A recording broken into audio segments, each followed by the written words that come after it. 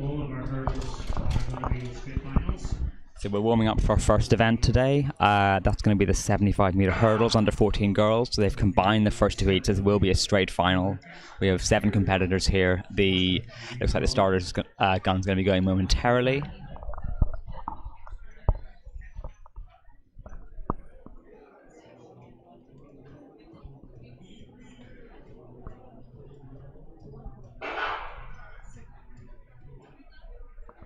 The opening round throw by O'Donnell is 55.63. So it's from 32.99 for Michael. This is Davidson of 1893. The other 2 girls with no throws.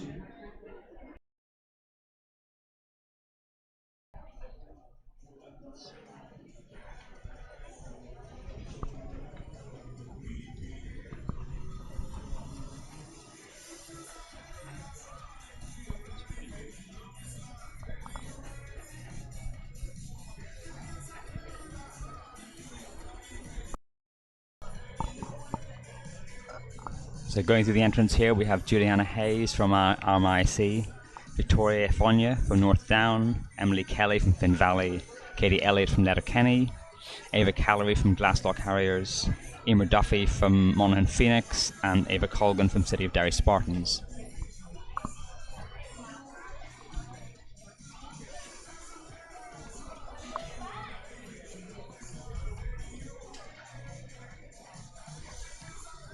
Looks like the athletes will be assuming their positions on the blocks in a moment.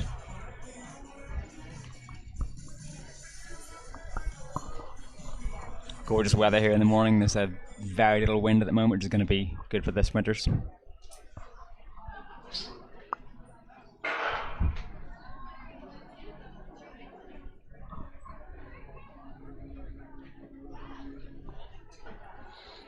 That's the gun running a few minutes behind schedule here, but obviously these 2 races have been combined.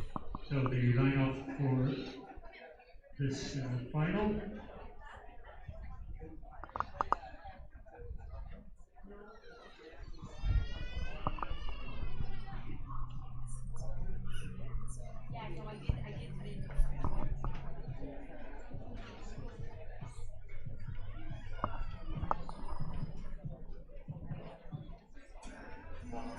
Athletes running through their final preparations here. A little bit nervous, but of course normal at this stage.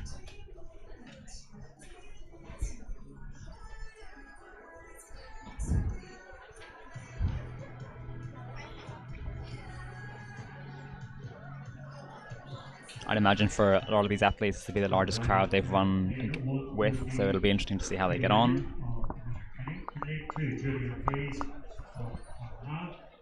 Lane 3, Victoria Elijah, North 9, the winner of the indoor 60-meter hurdles at this time. Emer Duffy of Monaghan Phoenix, David Callery of Glasslock Harriers, Ava Colgan of Sparta, City of Derry, is 4th in the indoors. Emily Kelly of Finn Valley, who will be bronze medalist in the indoors.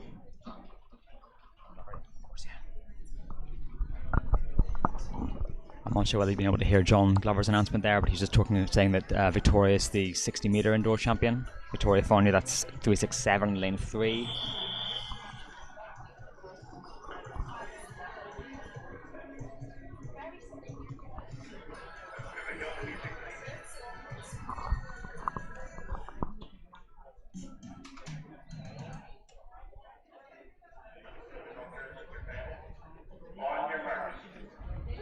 Athletes taking their marks here.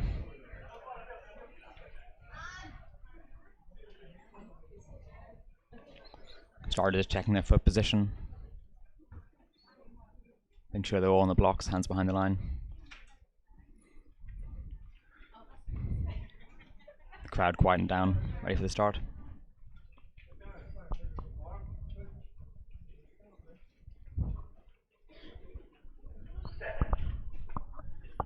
And we're off here. That's a good start from Victoria. She's over the first hurdle, over the second, over the third. Oh, that's a really strong run from Emily in Finn Valley.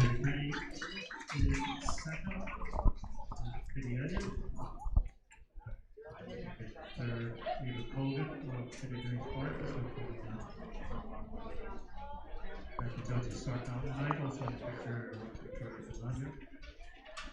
Unfortunately, we don't have the clock working today.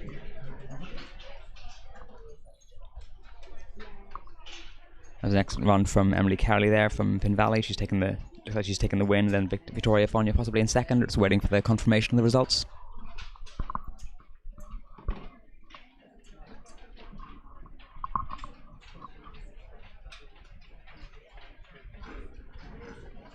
Big improvement for Thomas Williams in the second round, 48.05. That's the win for Emily Kelly confirmed. She came through really well there from halfway. Hurdling looked smooth. And already getting a throw there in the third round with 22.09. The competitors in field events today will be getting 4 trials, 4 jumps, 4 throws. I expect one will be a high jump.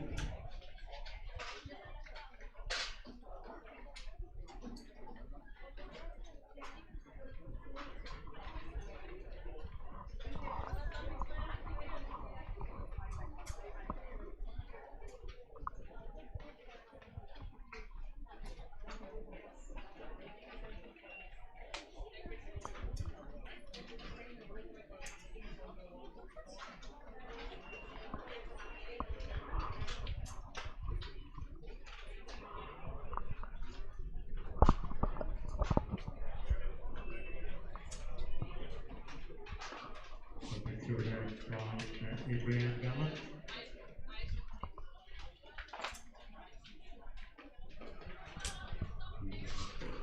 The age group champion, against 58.46 with the 3-peg hammer.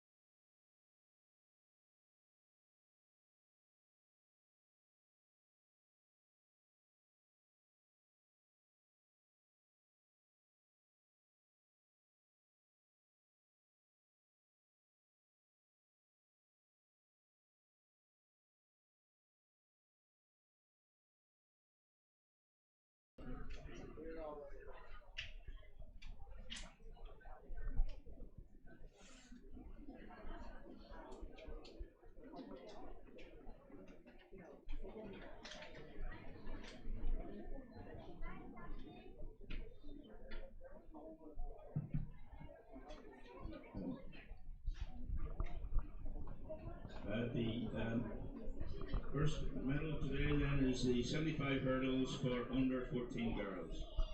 And in third place was Ava Colgan of City of Derry Spartans. That's Ava Colgan picking up the bronze medal from City of Derry. Second was Kitty Elliott of Letterkenny. That's Katie Elliott of Letterkenny picking up the silver medal. And the winner was... And that's Emily Kelly picking up the gold after a great run, coming through really strong in the second half of the race. A clear win for Emily.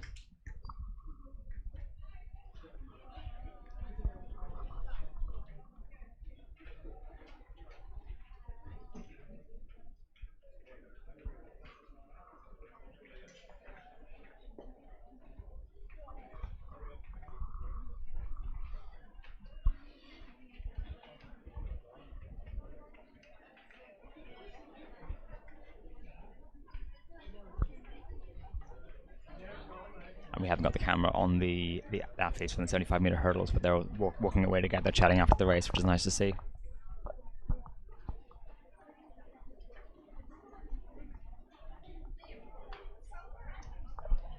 Now we have the 75-meter under 14 boys hurdles final.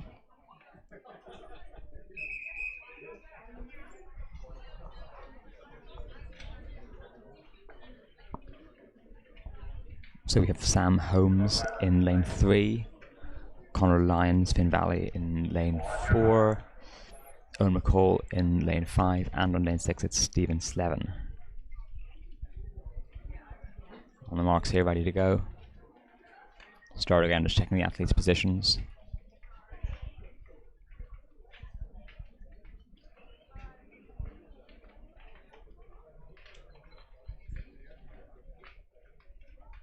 It's interesting, because there's 4 athletes in the race. 2 of them obviously will have athletes to the right and left of them.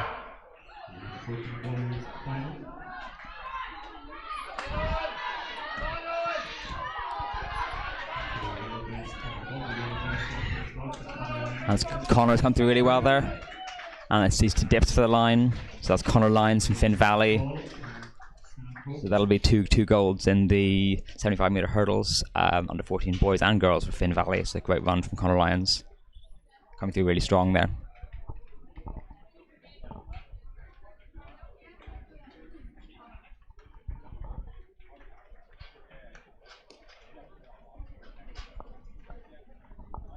The athletes now just awaiting confirmations of their final positions.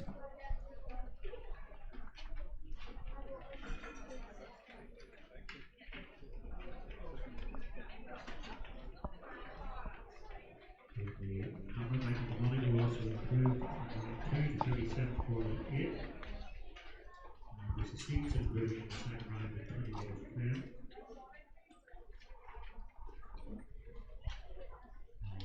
There's Williams continuing to improve, 54-55 in the third round.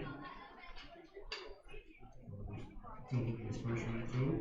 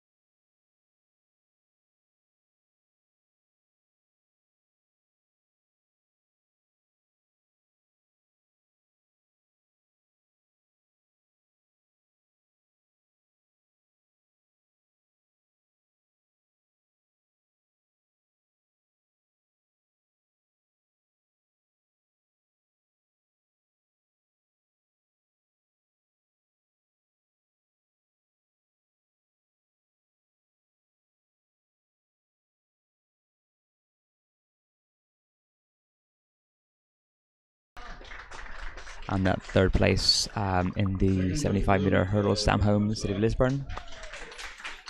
2nd, Owen McCall of Glaslock. And that's Conor Lyons of Finn Valley taking the gold. Conor Lyons time 14.28. That was 14.28 from Conor. 14.61. Sam Holmes 14.77. 14.61 for Owen, and then for Sam 14.71. Result of the 14 girls. Win for Emily Kelly of Finn Valley, 12.37. Second was Katie Elliott of Letterkenny. We've got the under 18 girls lining up for the 100 meters final, 100 meter hurdles. City of Sparks, 13.28. Victoria Fonlaja, 13.43. Eva Callery, 14.27. Juliana Hayes, 16.89. And Emer Duffy, 17.61.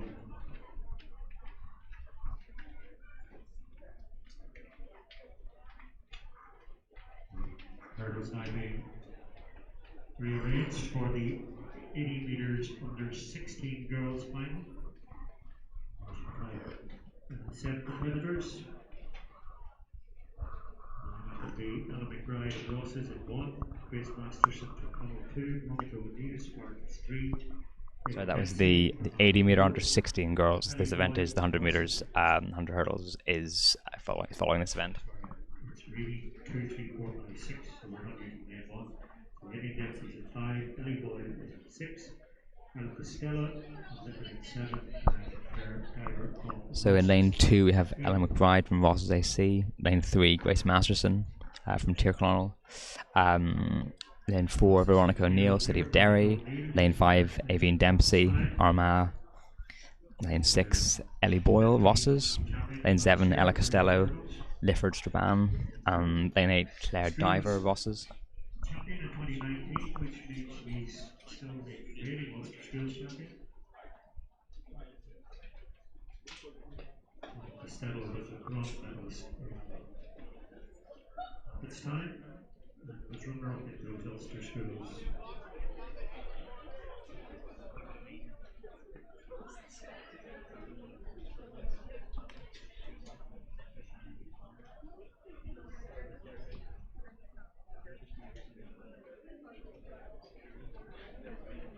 Alexander Sigurd, please report to another presentation.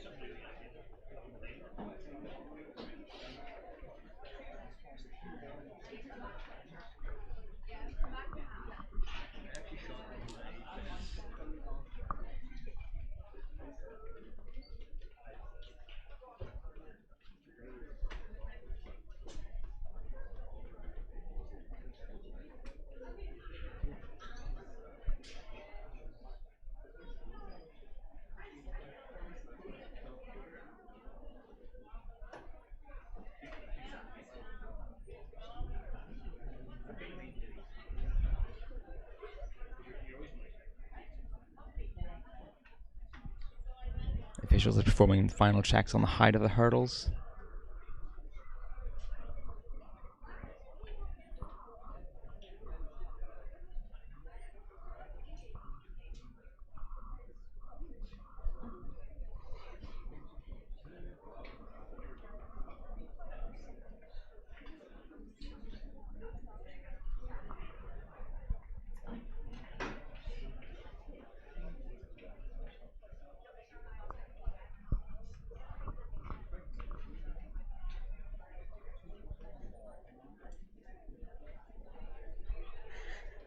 See some of the athletes there just shielding their eyes with the sun.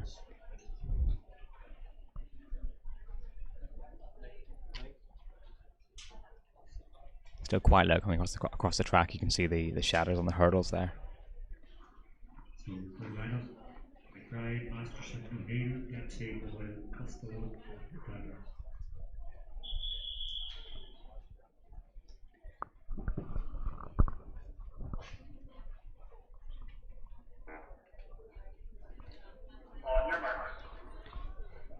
Athletes being called to their marks.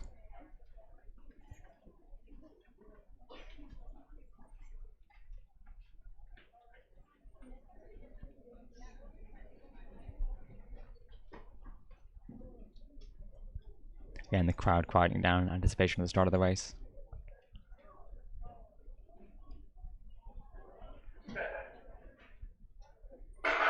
And we're off there. Ella Costello getting off well, and in lane 4 we've got Veronica O'Neill. Veronica's going to take it. Yes, just nipped it on the line, and that's Ella coming in second.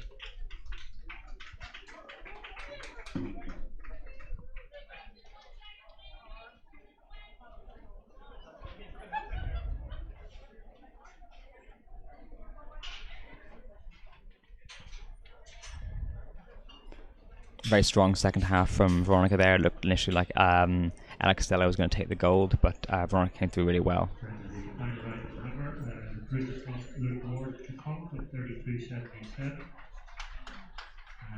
Michael McGonigal is best of final round, 31-14.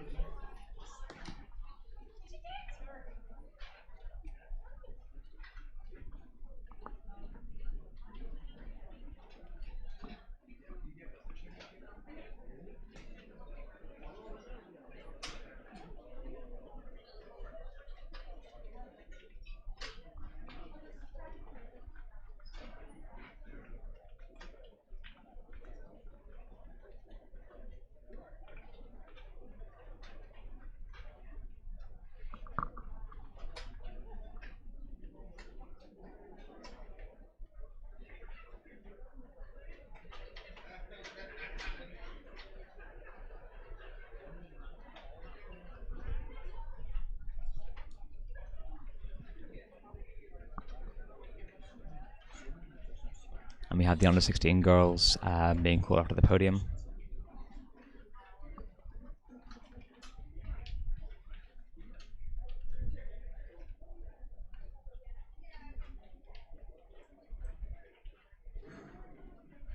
The under 16 girls now, Illy hurdles final. Third place was Avine Dempsey. Avine Dempsey in third place, RMIC. Second was Ella Costello of Lifford Strabane. And Ella Costello of Lifford Strabane taking the silver medal. The winner, Veronica O'Neill of City of Derry Spartans. And Veronica O'Neill confirming the gold medal from City of Derry Spartans.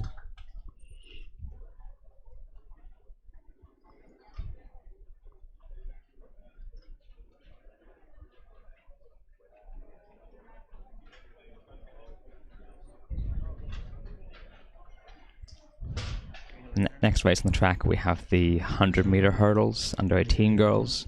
So the official here just adjusting the hurdles. The second round, late night best.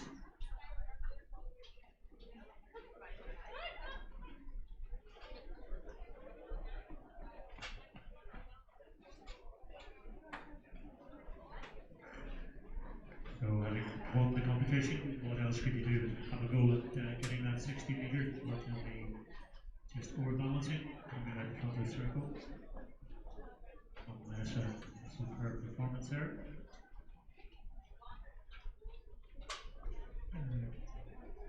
Lucy Stevenson to complete the competition.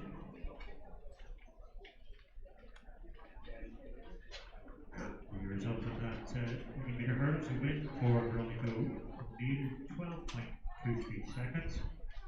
Second, Ella Costello, 12.48. Third, Avine Dempsey, 13.79. Claire Diver, 14.20.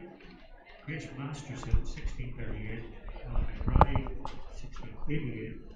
Lee Boyd, 17.94. So winning time confirmed for Veronica O'Neill, that was 12.23.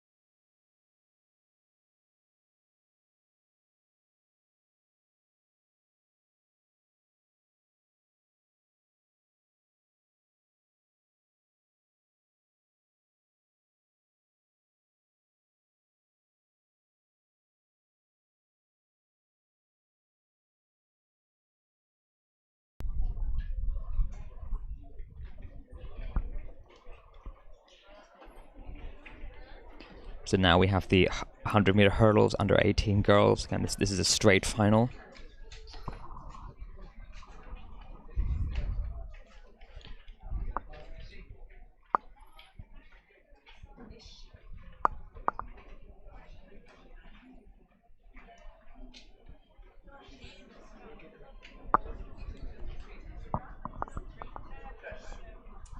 They've been called a set in their way.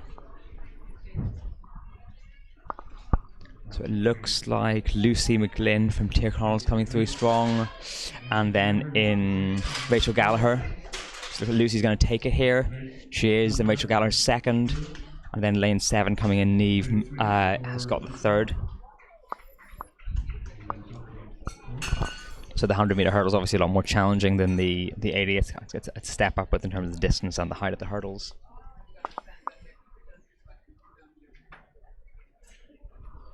And the officials now bring the hurdles up for the under 16 boys.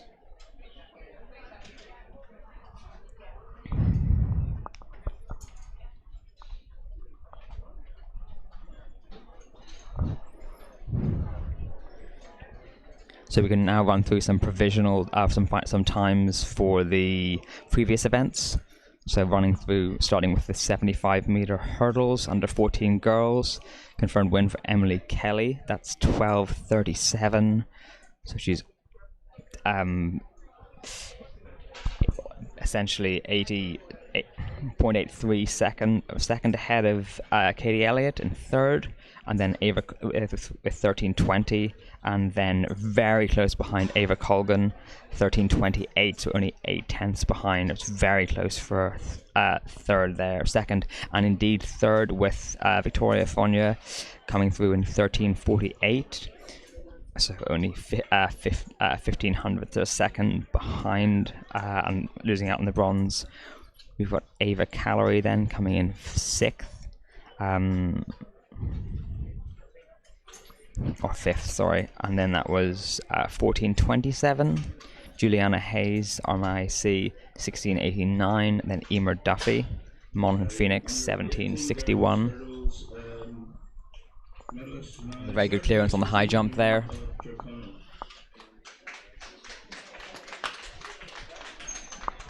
And we're now panning to the medal ceremony. Second was Rachel Gallagher. So it's Rachel Gallagher from Tyrconnell. She's got taking a silver medal. Then Lucy McGlynn taking the bronze.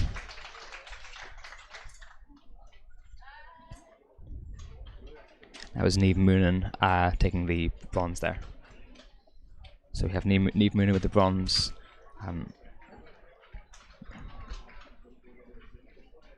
Rachel Gallagher, and then Lucy McGlynn with the gold. Can I just remind athletes that if you register for an event and subsequently withdraw, then you will not be allowed to take part in any future event during the day.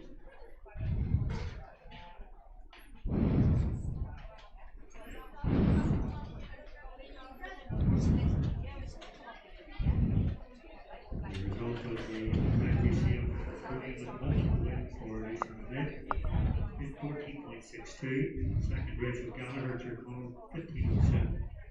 Third, Neve Moonen, Tyrconnell 16.35. And going through these 75-meter hurdles under 14 boys, final results. First was Conor Lyons from Finn Valley, completing a double gold for Finn Valley in the under 14 girls and boys. Conor took the win in 14:28. Owen McCall from Glasslock Harriers, second in 14:61, and very close behind Sam Holmes from City of Lisburn, 14:77, and then Stephen Slevin, Finn Valley in 4th, and so just under a second behind his teammate Conor Lyons in 15:24. Then looking over the 80-meter hurdles under 16 girls final. Oh, we have athletes warming up.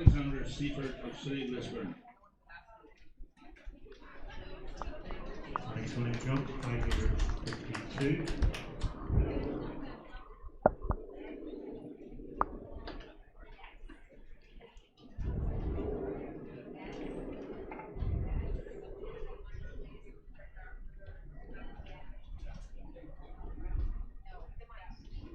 That was the under 18 boys long jump there. Alexander Seifert from City of Lisburn awarded the gold medal.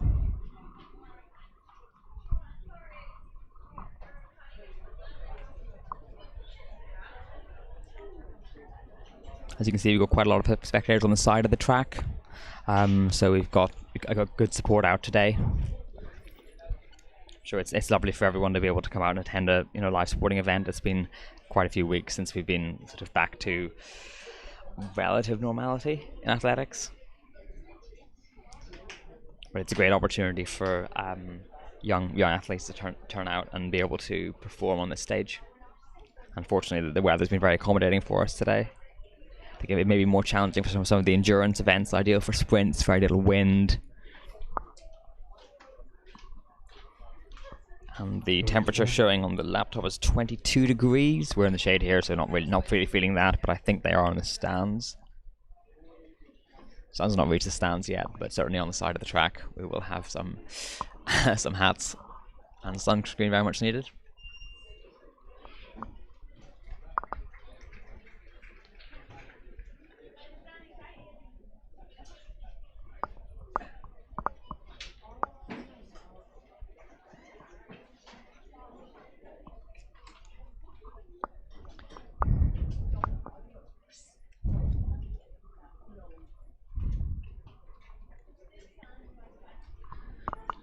Now we have the athletes lining up for the final of the under 16 boys hurdles. In lane 4, it's number 32, Toby Thompson, Ballymena and Antrim AC. In lane 5, number 398, it's Owen Boyle, Tirclona. And then in lane 6, number 313, Gordon Smith, Carrick Aces AC.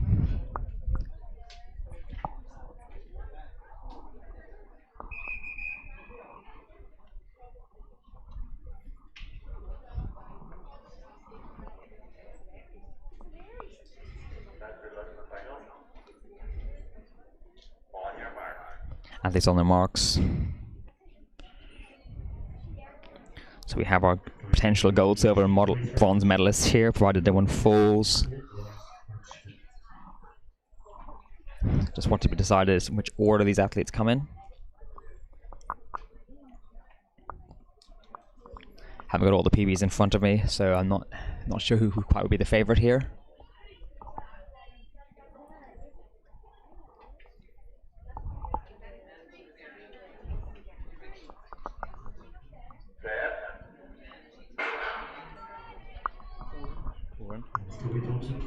Toby Thompson coming through, looking really strong here. Great clearance from Toby, getting nice and low over the hurdles. Great work on the trail leg.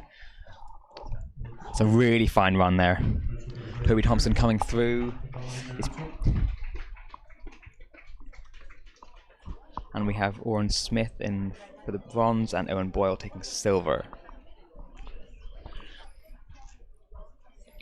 I have Toby's PB down here is 13:49 for 80 meters. It's obviously being 100 meters.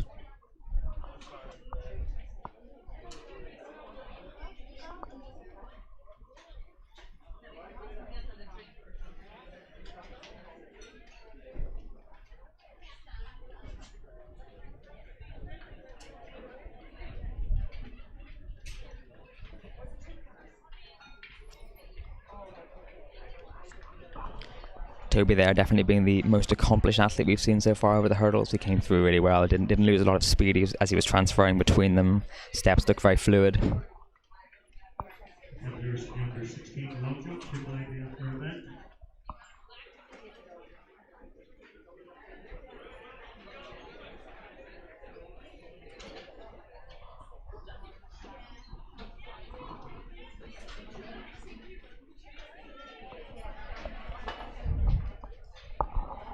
Under 16 boy shoulders, please, forward.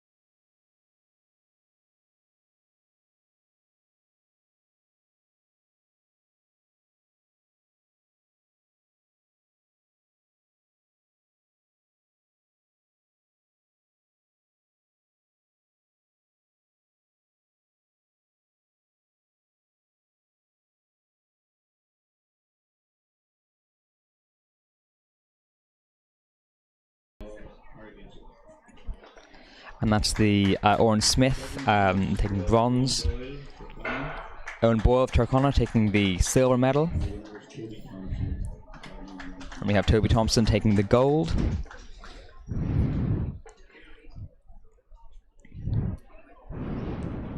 So Toby also taking the gold medal previously for the 60-meter indoors in the indoor age group championships the 20th of February, where he ran 7:57 in the final. Toby last year in 2020 being ranked top 50 in the UK 80-meter hurdles, and for 60-meter hurdles top 20. A very promising athlete. Interesting to see how he progresses. The under 15 boys hammer now. Second place was Aaron Laverty of Carrigacy. That's Aaron Laverty of Carrick AC in the hammer, taking the silver medal. And the winner was Thomas Williams Sherpa. And that's Thomas Williams taking the gold.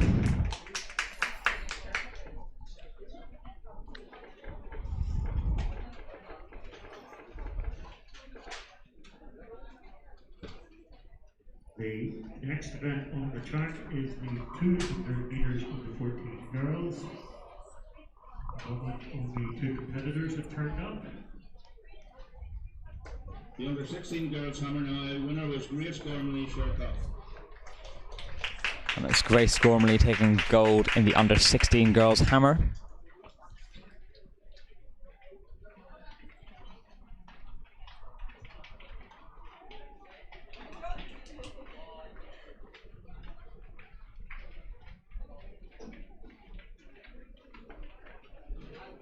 Under 18 girls hammer now. Second place Lucy Stevenson North. It's Lucy Stevenson from North Down taking the silver medal. Adrian Gallen. And it's Adrian Gallen of Lifford Strabane taking the gold medal. Those 200 meter heats.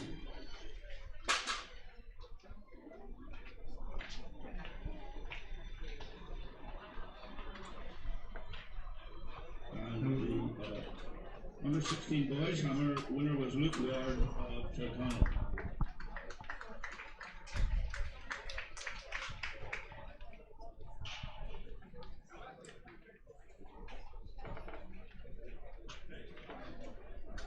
And the under 18 boys hammer second place was Michael O'Donnell of Strabane.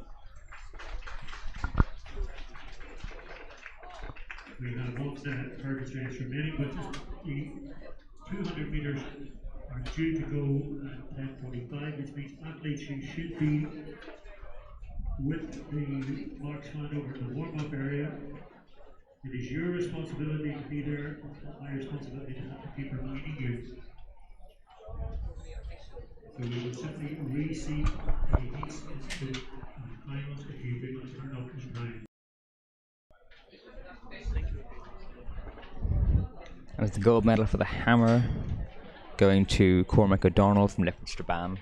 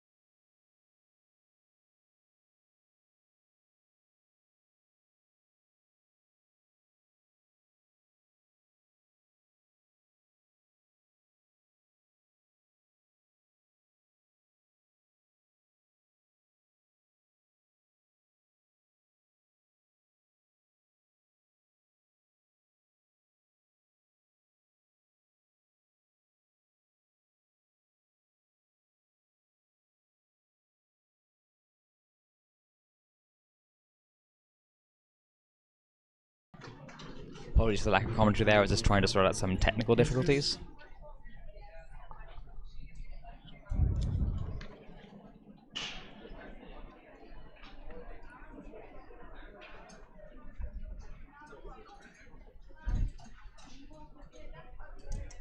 That was the 110-meter hurdles under 18 boys final. The under 14 girls boys distance.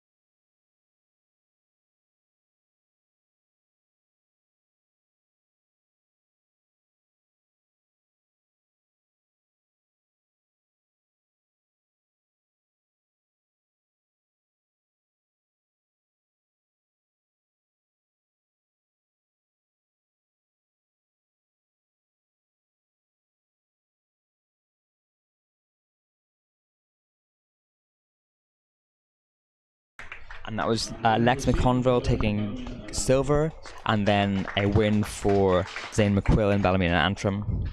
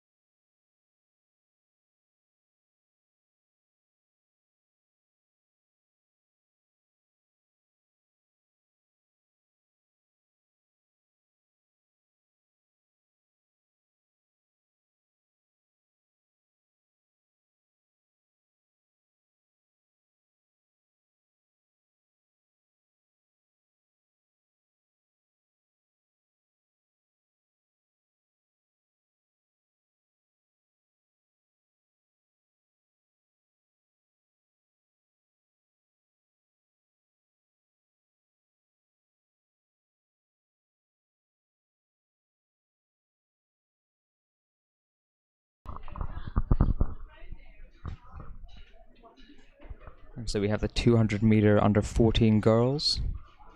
So 4 competitors here. We're just looking across at the nests, club nest, we would appear to have Emily Morris of Lothian, Kate Hughes of Carrigages, Holly Dean of City Ferry Spartans, Martha Monaghan of Black and Banner.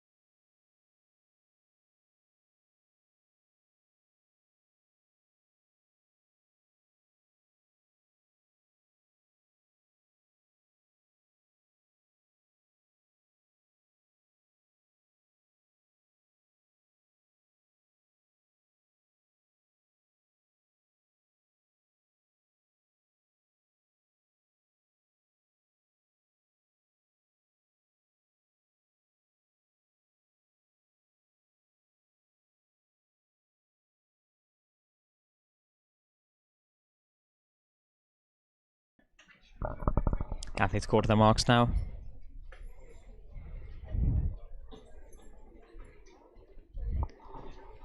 There were some technical difficulties there. It's put us slightly behind schedule.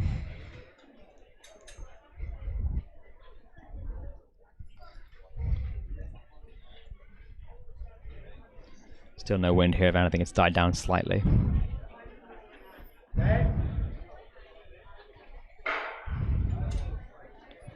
And 5 athletes in the race.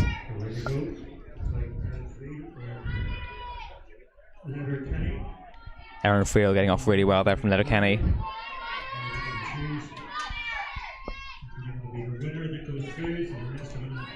Aaron Friel looking really strong here coming through. Be tight for second. It's Martha Malahan there, 2:25.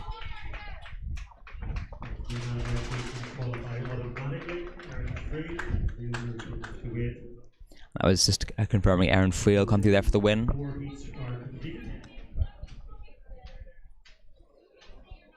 Looks like 3:33 Holly Deehan taking bronze and 2:25 Martha Malahan taking qualifying third.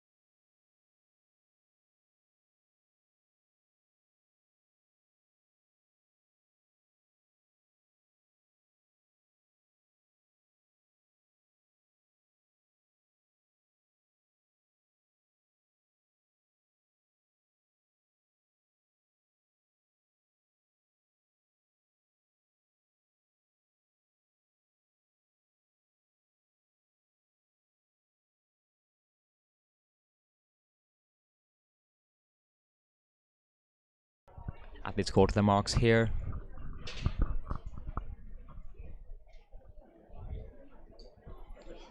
Second heat of the 200 meters under 14 girls.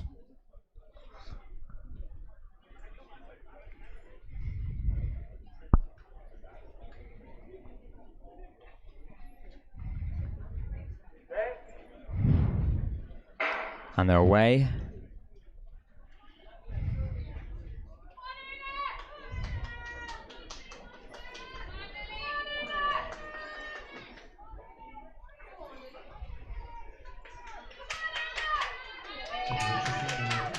Like Looks like Una Richardson coming through very strong there.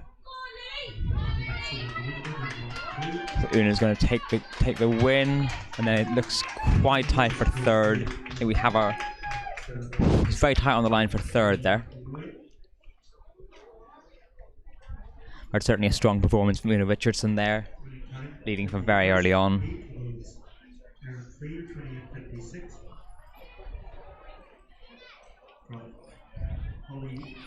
So going through times for the first heat here, the winner was Erin Friel from Letterkenny, 28.56. Second place, Holly Deehan, 31.11. Third place, Martha Malahan, 31.19. Fourth place, Emily Morris from Willowfield, 31.57. And then fifth being Kate Hughes from Carrick, 31.64. So that's a very strong performance from Erin. She had a lead of few seconds over the rest of the field. The shot put, sorry, Lafferty of Carrick is leading at the moment with 11.48. John was saying 11.48 there in the shot. Sorry, Tony McGonigal of Chicago at 10.55, and then Lynch at 10.35. Number 16 under 18 boys. So Lafferty winning the under 18. And Lynch winning the under 16 at the moment of the second round. Yvonne Seth Polly was the winner of the under 14 with 10 meters.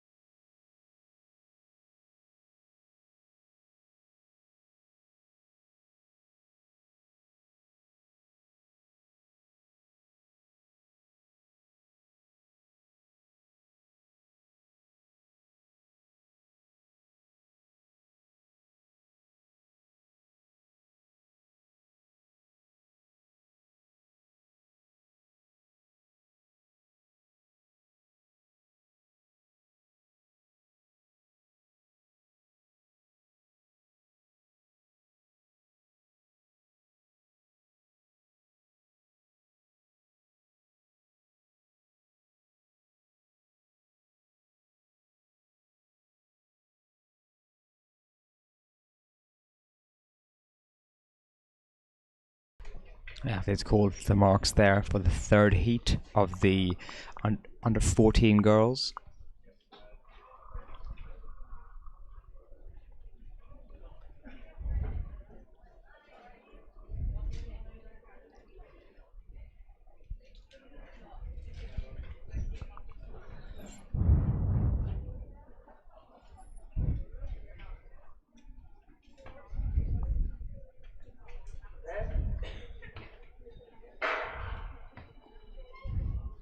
So we have 7 runners here.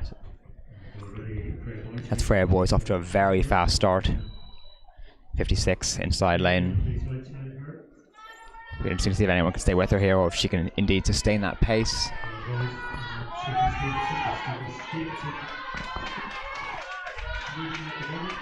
That's 105, Sophie Stevenson. Running a really controlled race there. Well done, Sophie. She's taken the win. That's Freya coming in second. Looks like Freya Boyce coming in second there. The second heat was a win for Richardson in 2098. Sarah Holterman, City of Lisbon, 30.49. Lily McElroy, it's a really good run from Sophie Stevenson there, very controlled. Freya Boyce went off very quickly there, but she managed to hang in there for what I think was second place. From Lynn Lynch in the third round to 10.77. So we now have the results from the second heat. So first place Una Richardson, 29.08. Second place Sarah Holterman from City of Lisburn, 30.49. Third place Lucy McElroy from Shercock AC, 30.64. And then fourth place Lucy Markwell, that was just a tenth of a second in it, 30.74. So actually fairly close between second and fourth there. Only a quarter of a second in it. And then Una Richardson more than a second ahead of the rest of the field.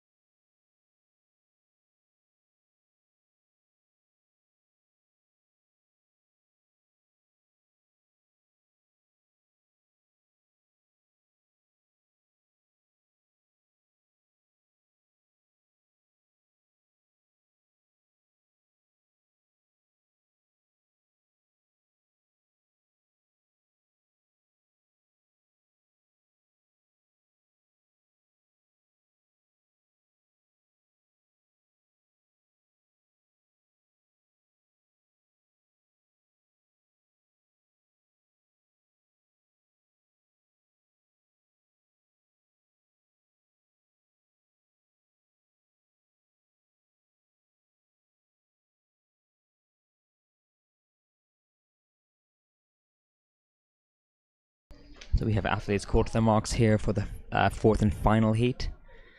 So we have 35 Juliana Hayes, 334, Anna Hogg, 320, Hayden Lynch from Shercock. I'm not sure who the fourth competitor is.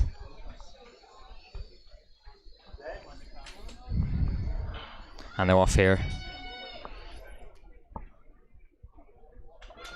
Again, we have one athlete going off very quickly. Be interesting to see if she can sustain that. That's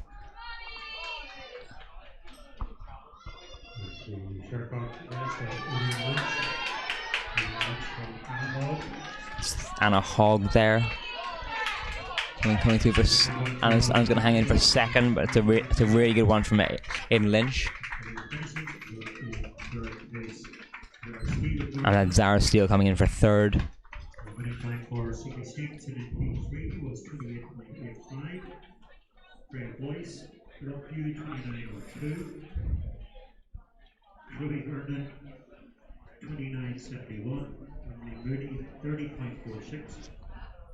That's John there reading out the results of the third heat, so I'll have those for you in a moment.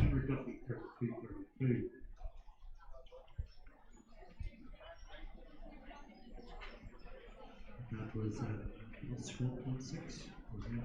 Switching direction. So the results of the third heat for the 200 meters under 14 girls. Sophie Stevenson taking the win in 28.85. Just behind her, Freya Boyce from Lockview, 29.02. And in third place, Chloe Vernon on IC, 29.71. So first and second, very close there, only just under 2/10 of a second between Sophie and Freya there. And that's Emily Mooney, fourth, 30.46. Number 5, Orla Fall, Olympian Youth NIC, 31.77. Number 6, Anna Mora, North Down, 32.18. Number 7, Emer Duffy, Monaghan Phoenix, 32.32.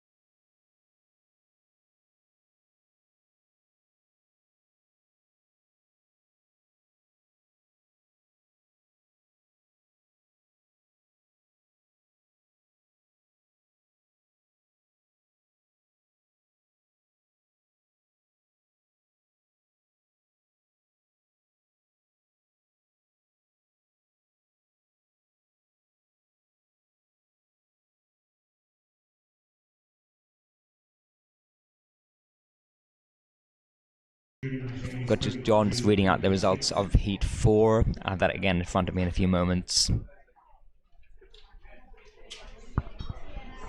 So we have now concluded the heats for the 200 meters under 14 girls.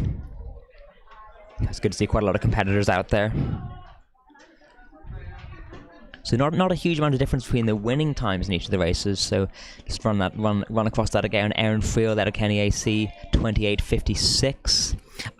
Sophie Richardson winning Heat 3 from Lagan Valley, 28.85. And then Una Richardson, Heat 2, Una Richardson winning in 29.08. So less than half a second separating the winners of all the heats. So it'll be interesting to see how they run in the final and whether it's as close here as it looks.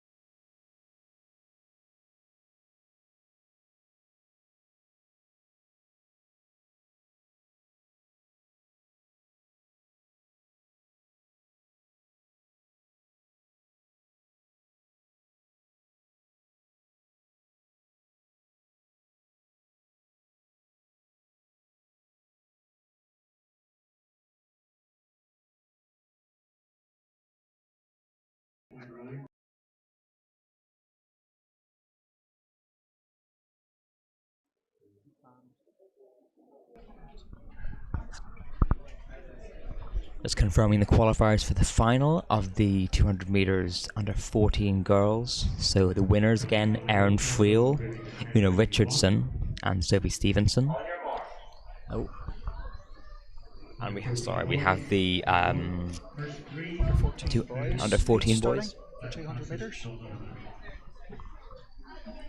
I've just jumped in here to try and help out Adam. He's been doing a sterling job so far. It's very good to have Peter with me. Thank you for stepping in.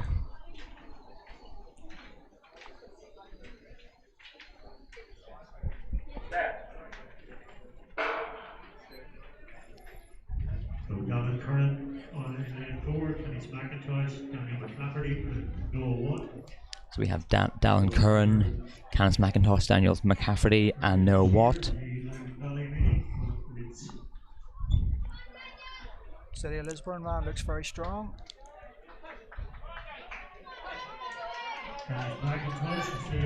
Canis McIntosh coming through really well there.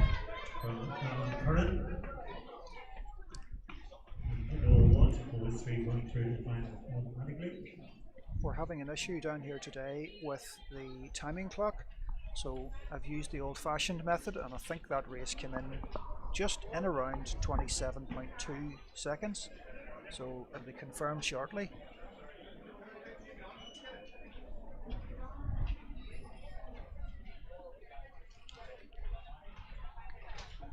And so just how we have a break between the heats. I'll just run through the final qualifiers for the 200 meters girls under 14. So that's Freya Boyce and Chloe Vernon from Heat 3, and Anna Hogg and Zara Steele from Heat 4. Announcer to Wingate.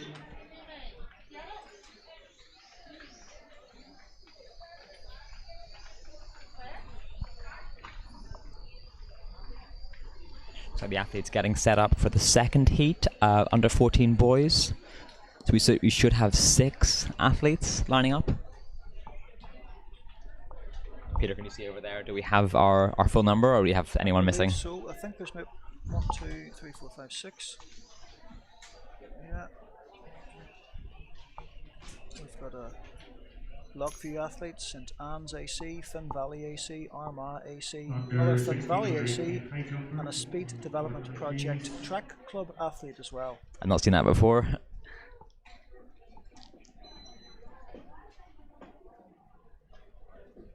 Not sure whether it should be abbreviated, but SDPTC isn't the easiest.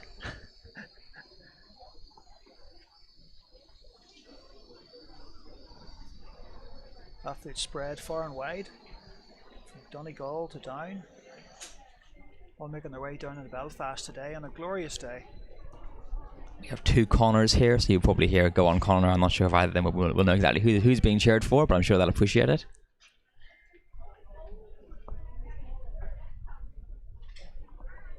Would you like to compete in that heat today, Adam? Not as I'm an endurance athlete, not particularly. I did get my run done very early this morning, having sort of recovered from my second vaccine. So I had 10 miles done by by 6 o'clock, which is unusual for me. Oh my goodness, you were up an early bird this morning then? There were surprisingly a few people out on the towpath as I came past, which would have shocked them slightly, I think. Yes. 10 miles on this morning then? 10 miles, yeah. Good man.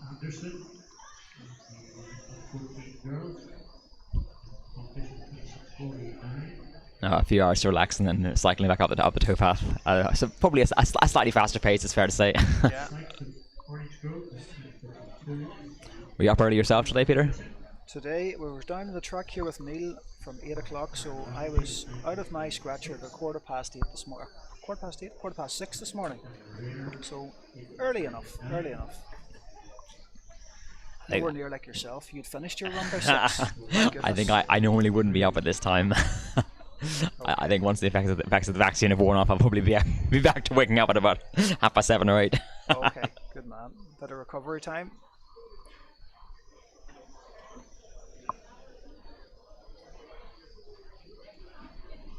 How far behind schedule are we? I'm not entirely sure, to be honest. I can try and get the timetable up here. I believe we were running 15 minutes behind. Yeah. For the second heat of the under 14 boys, we have Mason McCreary in Lockview 2, Ronan Taylor in 3, St. Connor Lyons in Valley in 4, Connor Anderson in Valley in 5, Jack Lynchy of Finn Valley in 6, and Matthew Beatty for the Speed Development Project in 7.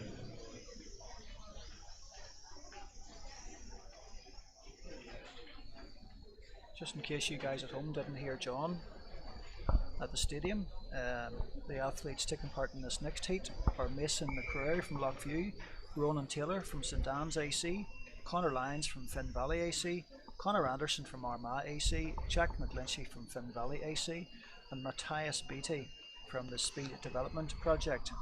And just about under starters orders there.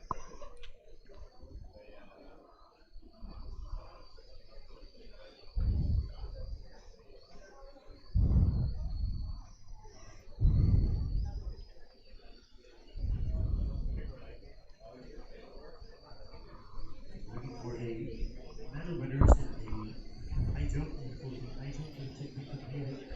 Those will be 2 short events with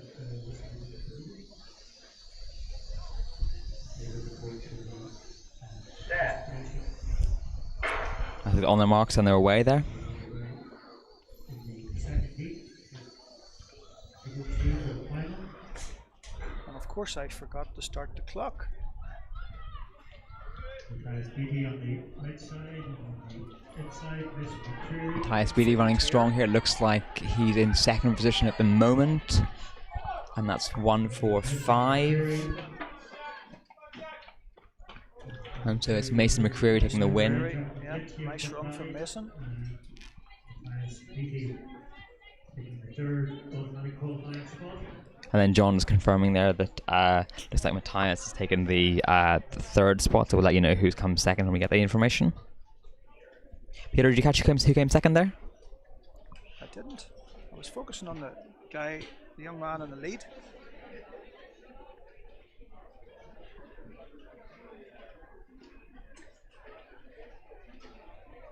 Hopefully John will tell us very shortly the qualifiers for the final. Under 14 girls discus winner was Anna Anderson of Tyrconnell.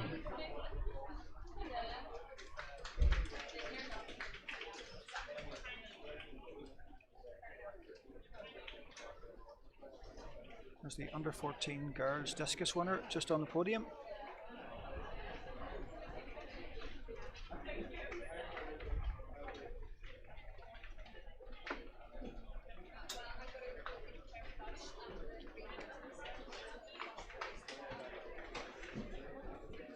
She was from Tyrconnell AC.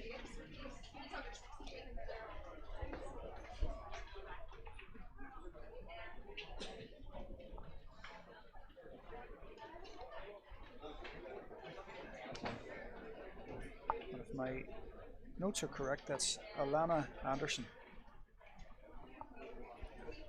Under 14 discus. Third place was Daniel Rayner of North Down. It's Daniel Rayner North Down in third place. Second place was Aaron Laverty, Carrick Aces. That's Aaron Laverty, Carrick Aces in second. And the winner was Ben Sykes of Orange Grove. That's Ben Sykes of Orange Grove with the gold medal. Under 16 girls, qualification will be similar to last event. First three will go through automatically. Aaron Cross, Victor Library, Vinnie Glynn, McBride, Harry Donaldson, Daisy Walker, That's John going through our start list there for the first heat of the 200 metres under 16 girls. So it's 213 Aaron Cross from Willowfield, 102 Stephen Lavery from City of Lisburn, 368 Katie Glynn from Monaghan Phoenix, 351 Ella McBride from Rosses, 261 Marion Donaldson from Lagan Valley, 369 Daisy Walker from Monaghan Phoenix, 90 Ellie Brady, and 246 April Doherty. Starter has called them to marks.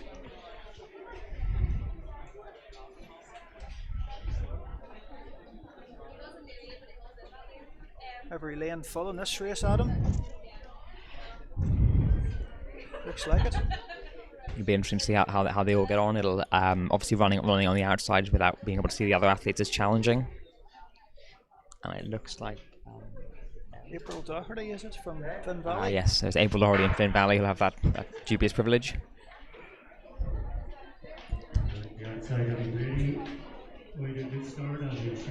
Looks like Stephen Lavery getting out very well there. And then Ellie Brady. Oh, this one's competitive.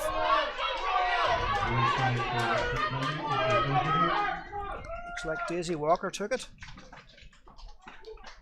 Yes, I did. That was a win for Daisy there. Not sure who was second. There was a City of Lisburn athlete finished off very strongly. Stephen Lavery. She may have taken the second or third. I'm not entirely sure.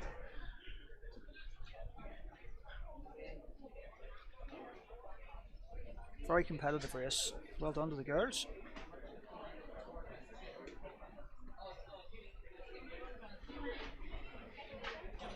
That was heat one, so we've got heat two coming up, and it looks like we don't have full field this time. There's maybe a couple of non-runners. We should have 6 starters then, Peter. Grace Hamilton, Newry AC, Ella Connolly, Monaghan Phoenix AC, Aveen Dempsey, Armagh AC, Amy Jo Cairns, Oriel AC, Ellie Burgess from City of Lisburn AC, and Lucy Calvin from Armagh AC.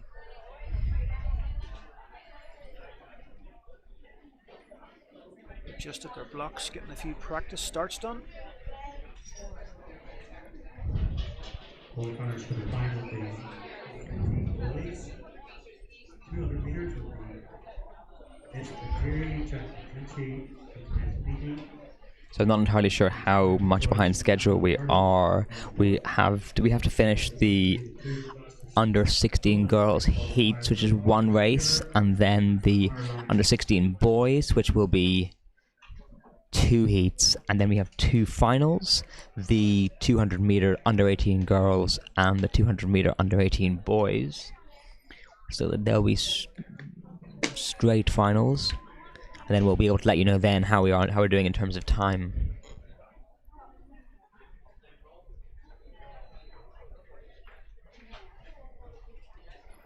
So we do have a break scheduled before 2 o'clock. So I'm not entirely sure how long that will be. I'd estimate about half an hour, so it's possible we'll be able to get back onto schedule. I think the challenge is with so many events running, there's always the possibility that things will run slightly behind, but the organisers have put a tremendous amount of effort into these events, and I'm sure the crowd will be understanding of the delays.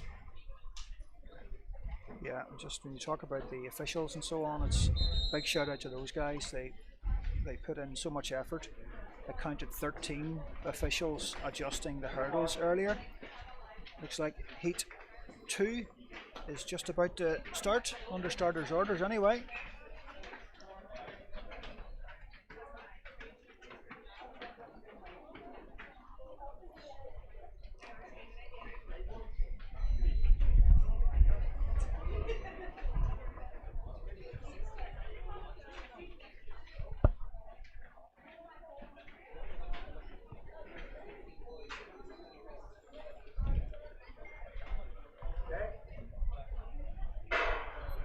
Chris Hamilton, Alan Conley, Eddie Dempsey, Imogen Kearns, Aidan Connolly, Ellie Burgess, Melissa Calvin in the second heat.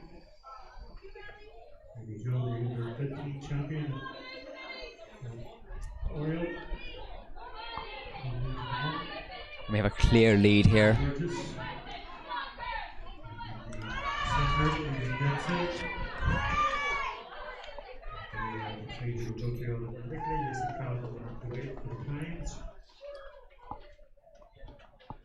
Another competitive race there. I think first athlete came through in almost 27 seconds. My clock's telling me 26.96. It looks like we had Ellie Burgess coming in possibly second. Ali 27.28, Sheila Lavery 27.63, so those 3 will go through. April Doherty 4th at 28.17, Erin Cross 29.21, Miriam Donaldson 29.24, Katie Glynn 29.95, and Anna McBride 32.75. That was John there just reading out the results of the first heat for the 200 meter girls under 16. So hopefully we'll have that information in front of us in a moment.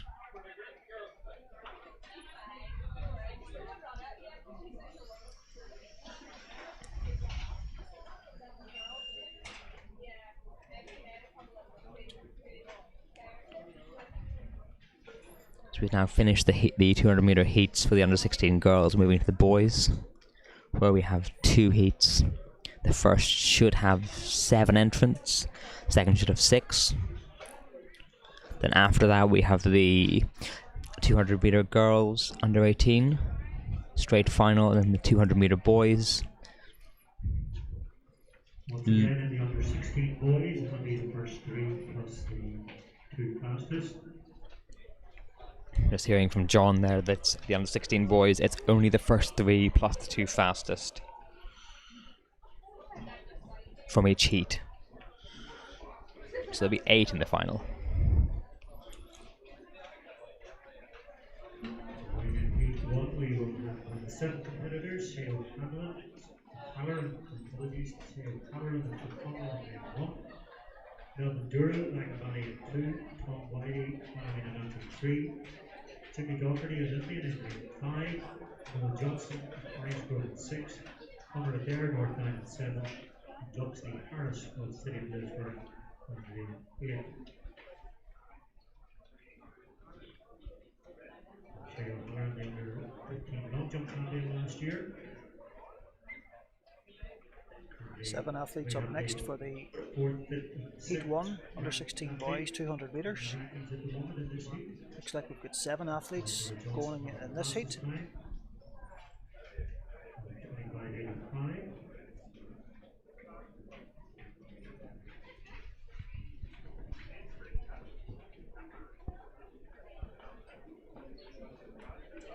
just loitering around the blocks at the minute. Looks like the starter's just about to call them.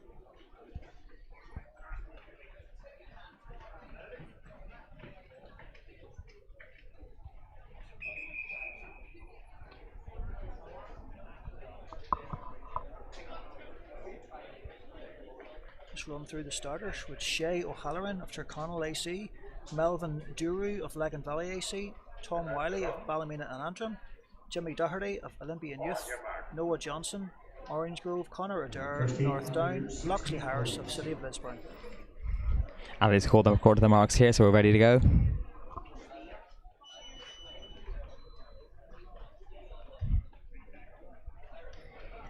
Slightly heating up here. We've now got 23 degrees clocked. I imagine it's slightly warmer on the track. We're lucky enough here, Adam, up in the stand, covered by the shade, by the roof over the top of us, thank goodness. I think I would definitely need a hat and a lot of sun cream if I was standing out here for the duration of the event. It's them away. It's a very strong start from Melvin Duru there. Looks like a commanding lead already at this stage.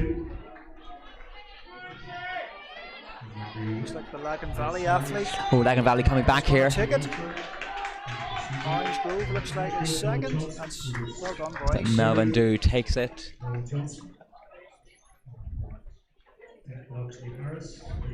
I think it was Noah Johnson, Orange Grove, taking the second. Yeah, I think that race was just under the 24 seconds. Quite swift for the under 16 boys. Indeed, so Melvin looks like a very strong athlete there. He took it out hard and managed to hang on brilliantly. Qualifiers for the under 16 girls final. Good to see some handshakes there from the athletes. Daisy Walker, Ellie Brady, Shikra Labrie, Ruby Jo Kearns, Ellie Burgess, Amy Dempsey, automatically, two fastest, non-automatic qualifiers, and April Dunkley, Aaron Coates. Minus 200 meters under 16 girls.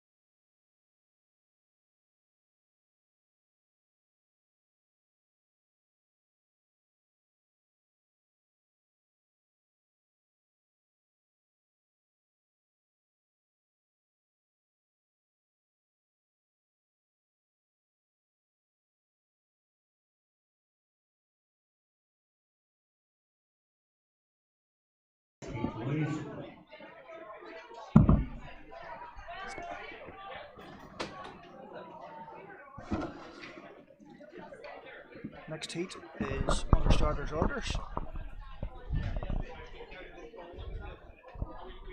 Looks like the entrance. We have Cormac Crotty, Annalise AC, Aaron McMorrow, Olympian, Finn Cross, Willowfield, Harry Jackson, Lockview, George Carson, Orange Grove, and Toby Thompson from Ballymena Antrim.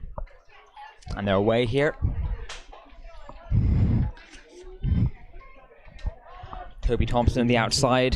Very strong race in the hurdles already. Looking really strong here. I think he'll take it. Then Cormac. Oh, that was very tight for second. Well done, boys. So I think between George Carson and Cormac Crotty would not be able to put a piece of paper. Then really impressive run from Toby there after his race in the hurdles. Didn't look particularly fatigued, coming in strongly there for the win. It's a great run from Toby. Great run.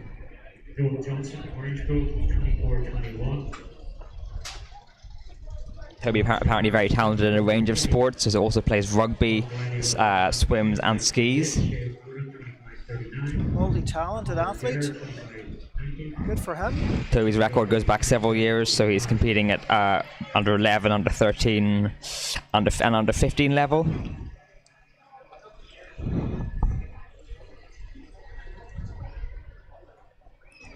He has a PB. The amount of talent in this country is phenomenal. The amount of potential talent for the future is phenomenal. It's always brilliant to see small countries pulling their weight. And we've seen it in many different international sports, but Northern Ireland particularly, we've got a proud tradition of athletics. We've got it's brilliant to see we have, I believe, 6 Olympians from Northern Ireland, which is pretty impressive. Very impressive. Very impressive. So 3 in the marathon, and then Eilish Flanagan in the steeplechase, Ciara McGean in the 1500, and then Leon in the 200. Obviously, the Olympics kicks off fairly soon. Are you looking forward to it, Peter? Yeah, I am. I'm excited in particular about Ciara McGean. She's a County Down girl, just across the water. When I say across the water, being from Downpatrick, when you say across the water, you know rightly it's just the ferry cross across to Portaferry, and Ciara has been across with our juniors a few times.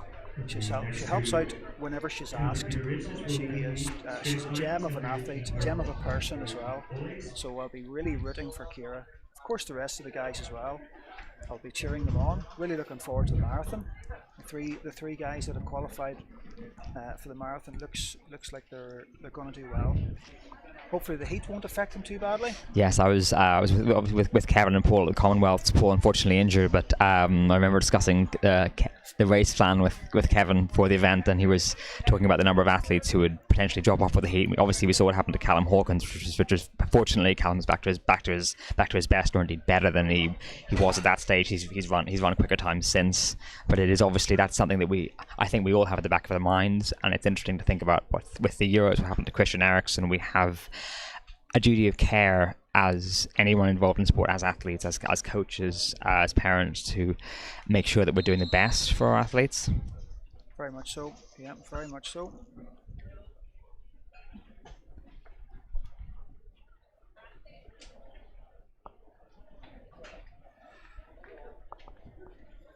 Starter is calling the athletes forward for our next 200-meter heat.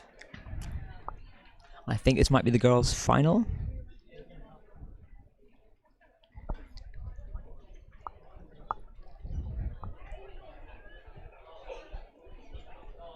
So I think this is the women's final. So if so, we have 3 entrants. There's 3 athletes. So Rachel Callery from Glaslock, Ellie Crossan from Finn Valley, and Tanis Merrin from Lockview.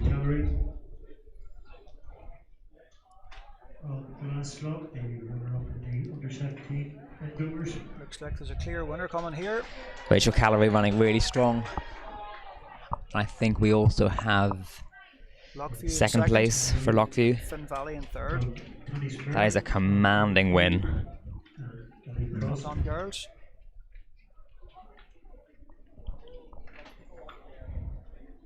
So we have Rachel Callery taking the gold, Tanis Merrin silver, and Ellie Crossan bronze.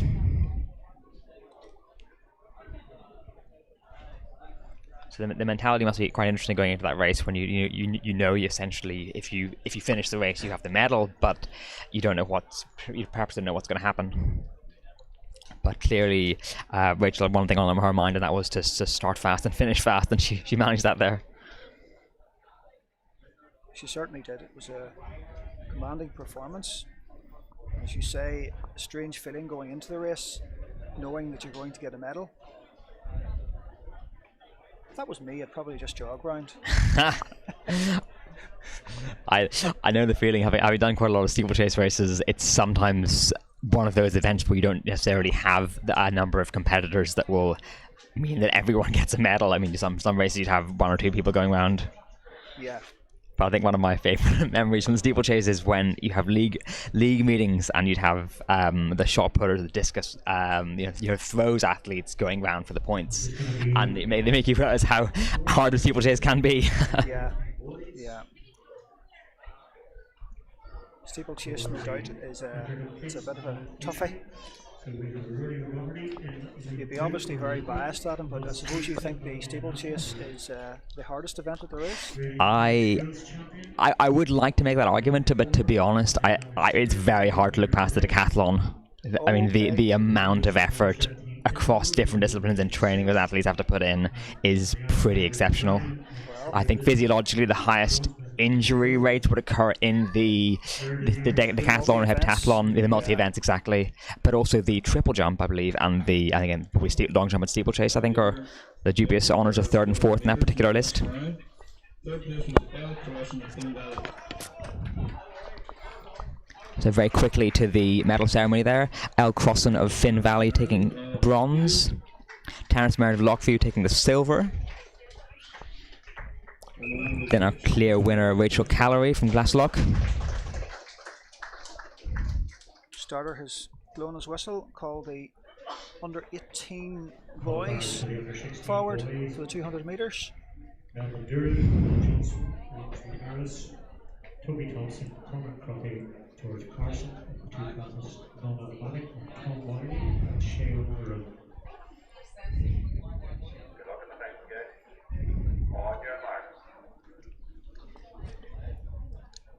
Looks like we have 4 competitors here.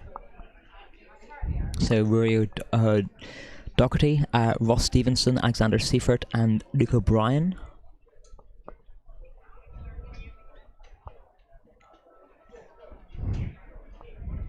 This being a straight final again, we have 4 athletes and 3 medals up for grabs. And they're off.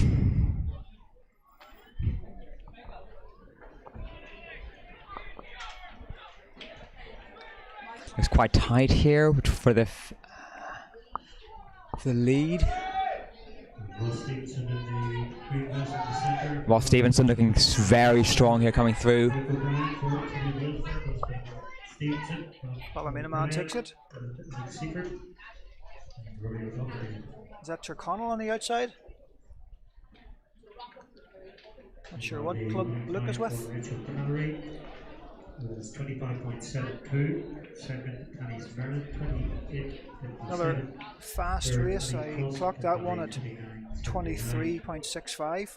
The official times will be posted later.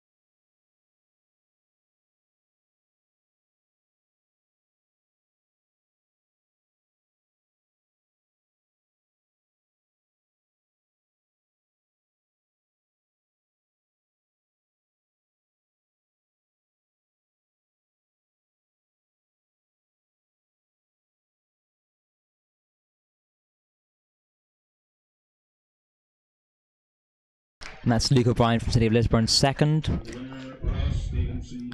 And Ross Stevenson from Ballymena Antrim takes the gold.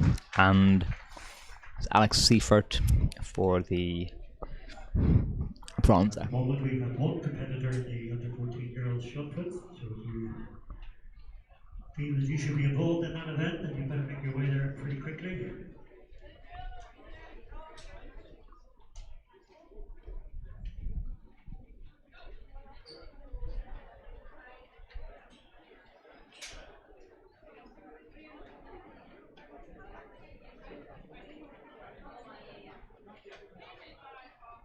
In actual fact, there should only be 2 competitors in that event. So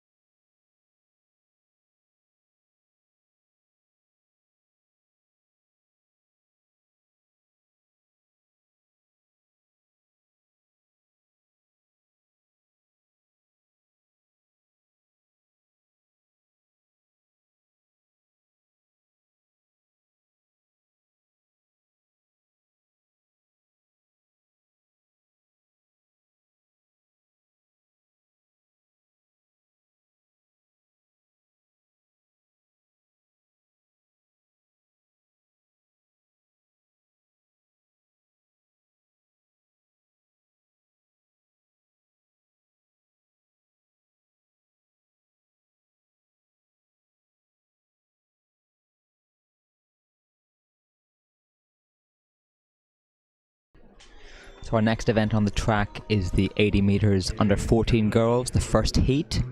So we have 140 Chloe Vernon, RMIC, 333 Holly Deehan, City Derry Spartans, 77 Jamie McGinley, Lifford Strabane, 352 Orla Fall, Olympian Youth NAC, 269 Ava Calorie, Glasslock, and 56 Freya Boyce, Lockview. We've seen Freya earlier.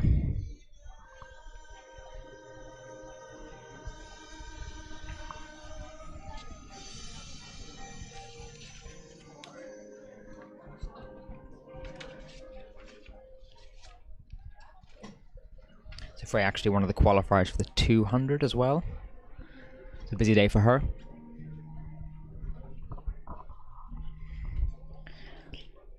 The blocks are set up here, the athletes are getting ready to go. Before we do some last minute nerves. The wind is picking up slightly behind me, you can see a little bit of movement in the trees here. Not got a live wind gauge, but I expect the athletes will be thinking about that. Got Simon and Simon Garfunkel playing on the PA.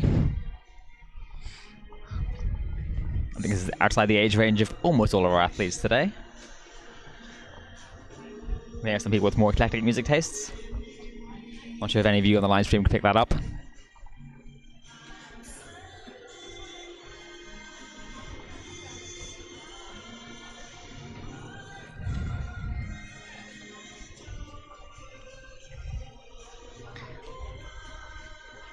If you can hear Bridge Over Troubled Water, feel free to sing along.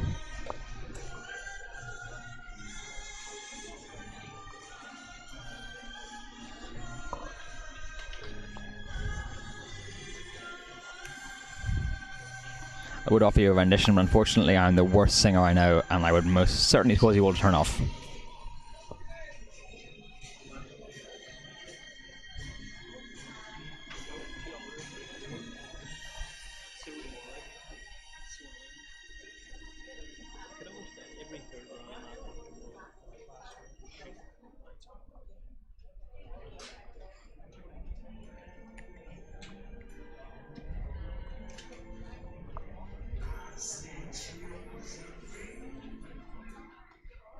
Final call for the under 14 girls shot put, please. Final call under 14 girls shot put.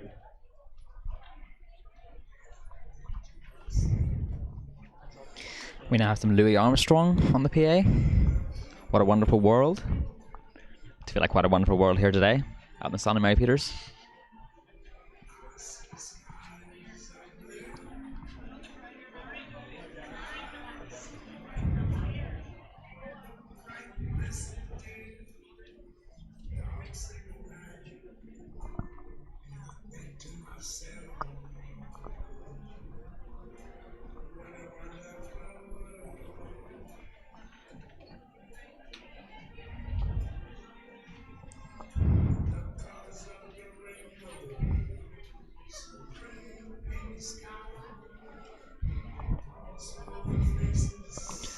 Athletes still getting set up here. On the live stream you can see behind you the competitors in the following heats just preparing themselves.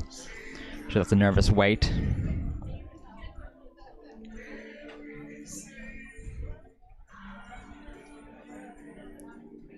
Peter, are you back with us here? Back with you now, Adam. Excellent. Yes, back with you. Took a little break. So we're up for the 80 metre sprints now. Starting off with the under 14 girls. I think we've got 3 heats, Adam, have we? Just having a look at the lists here. Yeah, we do have 3 heats. Yeah. So it looks like in theory, the first one should be 6 athletes. The second will be 5, and then the third will have 7 athletes. Under 14s running 80 metres. I could just see a sprinter, an ex-sprinter from Northern Ireland, Amy Foster. So Amy's offering us sort of some technical information today, which will be very helpful. She's just giving me the information to ramble on, and she knows what she's talking about. No one knows what I'm talking about. She's part of the support crew, Adam. That's what you're saying. She is indeed.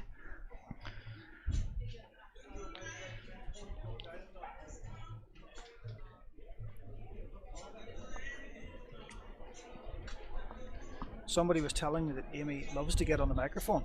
I'm afraid I can't confirm that. Well, we'll try and persuade her at some point. Not sure whether we have any comments on this live feed, but if we do get a certain number, I'm sure we can potentially swing it. For Amy to say a few words. It's a great idea, Adam. I'm sure some of our fans from the past would be delighted to hear her. They've mainly watched her in the past, but they haven't actually heard her speak too often. But notoriously difficult to pin down for an interview. Yeah. For the under 14 girls shot putters, is right to start. It was a timetable change, but it has been on the website. It is not starting at the top, it is starting now.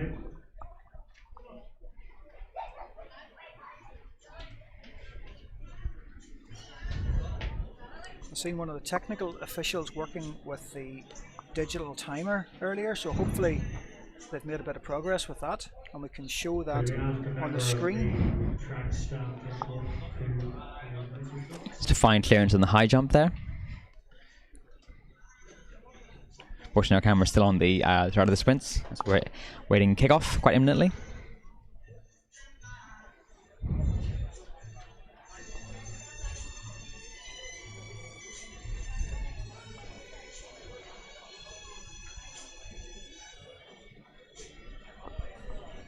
Notice some of the high jumpers are wisely using the cover for the mattress as a shade.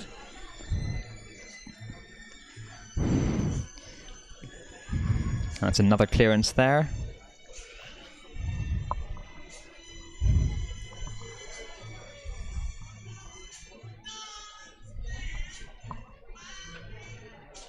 Looks like there's a Finn Valley athlete up next for the high jump. I'll try and get the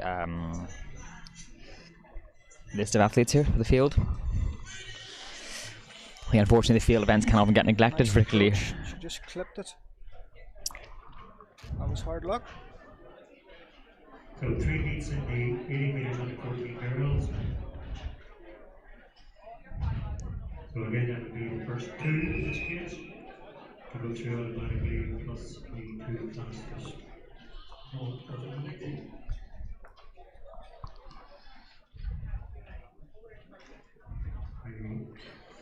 So looks like we're almost ready for the first heat here. We have 5 athletes, so we're missing 1 from the start list.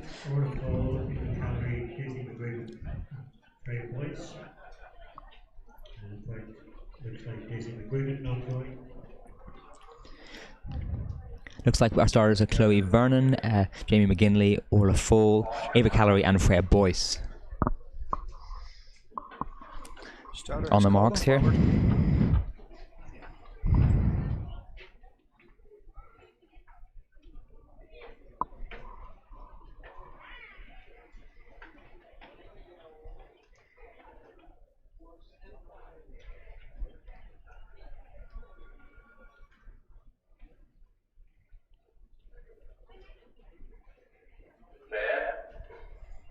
And we're away here.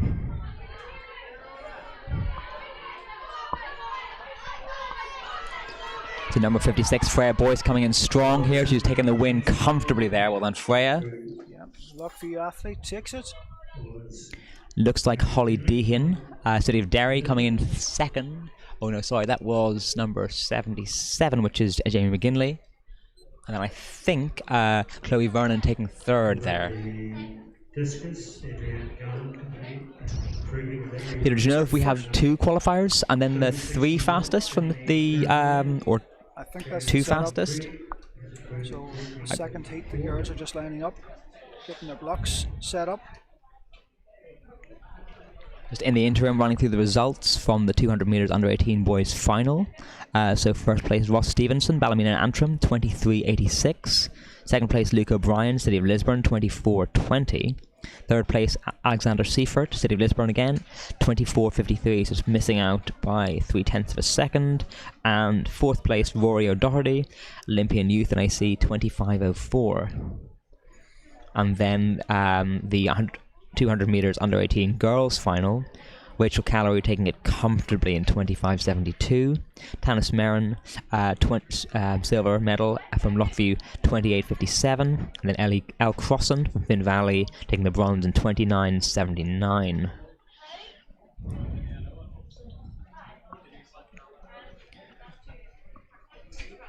So I can run you through the qualifiers from the 200 meters under 16 boys. So we had 2 heats and then 8 qualifying for the final. So the fastest three winning 3 and the fastest 2. Melvin Daru 24.00, Noah Johnson 24.21, and Loxley Harris 24.80, all from the first heat, all under 25. They've qualified as the first 3, and from Heat 2 we've got Toby Thompson. Toby had won the hurdles and his time was actually half a second faster than Melvin, so it'll be interesting to see what happens in the final there. Looking forward to that. Cormac Crotty, then Annaliese, 23.93.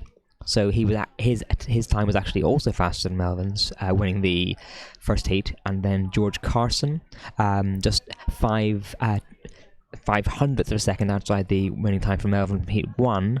That was 24.05. And the 2 fastest qualifiers both came from Heat 1. So that was Tom Wiley, 25.28, and Shea Halloran, 25.39. So it will be interesting to see, on the basis of those times in the heats, who comes out on top in the final. Looks like the winner could be coming from either of those races, depending on how much effort. I think the Lagan Valley man, Melvin, looked very strong in his heat. That's true, Peter. Yeah. I think he may have taken his foot off the gas slightly at the end. Saved some for the final. So it'll be an interesting final. Toby's technique obviously very strong over the hurdles if you're watching that earlier. Heating up for a really exciting race, or exciting final coming up later on in the day. That was an excellent clearance in the high jump there.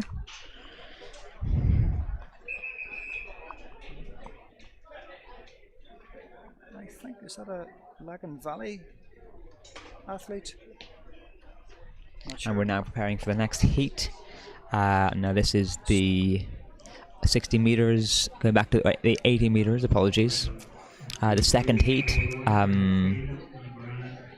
So we have 173 Erin Friel from Letterkenny, 332 Anna Moran from North Down, 305 Kate Hughes from Carrick Aces, 223 Poppy Nichols, Lagan Valley, and 245 Katie Louise McGonigal from Finn Valley. Go to the marks. We only have 4, so we have Katie Louise. We have Kate Hughes, we'll be missing Poppy. 332 Anna Moran, and I think Erin Friel there, so I think we're missing Poppy Nichols. Just 4 in this heat.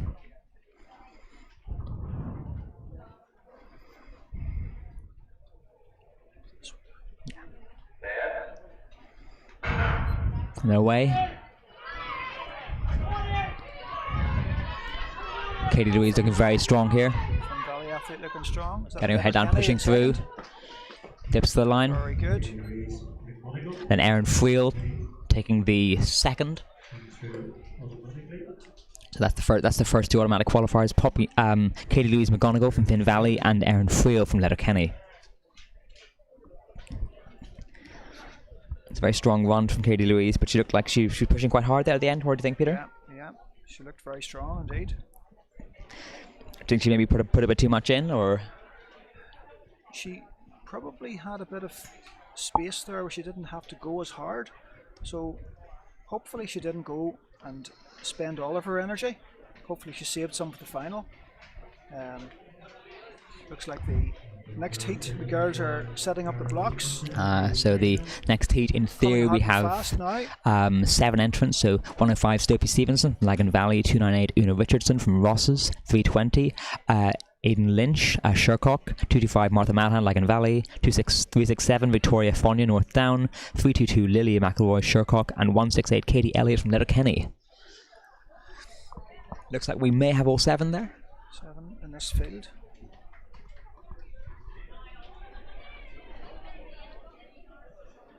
So we have all 7 athletes there. Lane 1's empty.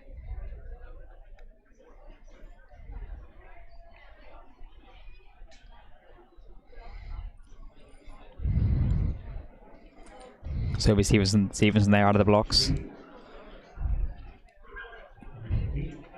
Under 14 girls, we have Sophie Stevenson, Anna Richardson, Lily Lynch, Martha Lambton, Victoria Naja, Lily McElroy, and Kitty Elliott. Let's run to our competitors. John Glover then just running through our competitors again in this race. Being caught to their marks here now. 1373 this season.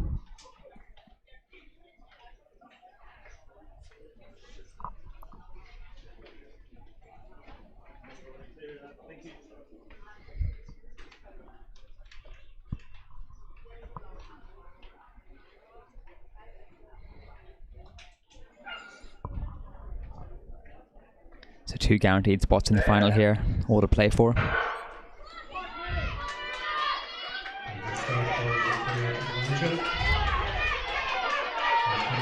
It's going to be close. A very strong one. Aidan Lynch, so she took it there. Athlete followed by the Finn Valley athlete in lane 2. Yes, I would say that's certainly Aidan Lynch took it. And then it would have been Lily McElroy then in second, Peter? The Lagan Valley athlete in Lagan Valley, so apologies. I think it was in lane 2. So Sophie Stevenson then? Yes, Sophie. Looks like it was Sophie. So we certainly had Aidan Lynch there from Shercock taking the win, and then we believe it was Sophie Stevenson taking the second automatic qualifying spot.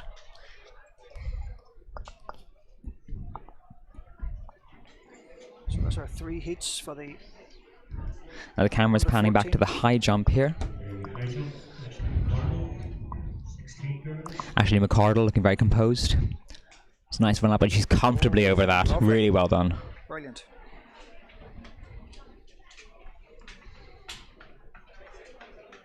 She's immediately getting back in the shade. Very smart. Very smart, yeah. Putting the white hat on, keep the sun off her head. On a day like that, you need to be very careful about the heat, Adam. Oh, certainly. And particularly if you're spending a lot of time waiting around or doing any of the field event, it's much easier to kind of lose track of where you are. It's tempting to sit in the sun, but really and truly, when you're competing, you really have to be careful. Wear sunscreen. It's not the old bit of advice. So it's always important to make sure you got something with you. But I was always the person to rely on someone else bringing it and borrowing theirs. Yeah. I don't know whether you're more conscientious, Peter. I have factor 30 in my bag there, Adam, if you need some. I have. Having said that, I do have factor 15 today, but I think I've got a reasonable tan after the last few months. We've been very lucky with the weather here. We have been very lucky with the weather. Another beautiful day today here in Belfast. They can probably be able to pop out and catch a bit of sun during the break. It's certainly the day for it. Barbecue weather. Do you call that barbecue weather? Oh, certainly. And we have a medal ceremony here. It's maybe a field event. Under 16 girls discus. Under 16 girls discus.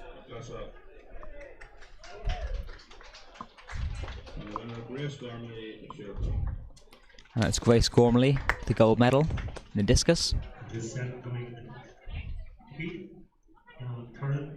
Holmes, Roland Jenkins, Ryan Hamilton, and Speedy of Mason McQuarrie.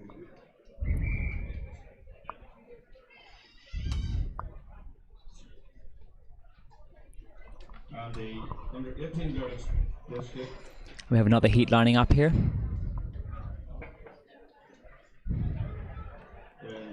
So this is the first heat of the 80 meters under 14 boys being called to their marks. We have 6 athletes, so we should have 7 here, so we're missing someone. It looks like we're missing Sam Holmes, so Dallin Curran, Ronan Jenkins, Ryan Hamilton, Matthias Speedy, Conor Anderson and Enkins McCreary.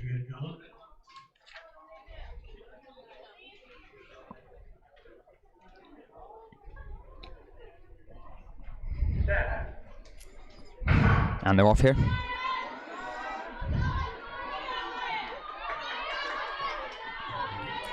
So Ryan Hamilton, yep. He's going to take it. Very strong one from Ryan Hamilton. Ty Speedy taking second, and then I believe it's Enkins McCreary from Lockview with third. Was that right, Peter? Yeah, I think it was, yeah. I would concur with that one. So Ryan taking it, moving into a clear lead from about halfway and just carrying it home. Yes, he looked very strong. Hopefully he's saved some for the later round or the final. So there's 2 heats here, so I presume it's going to be the 3 and then the 2 fastest. So the athletes will be wondering about the times. First thing they'll do probably is go down and start asking for the printout of their times, texting their parents, let the parents know how they get on. I think we're in a different world now than we were 10 or 15 years ago with the live stream. And I was going to say dubious quality of commentary. I can't speak for Peter, but certainly for myself. This is the first time I've done this, so I hope you'll bear with my lack of knowledge of field events. I think that what you would describe it as learning on the job.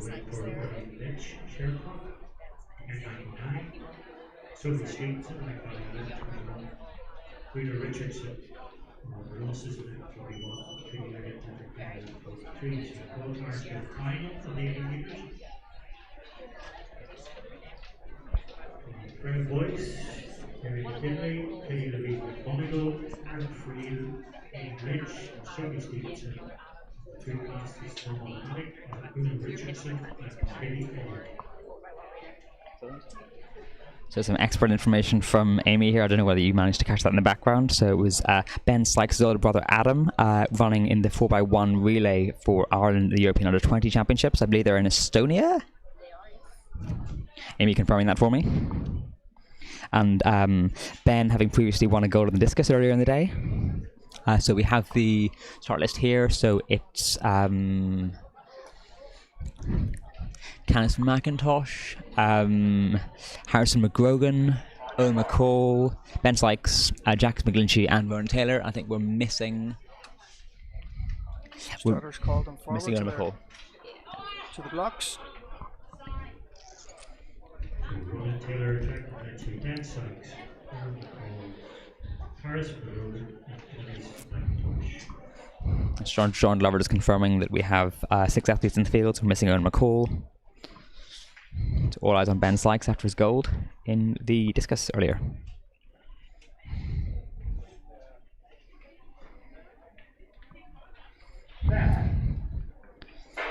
And they're off.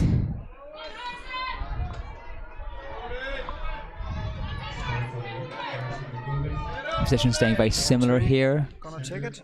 Looks like we have Ronan Taylor. Lane 2, 3 and 4 I think took first, second and third. 2, 3 and 4, so that'll be Ronan Taylor, Jack McGlinchey and Ben Sykes. We'll get that confirmed very shortly. Certainly looked how it played out.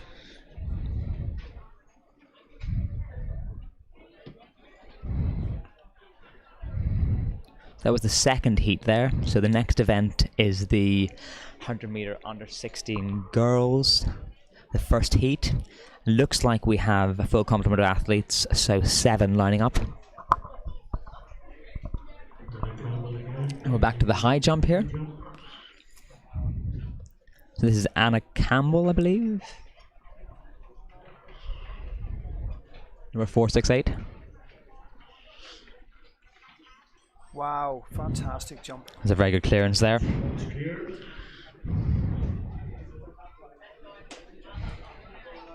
And again, wisely getting back into the shade. And the camera pans back to the start of the 80 meters. Oh, 100. Apologies, that's the end of the 80 meter heats. We're now on the, as I said before, the 100 meter under 16 girls. So we have 7 athletes here, so it looks like the full list. So number 246, April Doherty, Finn Valley. 101, Stephanie Bell, North Down. 339, Maya Poli, Oma. 99, Ellie Burgess, City of Lisburn. 368, Katie Glynn, Monaghan Phoenix. 202, Lucy Calvin, Armagh. 104, Leah McGrath.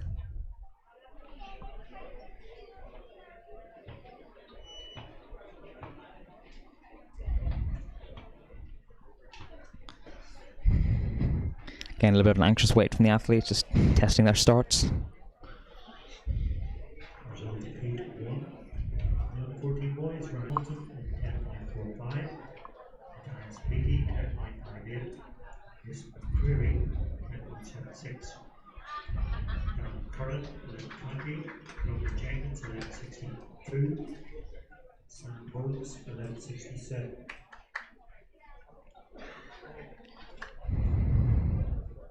Some of the athletes adjusting some of their blocks there.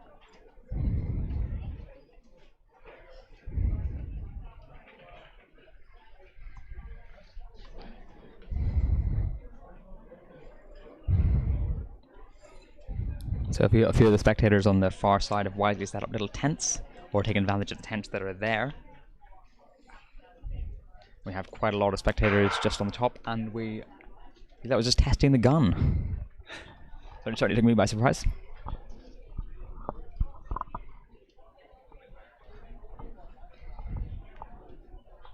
On a day like today, it's certainly wise, Adam, to take shelter with those little advantage points around the track. I think one of the interesting things is during the course of the day, those positions will also change slightly. So where may have previously been a safe refuge from the sun will not be, and then conversely, somewhere that might not have been in demand suddenly is. Yeah. 100 meters. 16 girls, 2 heats.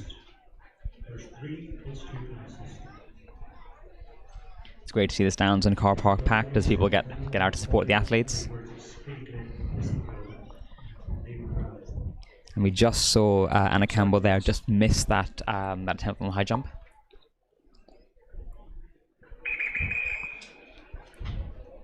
The starter is calling the athletes forward for the 100 meters.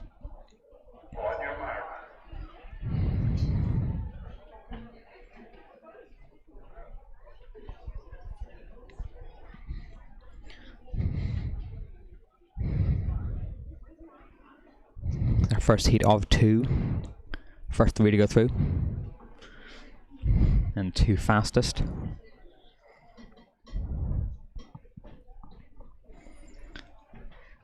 It's a bit of a long wait for the athletes here. Call to set, and they're away.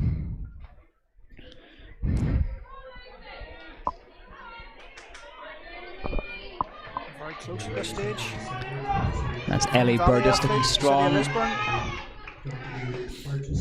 This looks like April Doherty coming to take it, and potentially with Ellie Burgess in second. What do you think, Peter? Yeah, for sure.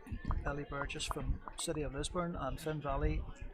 April Doherty was first. Couldn't quite catch who came in third position.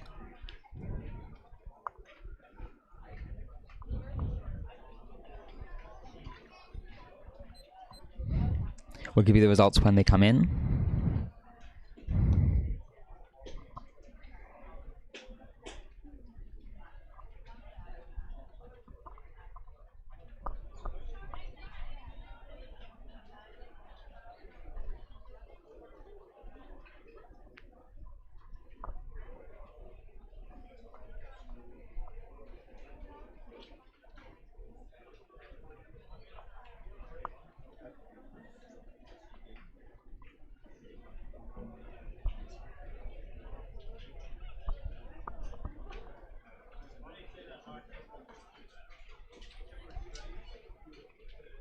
Next heat, the athletes are at the blocks. It is our second heat. And that's 7 again, so we'll have a full complement of athletes.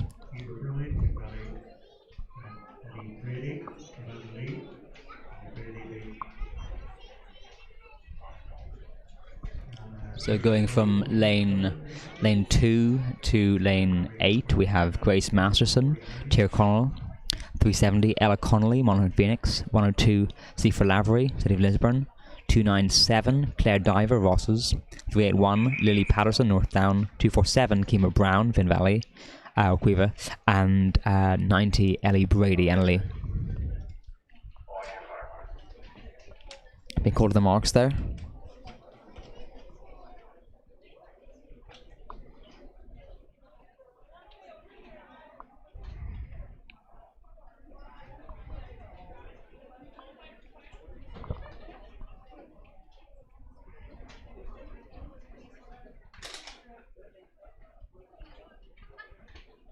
Looks like the official is just making sure the fingers are behind the line.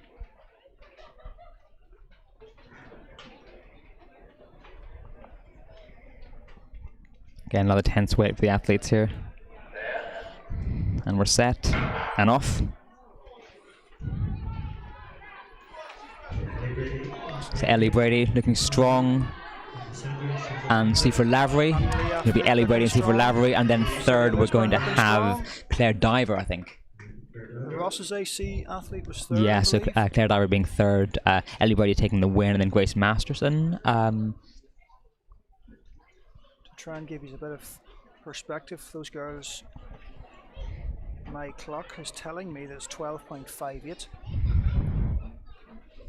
that last race, so it'll be confirmed very soon, but quite swift for that age group. Certainly, they certainly seem to be moving pretty well. Yeah.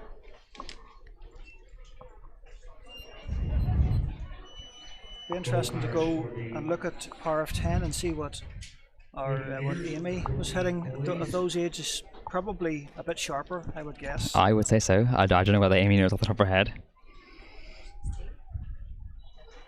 We have a shake of a head. We're not sure. Shake of the head. I think that either you or I can go on to Power of 10 fairly quickly. Again, the use of technology is great, isn't it?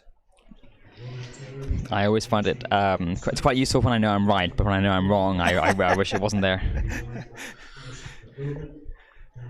How often are you wrong then, Adam? More than certainly more if to answer modestly, more than I'd like. Okay. I'm not entirely sure how often that is. So Looks like we have a lost leg number on the track there, so lane 4. I wonder when that's going to be noticed. I lost what? A leg number? I believe that's, I'll give line of sight, Peter, but see that. Hopefully they had two on one on each side, so it'll be noticed. So I'm scrolling back.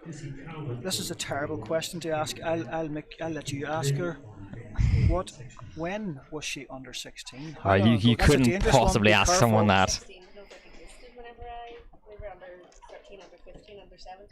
So Amy's saying it was under 13, under 15, under 17, so the under 16 category apparently didn't exist. Okay, so let's go to here's to under 17. Under 17 in 2005. Sorry, Amy, but what do I see now? It looks like her best was 11.84 as an under 17 athlete. My goodness. That is pretty quick. Amy would have basically been almost a full second ahead of that girl who came first. It's hard to believe how fast this girl was when she was younger. Probably could still do it today. I have to say, having been back onto the track myself and seen Amy doing a few drills, she's certainly more rather technically better than I am. Yeah. looking quick enough still, I've got to say. I've asked her a few times in the past, would she never pull the shoes back on again? And I think she's often tempted, but she's just decided herself no. She's had enough.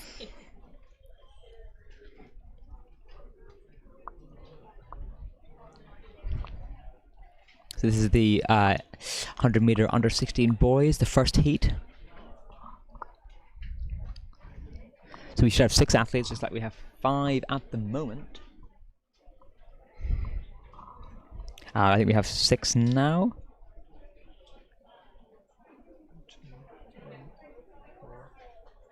6, yeah. 6 of them there now, and this is the under 16 boys, yeah? Under 16 boys, yes, Peter, that's right. So from the inside we have number 338, George Carson of Orange Grove, 288, Blaine Lynch of Finn Valley, 360, Aaron McMorrow, Olympian Youth, Let 111, Tom Wiley, Ballymena Antrim, 203, Melvin Drew, Lagan Valley, and 201, Conor Adair. Interesting to see how Melvin gets on here. He looked very strong in the 200, was it? Yeah, he did. He was very strong in the 200.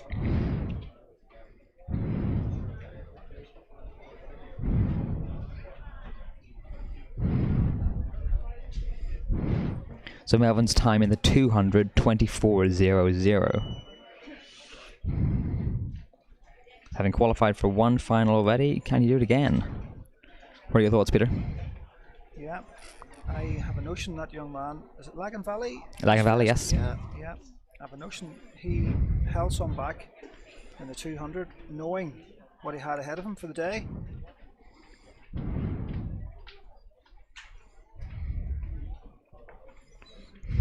And so Cameron now moves to the long jump, I believe. Yeah. See some umbrellas up there. I take it it's not raining at the far side of the track. That'd be a particularly localized weather pattern if it were. I'm sure some of the spectators wouldn't mind a drop of rain. Yeah.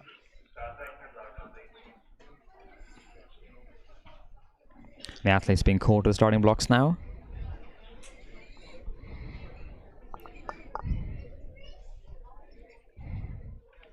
I think the other athletes may be watching Melvin here. We certainly are.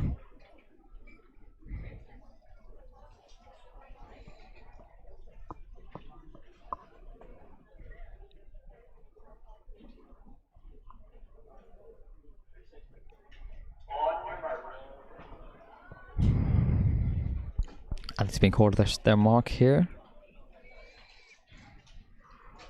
Lead 2. Sorry, lead 1.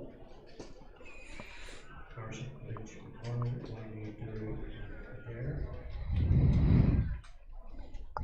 So the starters inspecting their starting positions, making sure the hands behind the line, feet on the blocks.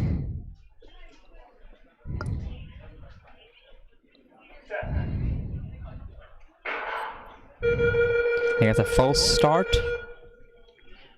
False start. It'll be interesting to see who that was. So at this age category, will there be disqualifications? Possibly not. Shake of the head from our resident sprints expert, Amy. My first thought there wouldn't be disqualifications, but we will be aware of that in a moment. Looks like we may not have it.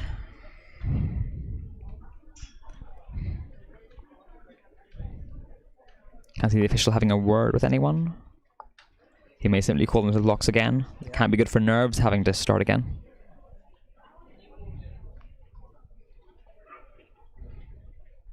Camera panning across into the other official.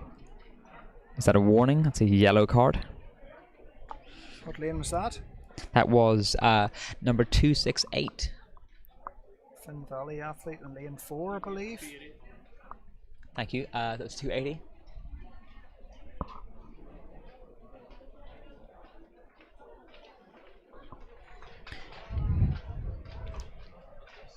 Blaine Lynch. Blaine Lynch, Finn Valley. It's a yellow card for Blaine. I would say it may rule him out of the final if he accumulates another, but that is the football.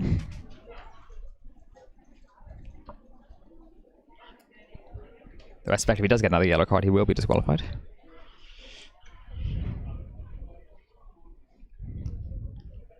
Hopefully he'll stay relaxed and just get the same start that he got previously.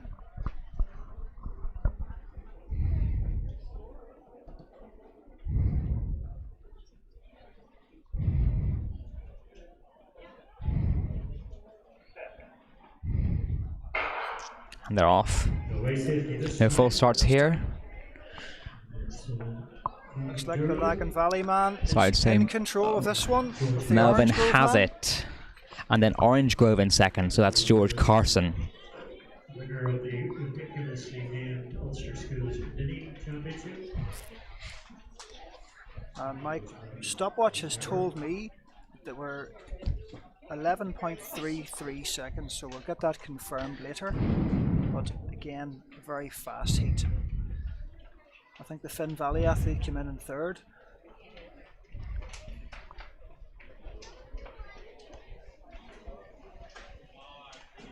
Nice recovery from him if he qualifies for the final. First three. in each Indeed. race. Yes, it will be the first three. So I'm not entirely sure who got the third. It was certainly Blaine Lynch. Blaine Lynch, man yes. who got the yellow card.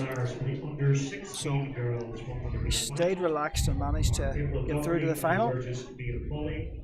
Ellie Brady, Shipper Lavery, Jared Iver, the two John Automatic qualifiers are Stephanie Bell and Lee McGrath.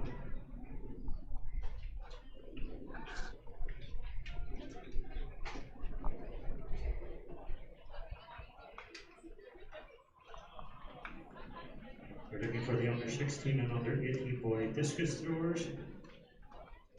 And I'll just quickly running through the qualifiers for the earlier sprints. The 80 metres for the 14 boys is Brian Hamilton, Matthias Beattie, Miss McCreary, Alan Curran, Ronan Taylor, Jack McGlinchey, Ben Sykes, and Harrison McGrogan. And 14 girls, 80 metres. So the start list here, we should have 6 athletes, I believe we do. So number 32, certainly Toby Thompson. We've seen Toby before. The excellent hurdles win. Was Toby also in the 200, Peter? Amy is confirming that Toby was also in the 200. This is his 3rd event of the day. So very good going from Toby. 311, Jamie Laverty from Carrick Aces. 285, Ethan Quinn from St Anne's AC. 359, Jimmy Doherty from Olympian Youth. Number 60, Cormac Crotty and Lee AC. And then 232, Harry Jackson from Lockview. Toby Thompson from Ballymena and Antrim. That's his 3rd event so far. These boys are obviously made of steel.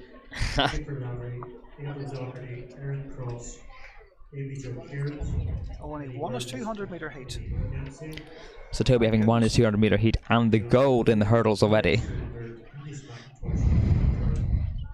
Noel Watt, Miss McCreary, Jack McClinchey, Matthias Beattie, Ronan Taylor, and Connor Lyons.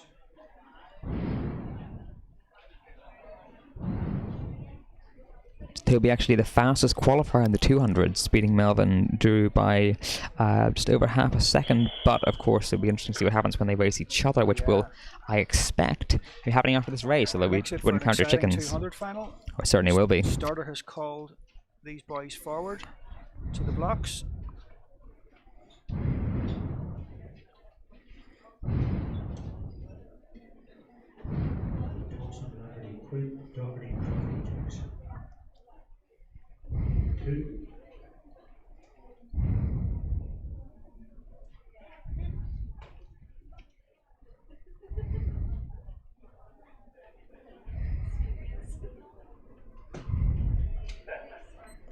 And they're set and away. Oh, I think that was a false start from Toby there. He did seem to react slightly too quickly there.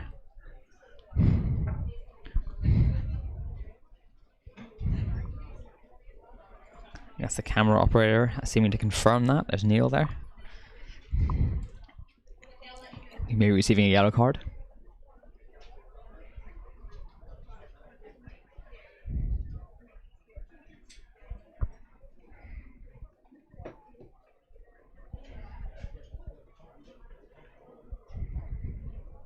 The result of the first heat of the under 16 boys went to Melvin Drew 11.70, George Carson 11.86, Liam Lynch 12.28.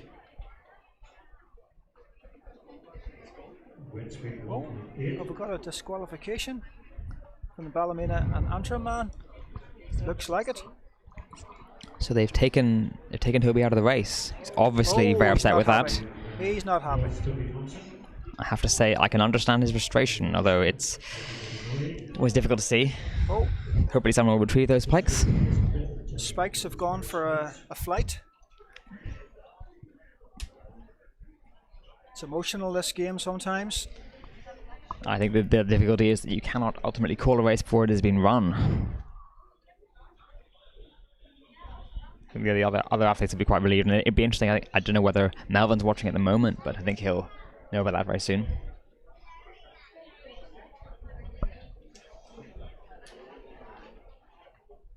So Toby then going out, still has a place in the 200.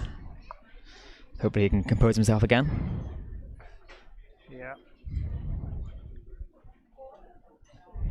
A little bit of sports psych required.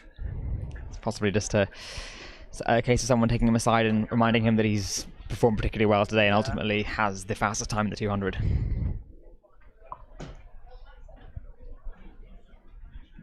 Difficult wait for the other athletes though. Only 5 in the heat now, and 3 to go through. called forward to the marks. It's a case of keeping their nerve.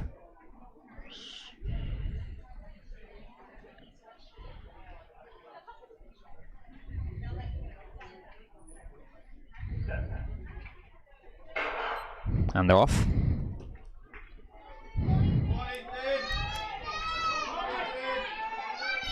Annalee athlete looking strong. And that's looks like Cormac's taking that comfortably. Lane 2 And then lane 3. Jamie Laverty and Ethan Quinn. So that was Cormac Crotty, Jamie Laverty, and Ethan Quinn, Peter? Yeah, I believe so. And my stopwatch is telling me 11.58. So fairly swift. Fairly swift. John confirming the first heat was won in 11.7. So hopefully he'll confirm the times very soon. It'll be interesting to see how Cormac gets on against Melvin. He's otherwise run very well.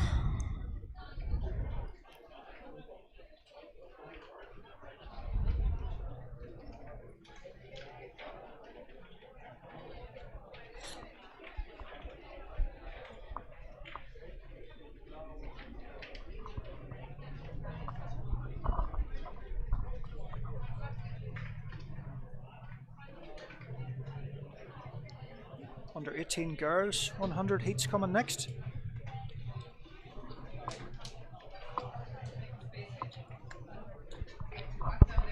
So the under 18 girls 100 meters will be in the straight final. In just a moment.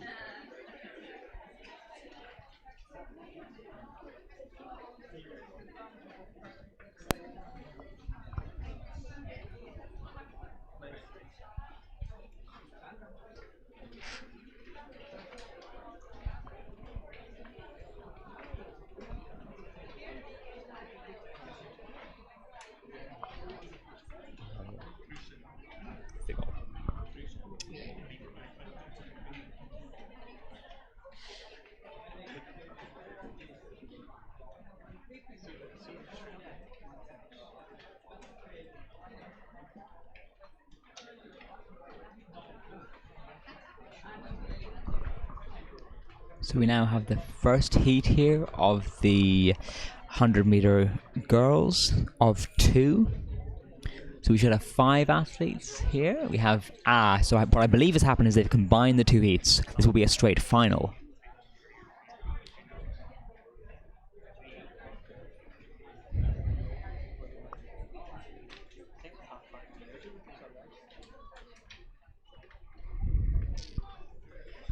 Athletes is getting set up here.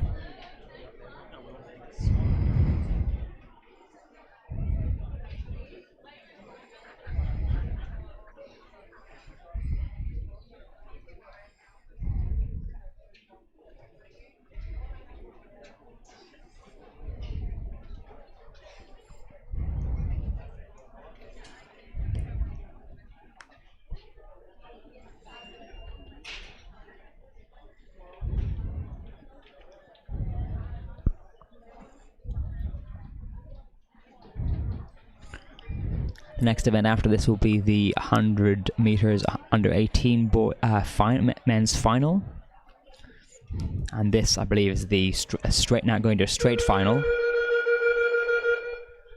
believe that is testing the false start alarm. That's the race obviously hasn't begun yet.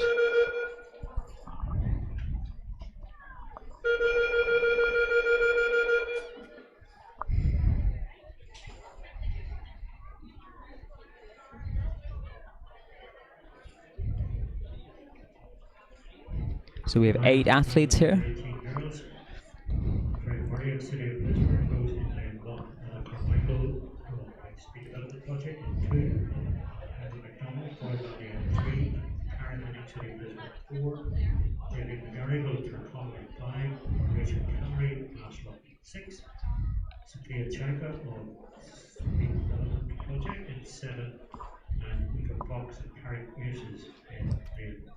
Yeah, Yeah, so Aoife Fox was the name that we were missing. So it's Freya Murray, City of Lisburn, Ella Carmichael, Speed Development Project Track Club, Emma McDonald, Foyle Valley, Cara Henning, City of Lisburn, Avine McGarrigle, Tirconnell, Rachel Callery, Glasslock, Sophia Syka, Speed Development Project Track Club, and then Aoife Fox, Cara Cases.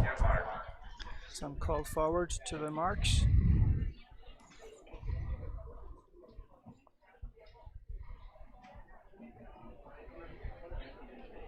8 athletes out for this one. So there's no empty lanes.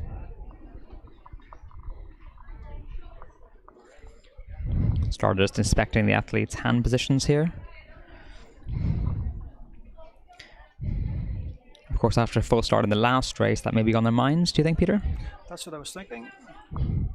Hopefully they won't get twitchy in the blocks. And they're off. And they're off clear. It's quite tight here so far. Looks like the Anna Lee athlete's going to take it quite well. So that's 6, 5 and 7. So 6, 5 and 7. I believe we haven't got correct lane information here.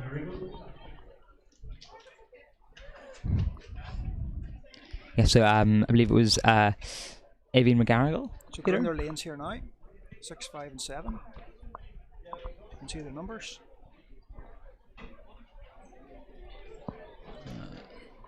6, 5 and 7 in that order, Peter? Yeah, yeah. So 5, 1, 5 was Avine McGarrigle. She was second, and then 5, then 1, 7. 1, the Anna Lee athlete. 5, 1, 1. That was first position. Rachel Callery, Glasslock. Would that be 5, 1, 1? 5, 1, 1. That's yes, it. yeah. I called her as an Anna Lee athlete, looking at the vest, when it's actually Tirconnell. Apologies to the Tirconnell supporters there.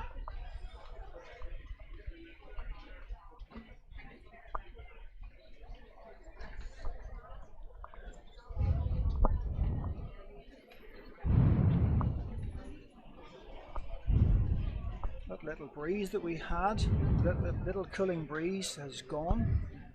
It's getting warmer up here. Out on the track, I'm sure the temperature isn't any lower than 22, 23. So I was just checking the results previously. Rachel Callery has the gold medal from the 200 final. Rachel has that already? Yes, I believe she does. That was the this is the under 18s 100 heat, yes. And then that was the final. So 5-1-1. So she was she took the win. So she's taken the double, which is very impressive from Rachel. Very impressive indeed.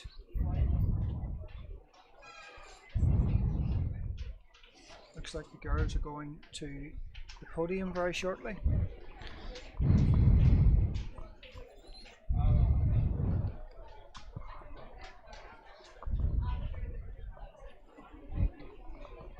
Our next event on the track is the 100-meter under 18 final. Would you say men or boys, Peter, at this point? Well, transition between men and boy happens on this track. When you look at the under 16s, there's some of them are what I would describe as men boys, and some of them are just boys. But 18, I think it's fair to call them men.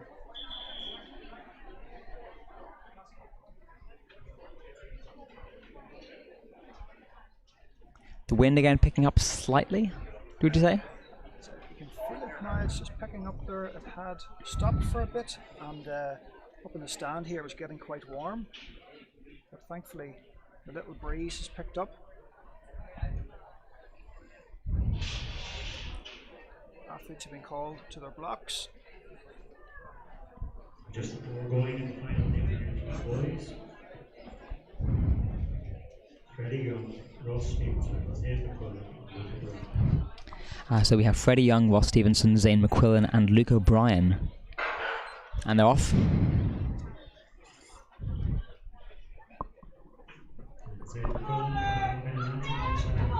Zane McQuillan, look like you'll take it. That's very close.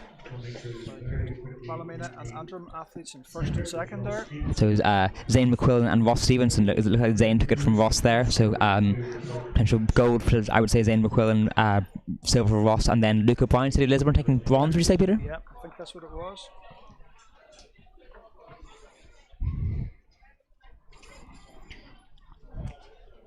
Looks like Freddie Young there was the athlete who missed out in fourth. Under 14 boys high jump, the winner was Stephen Slevin of Finn Valley.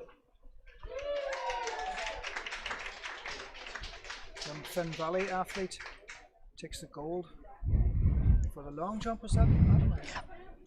High jump. High jump. Thank you, Neil.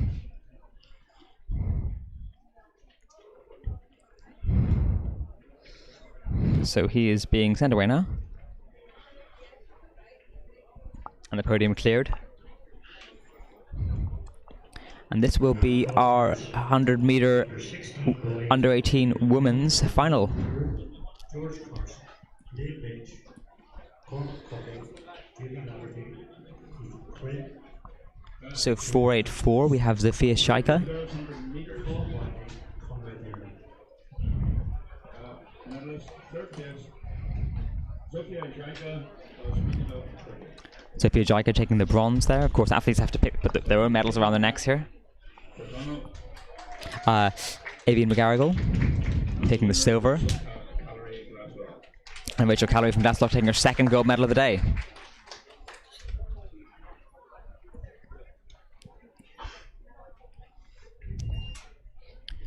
You can definitely see the increase in the breeze there with the flags behind the athletes starting to wiggle a bit.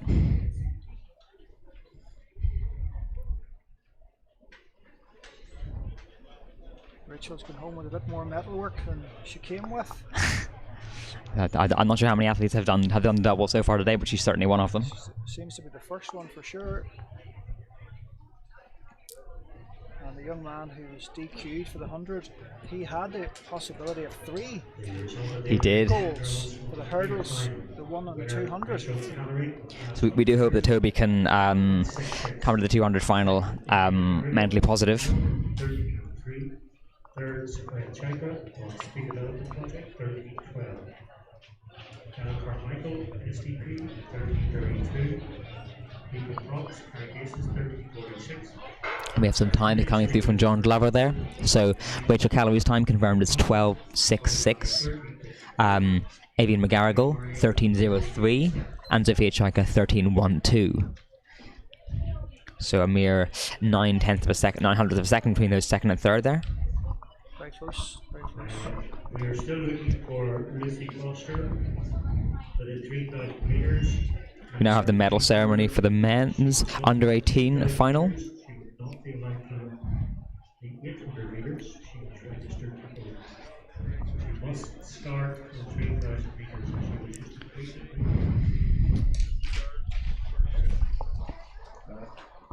Medalists in the under 18 100 metres. Third place, Luke O'Brien, City Lisburn. Luke O'Brien taking bronze in the 118 men. Second, Ross Stevenson, Antrim. Ross Stevenson taking the silver. Zane McQuillan with the gold. It was very close between those two. 11.67. Ross Stevenson, 11.71. Luke O'Brien, 11.80. Freddie Young on Speed Development, 12.40.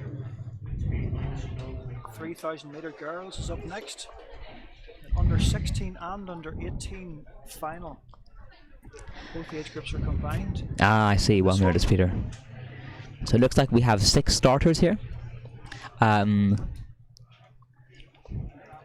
1 under 16, and then looks like 5 under 18. So the under 16 is almost guaranteed the goal then. One would say so, although it's always possible that as while you can't false start an endurance race, it's possible to pick up an injury on the way. And you can DNF then. You can Go on certainly to DNF, after yeah. then, but it happens sometimes. Hopefully not this time.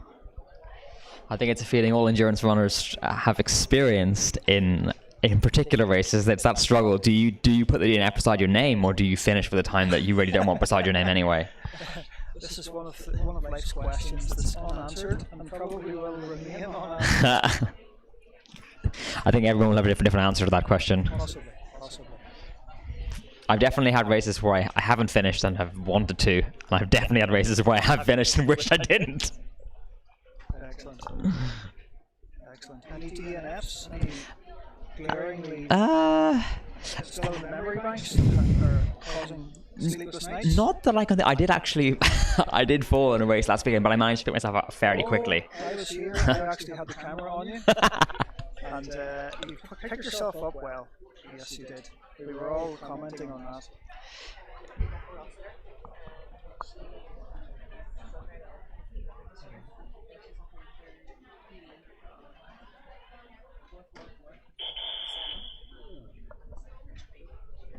So Amy telling us that Rebecca Rossiter have improved her time by 24 seconds for the 1500. Rebecca has been running very well. So 440 to 427. So 13 seconds, which is a substantial improvement of that distance. This is Rebecca's first 3K. It'll be interesting to see how Mackenzie... Oh, so we have to... running through the athletes here, we have with Rosie Roberts, North Belfast Harriers, Mackenzie Egger, North Down, Marianne Doherty, Lagan Valley, Catherine Martin, City of Lisburn, Rebecca Rossiter, Lockview, and Amy Green, Rosses.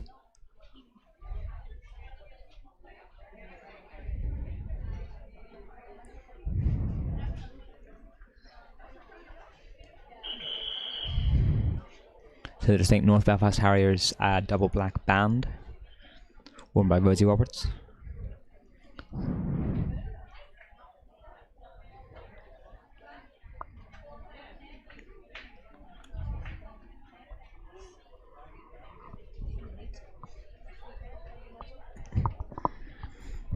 The endurance race is, of course, much more affected by the heat than the sprints in respect to the competitor's ability to sustain their effort. It'll be interesting to see how it starts and to get potential lap times. Some experienced athletes in there, so they'll have the wit about them not to go off too hard. Usually the younger athletes will go off like whippets. These girls, I know that. I think that was Lucy. Sorry, Peter. I think that was Lucy Foster stepping onto the track there. So she is listed I can as. see the Willowfield vest, and that is Lucy Foster.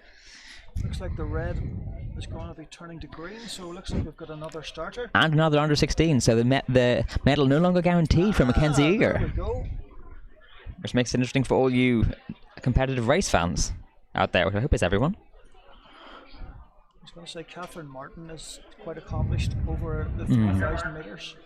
So it'll be interesting between herself and Rebecca. Athletes call to their marks. Do the splits.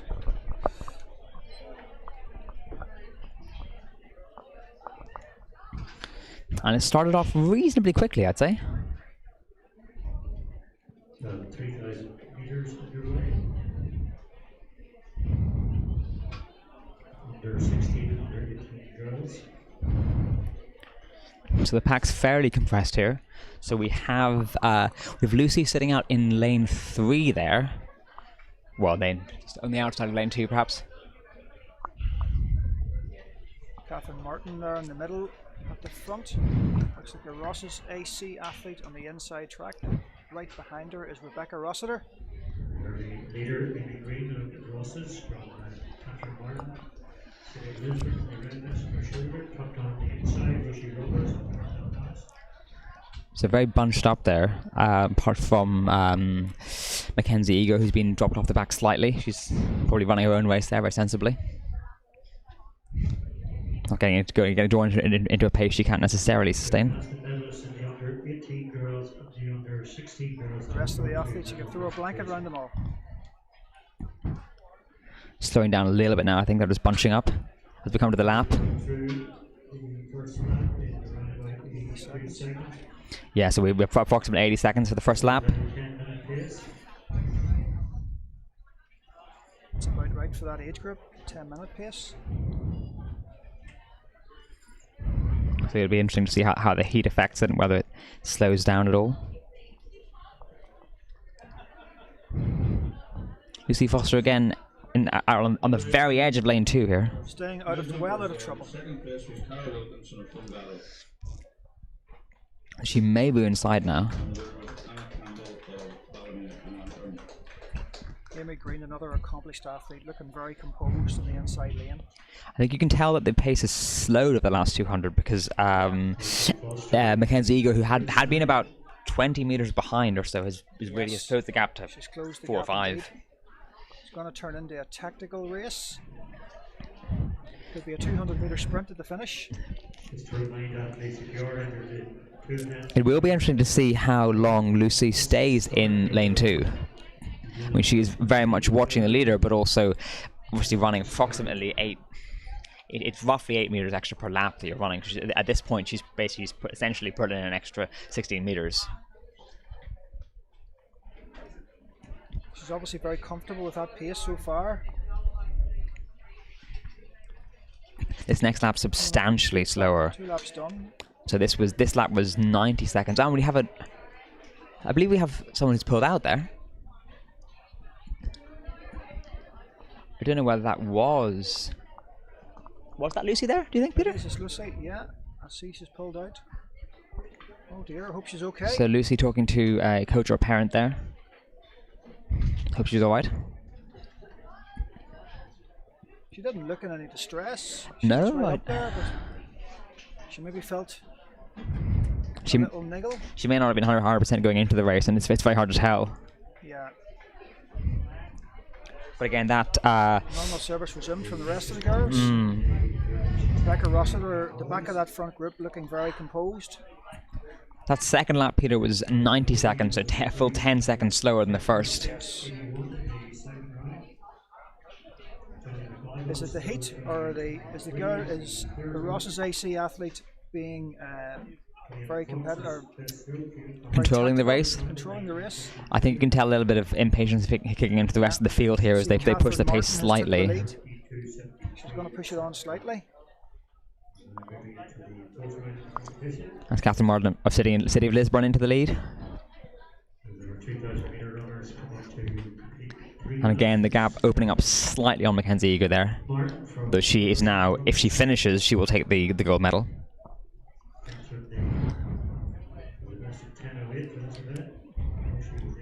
So that was another 90-second lap, essentially another 90-second lap. So they're sitting on this pace.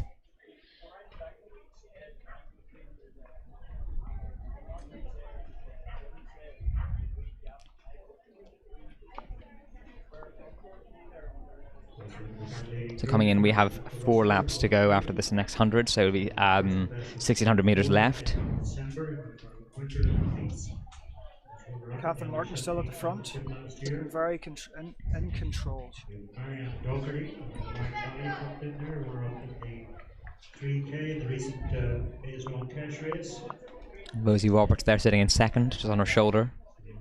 On the inside for Ross's, Amy Green. Amy Green has stuck to the inside of lane 1 from the start. Is she holding a lot back? It's hard to tell. I mean, I think the way the race unfolded and the nature of endurance racing at a younger age is that it's quite easy to go off slightly harder than get caught. Looks like there's a group of 4 at the front now, and Amy has been dropped. Perhaps that heat is starting to affect Amy from Ross's. I would say so. But I would say that Mackenzie's kept up a pretty consistent pace. Going through the mile in just under 6 minutes. Catherine Martin still in the lead. So that top group now reduced to 4.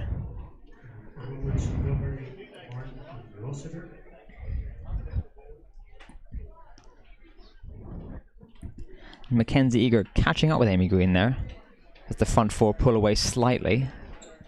It'll be interesting to see whether Mackenzie passes her or stays behind. Looked like Catherine Martin had a little bit of a stumble on the inside of lane 1. Hopefully it won't affect her. Rebecca Rossiter still on the outside of lane 1, and she looks composed. I would say looking at the arm movement and how her and just her general biomechanics and foot strike, I'd say she looks the most comfortable. But often biomechanics and your general running ease can be deceptive. Yeah, this season she's been in superb form, young Rebecca.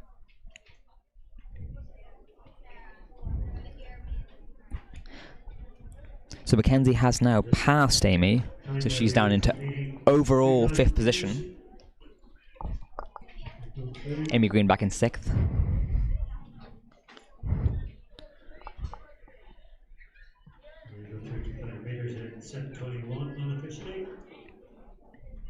So 1K to go now. Currently 6 Northern Ireland women under 10 minutes for this event.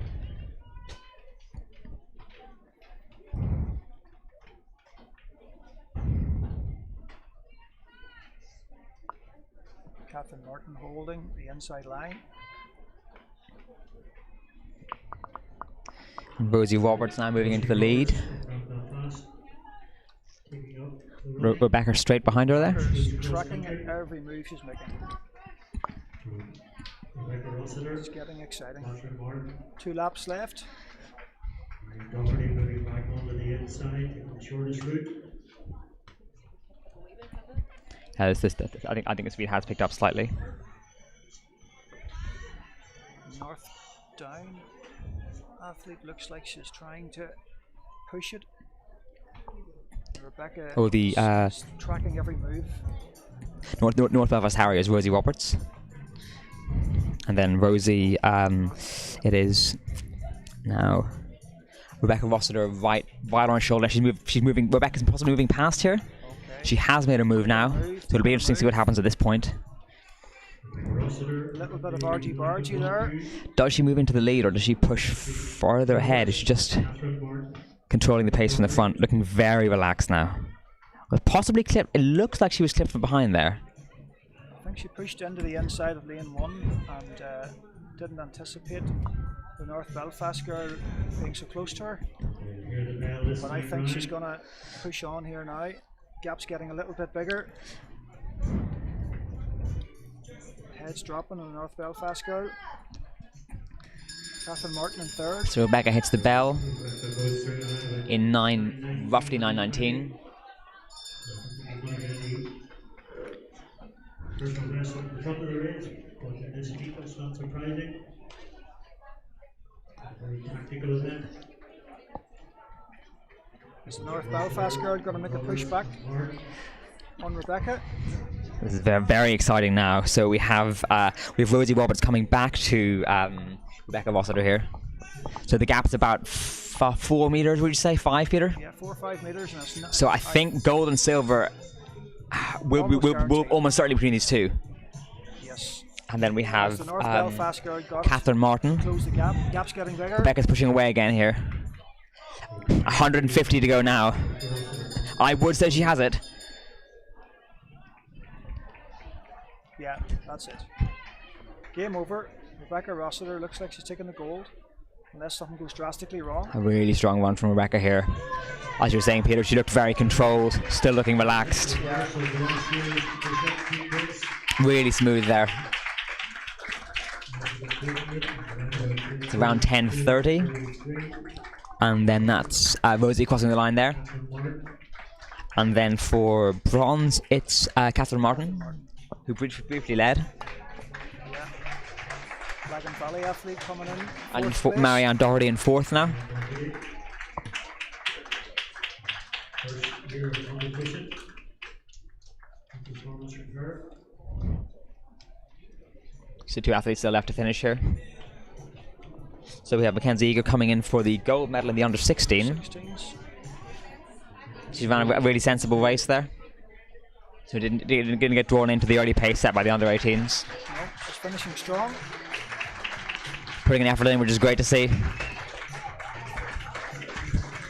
Really picking up at the last 100. Well done. Amy Green, 100 metres to go. I think the heat has affected Amy for sure today. I would say so. She started off in the lead group and then dropped off after kilometre, would you say, or slightly? Kilometre, yeah. Under 16. Amy crossing the line now. Well done to the girls. Under 12 minutes there for Amy. Which is still a sharp enough time.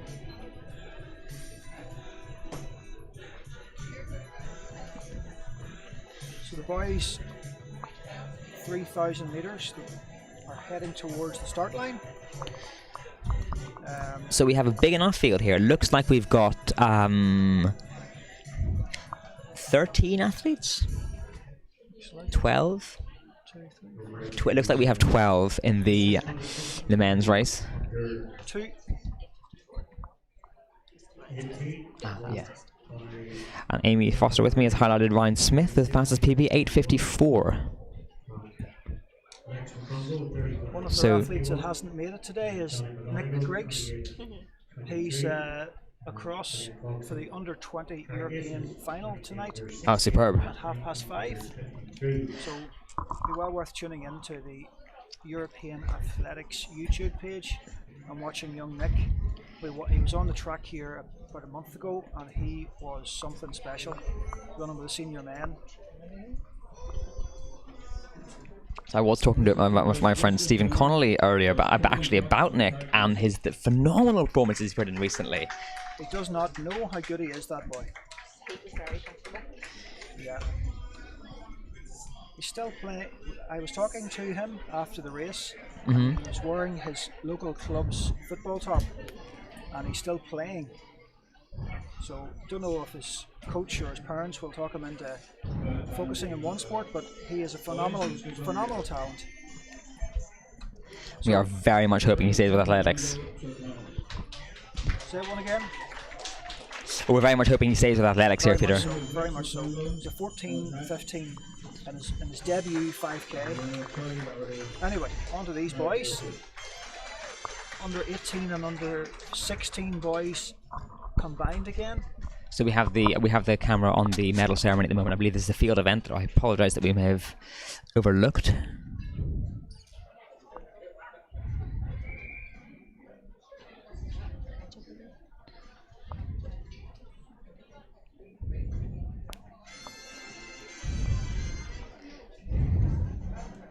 The starter has called a 3,000 metre, boys. He's blown his whistle anyway. They're on their marks now. So I'll run through the start list here. So number 455, Thomas Aquila, Burn AC. 406, Ryan Smith, Annandale Striders. 372, Tom Doherty, Monaghan Phoenix. 488, Josh Schnell, Ballymena Antrim. 490, Jake Stafford, and Joel Chambers, both Willowfield. 150, Rudy Marn, Lockview. 64, Frank Buchanan, unattached. 20, Austin McGloin, City of Lisburn. 166, Philip McGee, Letterkenny. 292, Conor Moran, Mid Ulster. And 216, Ben Atchison. This looks quick enough here. It's an honest pace. I think anything about 34, 30, yeah. 33, 34. So that is 66, 67 pace. These boys at the front aren't hanging around. Looks like it's a race of 3 already. Ryan Smith really pushing the pace here. I mean, marked contrast from the women's race. This is really stretched out already. Ryan Smith really going for it here. This is fast. Annandale Striders, under 18 athlete. He has come through in about 66, 67. So the even pace for the first and second 200s. And if we just pull to the podium, Neil.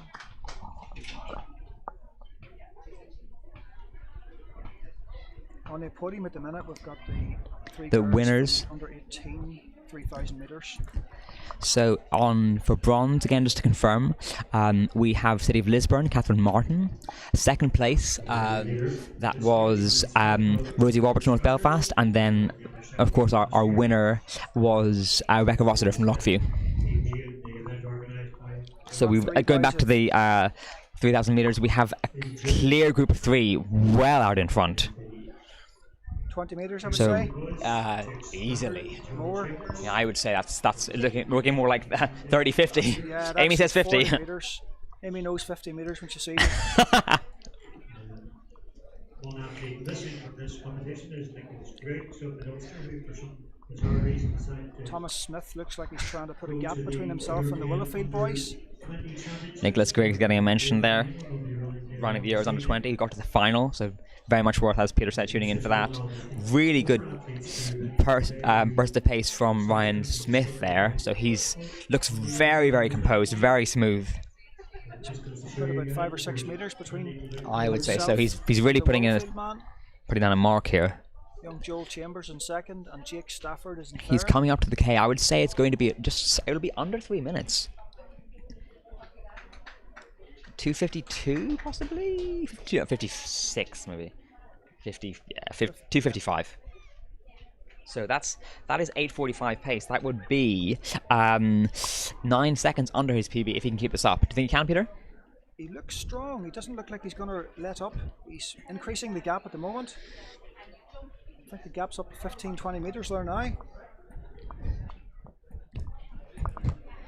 Now he's a comfortable lead at this point. It'll be interesting to see if he can hold that pace. He doesn't look like slowing down.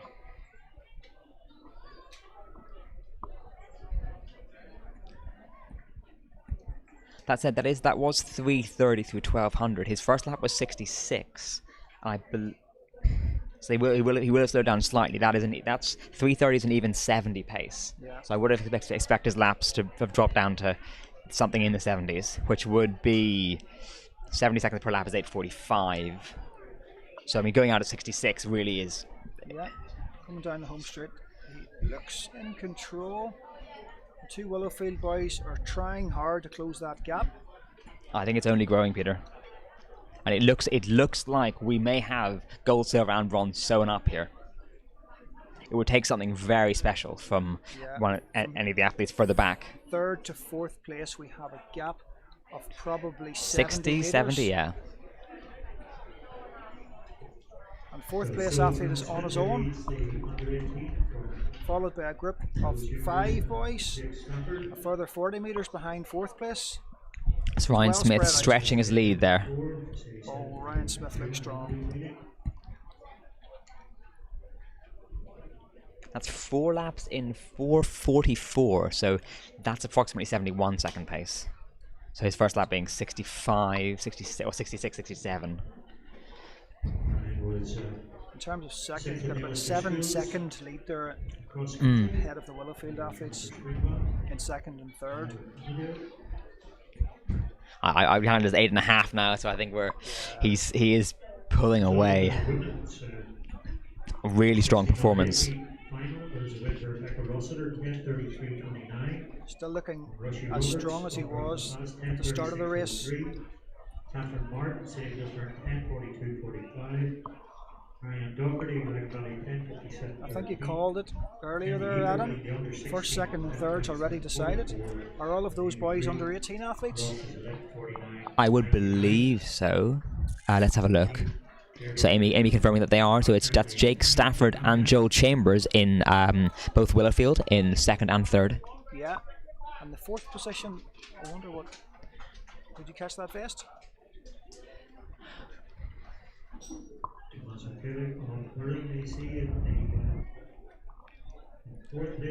Burren AC, John has just confirmed. And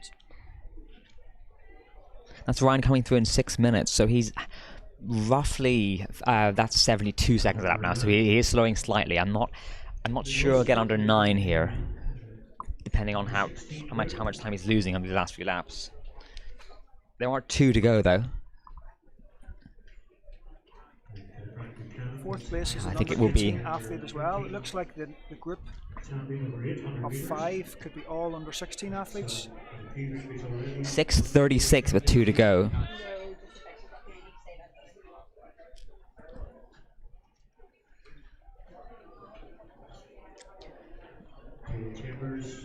So if Ryan can run 72s for his last 2 laps, he will go under 9. doesn't look like he's letting up on his pace, and the gap between first and second is about 14 seconds now.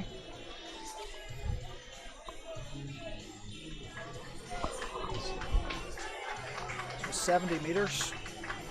I believe fourth is Thomas O'Keeler from Burren AC. AC, that's right. Looks like the group behind him are closing the gap on So him. he may be caught. This is interesting for fourth as well. And what will be exciting is what happens with between the two Willowfield boys. They've been potentially working together up to this point. Yes. So I think that Annandale Athlete has 100 to go before he gets the bell for his final lap. Looks like he may just miss out at 9. I'm going to say 9:05. Depends what he saved here.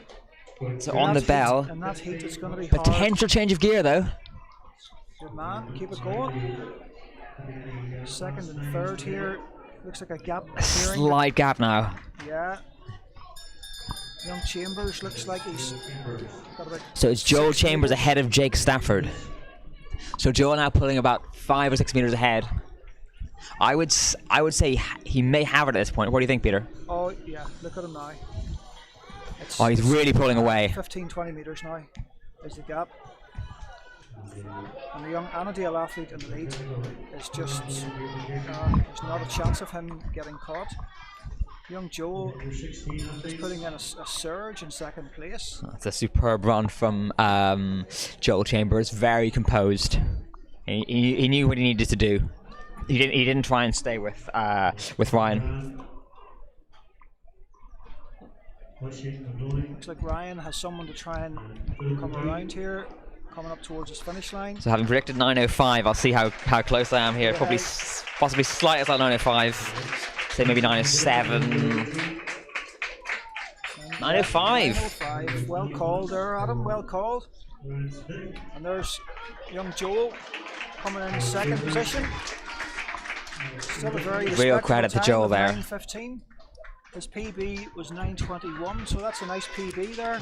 Amy just pointing out he's taken 6 seconds off his PB there, which is in these conditions is no mean feat. Young Jake Stafford then comes in at 9:28 roughly. You see that Jake's worked very hard here for his bronze. Well earned. Is this the under 16 race coming now? Number 20. And it's Oshin McGloin, City of Lisburn. He took the under 16 race. Very good. And he has also run a PB. So that was approximately 9:47, which would take 10 seconds off his PB. My goodness. And that heat PBs. What will these boys do for the rest of the season? There's still some time left. I mean, again, we'll just take a moment to reflect on the quality of Nicholas Griggs, who's not here today representing the Ireland in the European Under-20 Championships. Phenomenal talent. Great potential for the future. We've one athlete finishing off here. And that's Josh. I believe it's Josh Snell, 488. Yep, good man. He's coming in here, and that's 10:32. Well, I mean, an Antrim athlete, so that's all the boys finished. I believe we'll have the medal ceremony in a moment.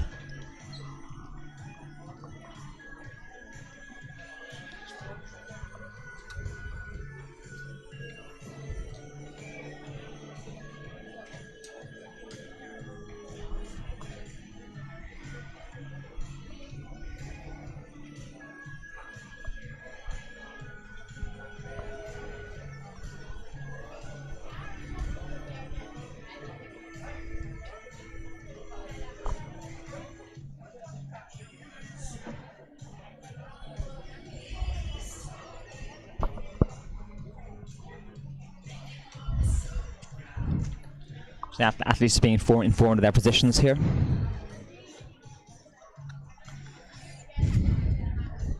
Again, the heat possibly starting to affect our officials here, Peter. Yeah, looks like the under 16 boys have been called forward first for the medal ceremony. Oh, the officials have enough water there. It's looking pretty sweltering. Yes, it certainly is. So bronze 166, which is Kenny. Philip McGee from Letterkenny. Philip steps up. Well done, Philip. And then 292, Conor Moran, Mid-Ulster. Good effort from Conor. Ossie McGloin, so particularly well done for him. We believe he's taken about 10 seconds off his PB there, so super effort.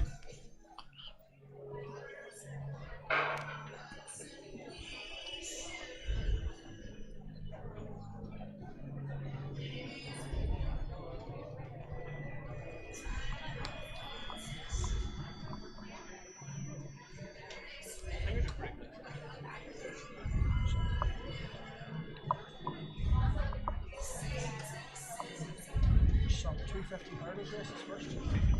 Yeah. You're setting up for him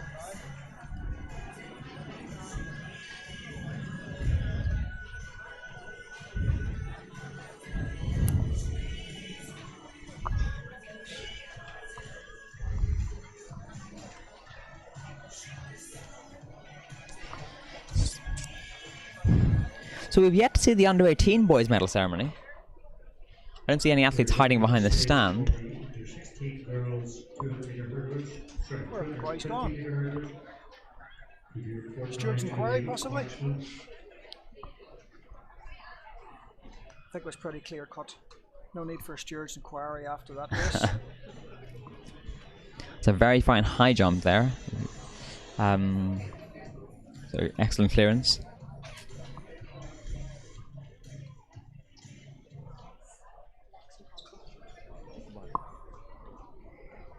We believe that's Lex McConville in the high jump.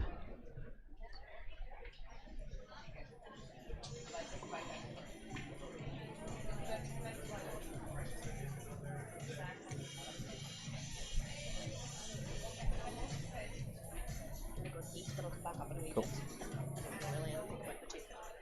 Fine, no worries.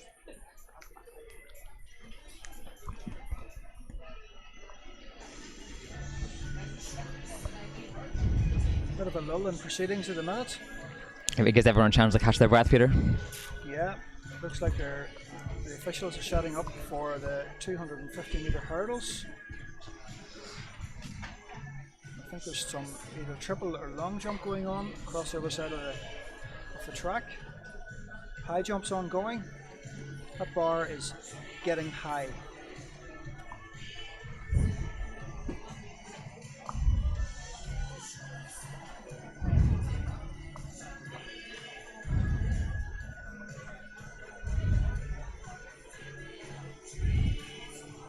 So running through some times here, the 3,000 meter under 16 and under 18 girls, that's Rebecca Rossiter's winning time, 10:33.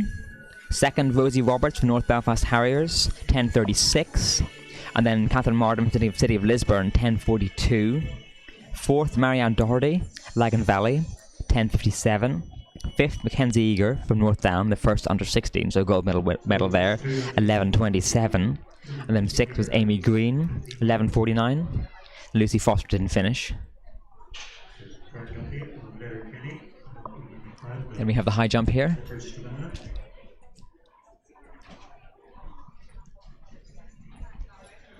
Oh, so close, just clipped it with his heels there as he was coming over.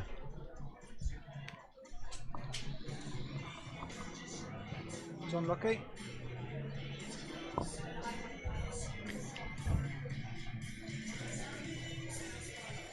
That was his second attempt at that height.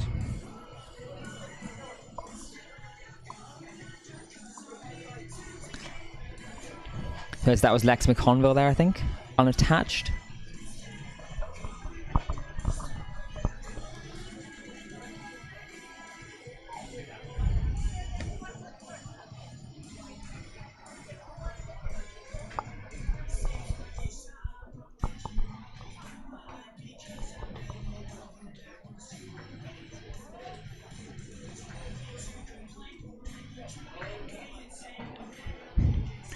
So just taking another moment to reflect on the performances of Nick Griggs. As I mentioned, I was talking to my friend Stephen yesterday about his performances, and he turned up at this afternoon of the 5Ks in the start of May, and he put down, I believe, 14:20. And he was contacted by the organisers to say, "You put down. Oh, we have the hurdles. Apologies. Hurdles are warming up. They're warming up. We'll have to come back to that reflection later, possibly."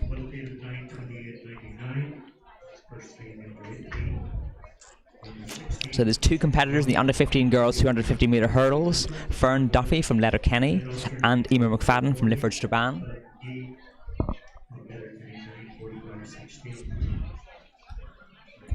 And that was Lex McConville's second attempt, Peter? I think that was his third attempt. That was his third. Do you know if anyone else remains in the competition, or was he jumping? He's the only remaining competitor. Whistle's gone for pulling the 250 hurdles girls to the start line. Camera now focusing on Fern Duffy and Emer McFadden.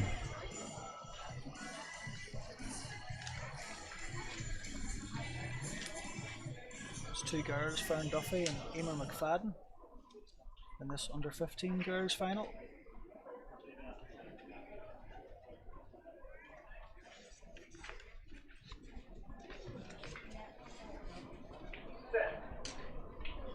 And they're away.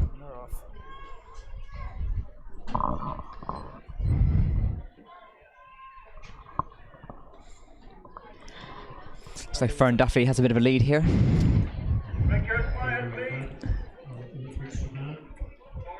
Oh, it's been eaten up here by Emer.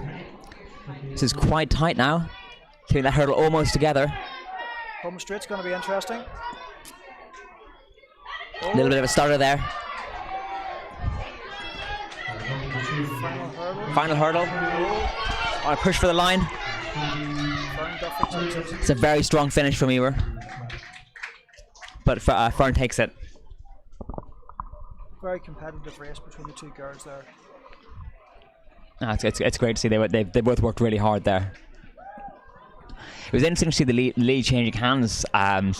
What seemed like so many times there over the course of 250 metres. Well. It was fascinating. The lead changed on the bend. I wonder, did that bit of energy use, did that cost Emer? It is very hard to know in those situations. When do you hold back? When do you kick? When you know you're only racing against one other person? What are you trying to do in those moments where you apply pressure to them, and what does it cost you to apply that pressure? Yeah, it's a hard one. Again, they're under 15 girls, so they're usually just out to hell for leather at that age. One of the most competitive races we've seen between two athletes, certainly. Yeah. And now we finally have the 3,000 metre under 18 medal ceremony. I suspect we may have lost someone. Who are we with? So this is Jake just coming. So Joel already taking his second position there. So the bronze medal goes to Jake Stafford from Willowfield. So he's just going to take his position on the podium now, or momentarily.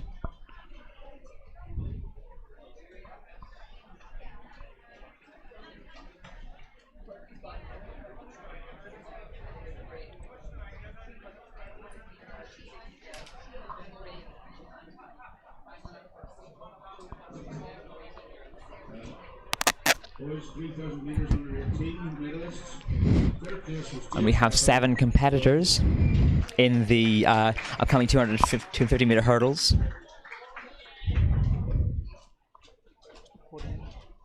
Second is Joel Chambers. Joel Chambers taking the silver medal there. And the winner was Ryan Smith. And Ryan Smith taking the win. Tough conditions, a very strong run from Ryan. Blistering first lap in 66. Very strong run. That competition between Joel and Jake, very, very interesting to watch, Peter. It was last 600 So now we meters, Joel have took it away. Ellie Boyle Vosses, Avine Dempsey, Armagh, Ashley McCardle, Lifford Strabane, Aine Carlin, Olympian Youth, Maya Polioma, Veronica O'Neill, City of Derry, and Ella Costello, Lifford Strabane. I believe we've seen Ella already in the sprint hurdles, so it'll be interesting to see how she gets on. They're all in the blocks. Officials checking their position.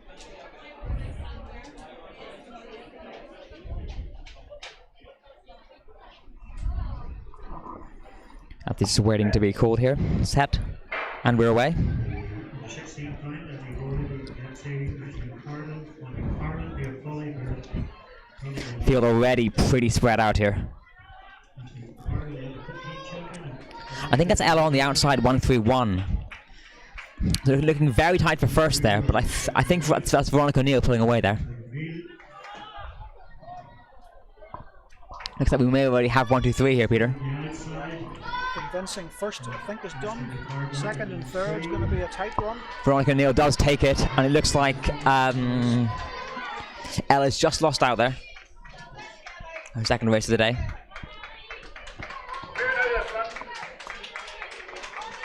Then 6, 3 and 7.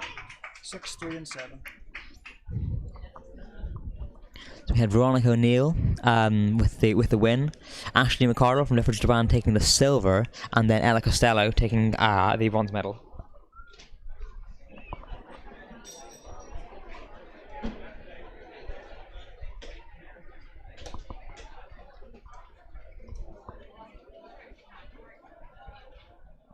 Ella actually took silver in the 80-meter sprint hurdles final. So she adds silver and bronze today, so doubling up with medals. So well done, Ella. Some very competitive athletes here today. I have seen some excellent performances, and particularly for those athletes who have chosen to double up in this, waiting around in this heat. I mean, it's going to take something out of you. They'll be going home tired tonight, that's for sure.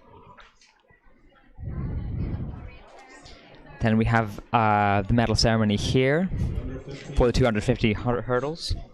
The boys are setting the blocks up for the 250 hurdles. So Emer McFadden taking the silver medal. Very tightly contested final. Fern Duffy takes the gold. But athletes working really hard there.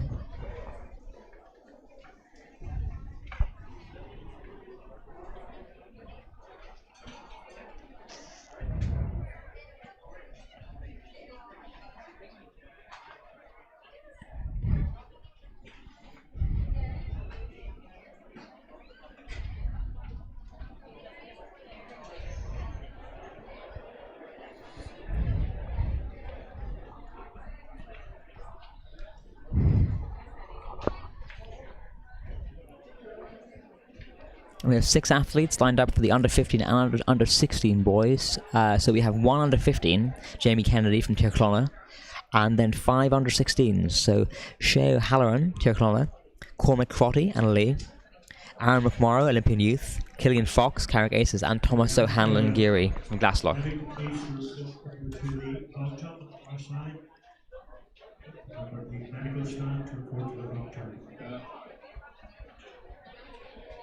Unwritten shot put for girls, third place, Eva Giles, Cranford. Second place, Adrian Gallo. Eva Giles, Cranford AC. Third place in the shot. And the winner, Lucy.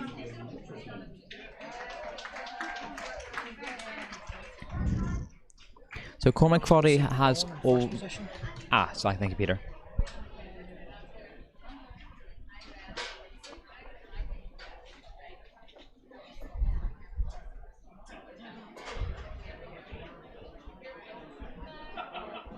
Strabane in second position. I didn't get her name.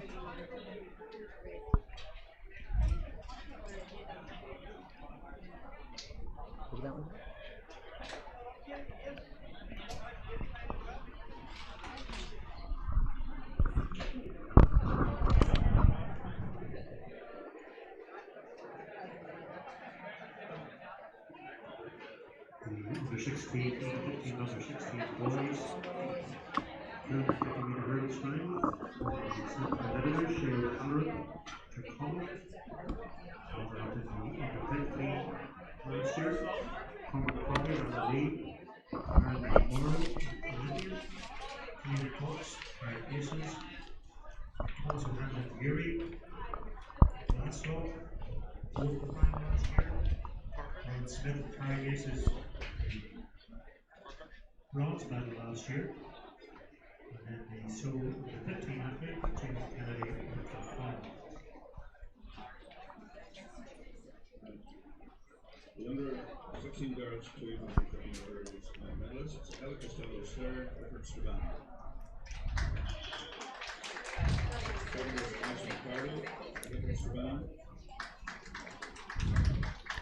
So there's Ella Costello with bronze, Ashley McCardle with the gold, silver, and then our winner was Peter. It was Veronica O'Neill, I believe. Spartans. Yes, it was Veronica O'Neill. Yes, you got the gold. So now we have the 250 hurdles lining up. Boys are under the starters orders. So Cormac Crowley already having qualified for the 100 and 200 final. This being a straight final, a chance for a medal here. We have 6 athletes.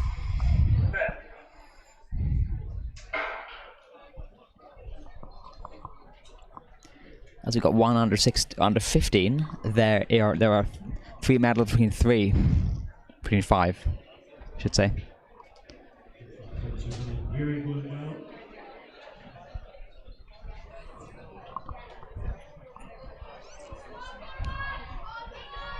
It's like we have a clear lead here. That's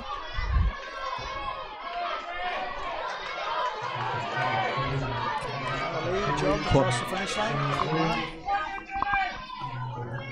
It's very tightly contested for third there. Glasslock Harriers and athlete in lane 7. Who's the athlete in lane 7? I would have been, I believe, Jamie Kennedy. Yeah, it's a battle between those 2 boys to see who came in third. And was it? It was number 60. Cormac took the bronze. Cormac Crowley, or the gold, I should say. Just waiting for him to turn around here, if he does. Yeah, the Glasslock. Was that Anna Lee or Glasslock?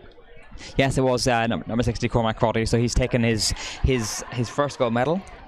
He will be competing in two more finals. Anna Lee. Need to figure out my vests. Anna Lee and Glasslock look fairly similar, don't they? I think it's just that it's the dark green of Anna Lee give it away slightly, but yeah, I mean from that distance, it's very hard to pick it out. Yeah, that's. I'm going to stick to that excuse anyway. The colour difference on the green was just too difficult for me from here.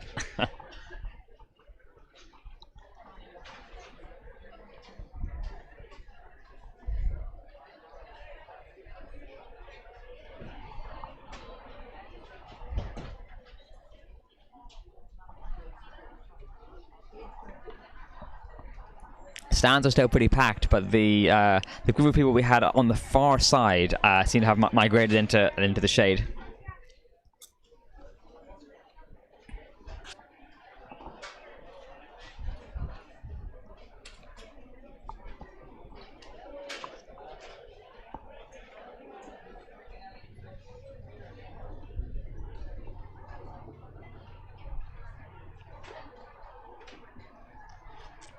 Looks like we have a brief break here, so I'll be saying goodbye for a little while.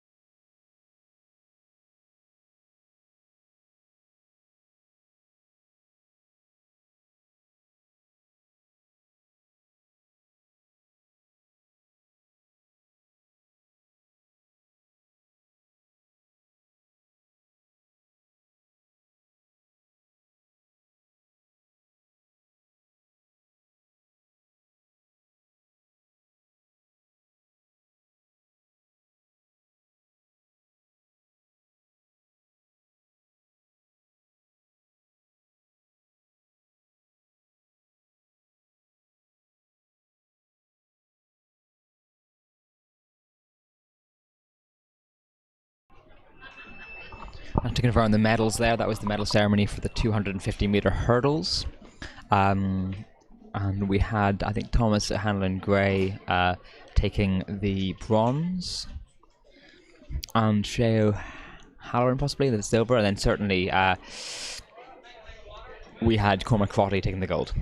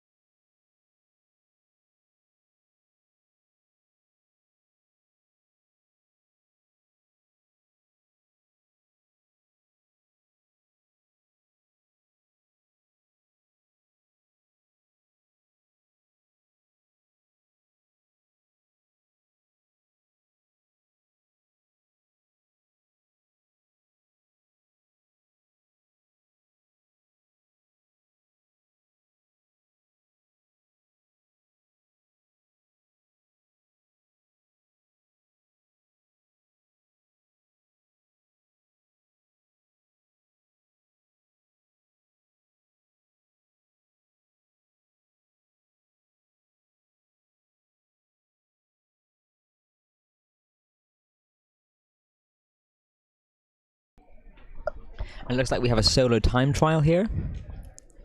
So this is the under 18 girls 400 final.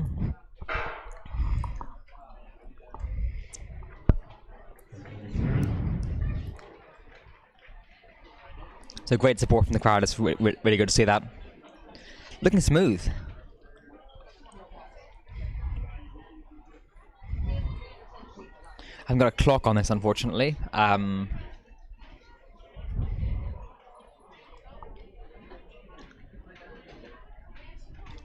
believe this is Tanis Merrin from Lockview. It's just over 200 metres gone. She's looking strong round the final bend. Very difficult out by yourself, but fair play to her. She's looking strong. Yeah, she looks very composed. Looks like she's run a pretty even race. 65.01 in her. Yep, coming in very strongly. Well done. Still working hard. It's good. It's really good to see.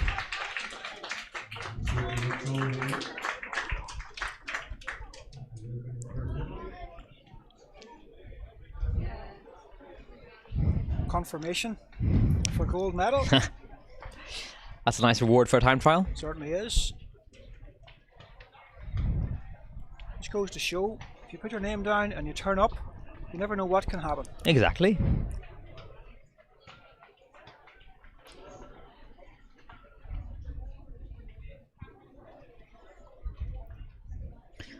So surprisingly low number of entrants though for the under 18 final. For the 400, we only had 3 people on the start list, and obviously we only had Tana showing up there. Yeah. It's an event where footballers, young lady footballers, could take part in that 400, and they'd be very competitive at that event. It's just a pity they don't look outside their own sport. It's while we have the time, it's a really fascinating issue to talk about. Is that partly in schools and partly in clubs? Have we said that we have a high jump here?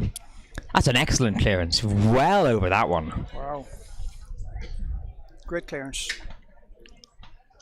So this may be the under 16, under 18. Looks like he's running straight over to his coach, get a bit of feedback.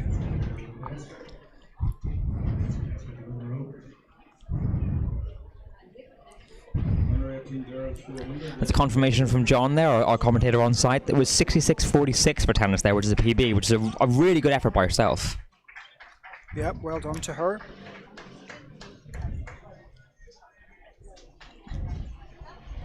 So not necessarily the easiest conditions to run a PB.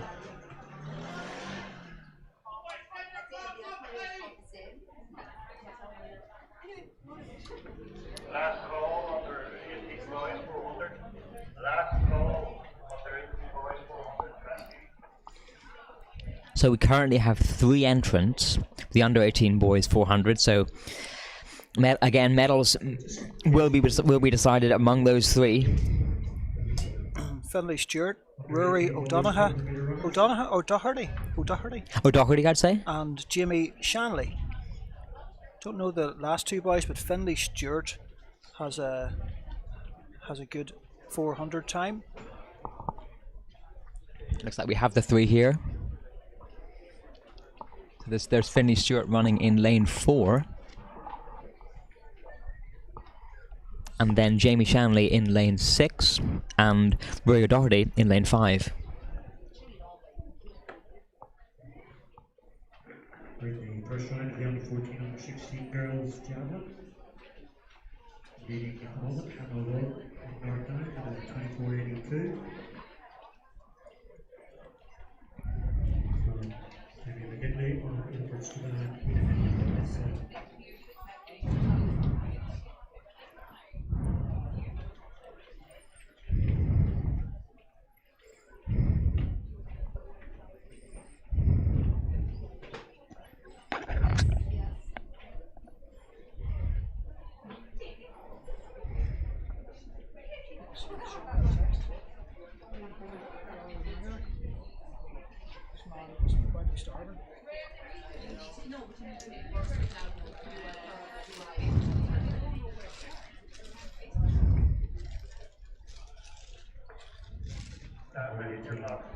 boys who should have 5 competitors, but it was somewhat reduced. Finley Stewart of City of Lisburn, who is a team champion, gets 50.90. Rory O'Doherty of Olympian, and Jamie Shanley of Shercock, who are other members of the last year. So something like Christopher Murray. Athletes called to their marks here.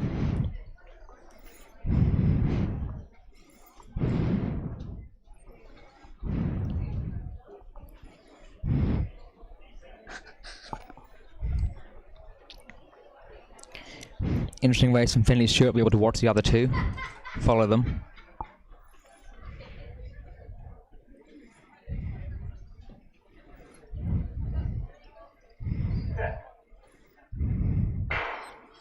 Peter's got the clock here, so we'll be able to give you the splits. Looks fairly even initially. Not too much change from the starting positions. Looks like Rory is closing the gap, and then the inside lane, Finley Stewart. Finley Stewart making a move here. Coming through what looks like 200 in 23. That's sharp. He's really looking strong now there, Finley Stewart. Tied between Rory O'Doherty and Jamie Shanley there. Will Finley hold that pace? He looks strong.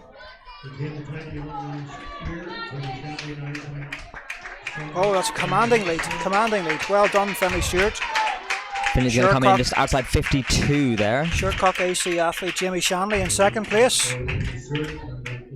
And Rory O'Doherty, Olympian Youth AC. Still coming in under 60. See they've all worked pretty hard there. Particularly Finley still on his knees. He's sort of taking a rest on the track there, well earned. Went out very hard and held it together well. Was it a 20? Was it a 24? 24 first two, yeah. So that's obviously 48, and he's finished maybe 51, yeah. 51.5. Yeah, wouldn't be far away from that. Wouldn't be quite 200 meters though.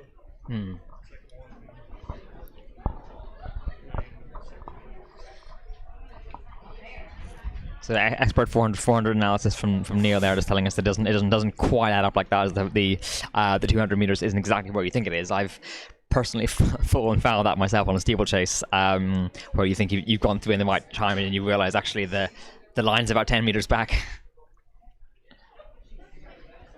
Very good point from Neil there. Kept us right. Somebody has to keep us right. That's why we have our specialists. 400 is much too short for me. Starting with the 80 meters.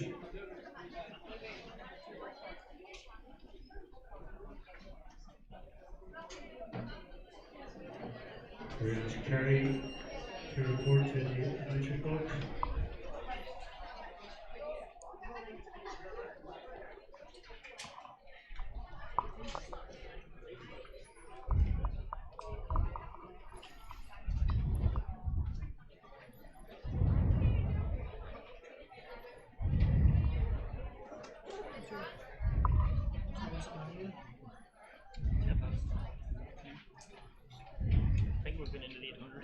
Yep.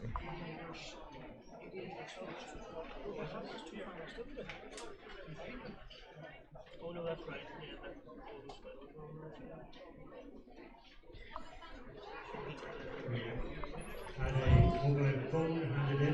So outside of the field, I think we have 2800s coming up. Sounds like an exceptionally hard training session. We are guessing that it's probably a young lady.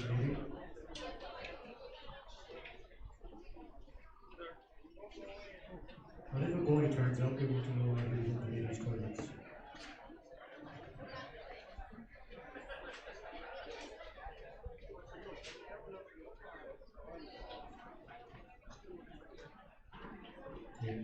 McKinley improving to 1941.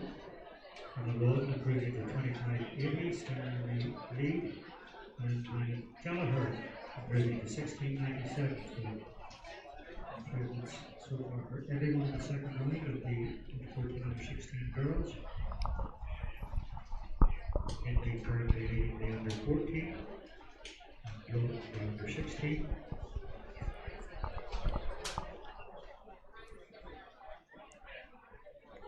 Just to run through some times from the men's 3,000 meters, under 16 and under 18. It was Ryan Smith, 9:05.36, so commanding win there for Ryan. Joel Chambers from Willowfield, 9:16, beating his compatriot Jake Stafford, who ran 9:28, so 12 seconds in between them. Really.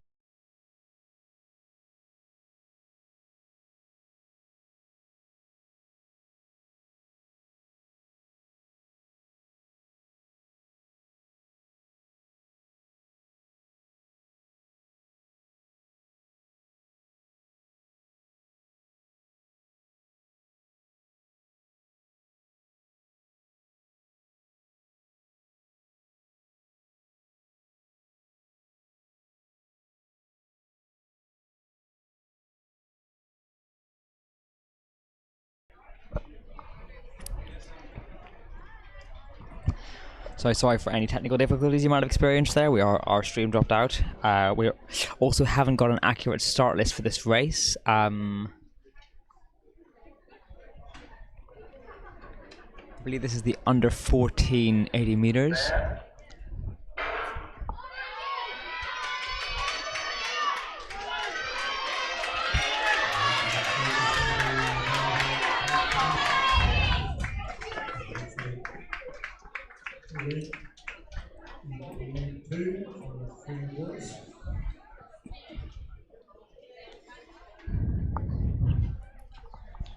So just waiting on clarifications of the positioning there.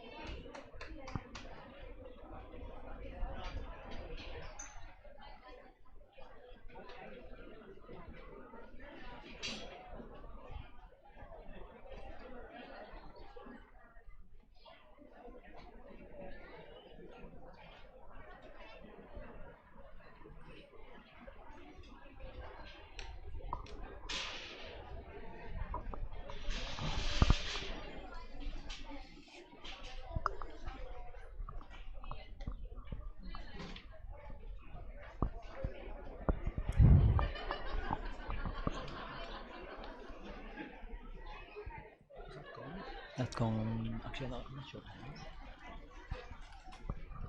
It's the same.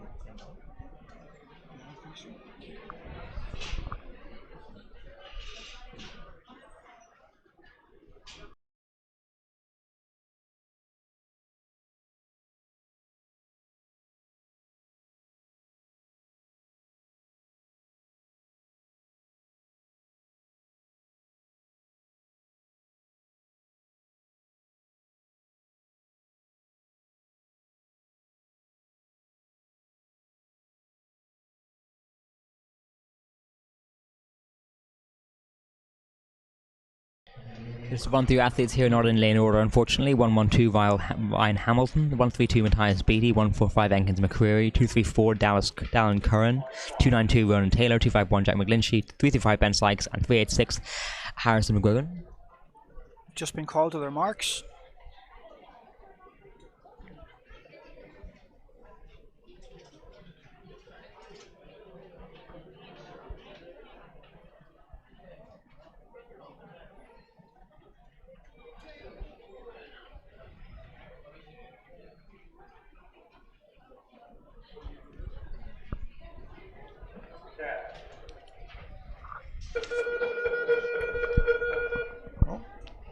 like we have a false start there. Unfortunately, not the first time we've seen that today. Lane 4 has his hands on his head. Is he fearing the inevitable? We have seen a yellow card for a false start and a disqualification, so perhaps the officials are just waiting for that. It's obviously a tense wait. It didn't come out of his block, so maybe he just twitched or just a connection lost problem, his balance, possibly. Hopefully it's not something that's going to bring the athlete out of the race.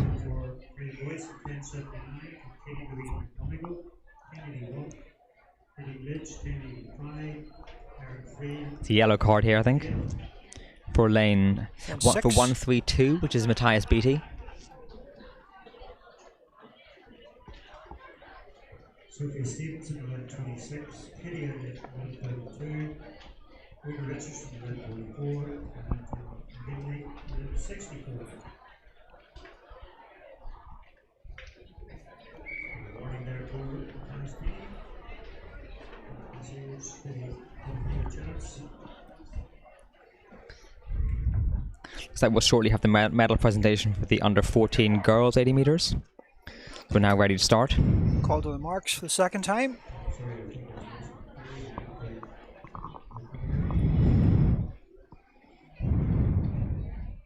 Sun is literally splitting the trees down there today. It's very hot.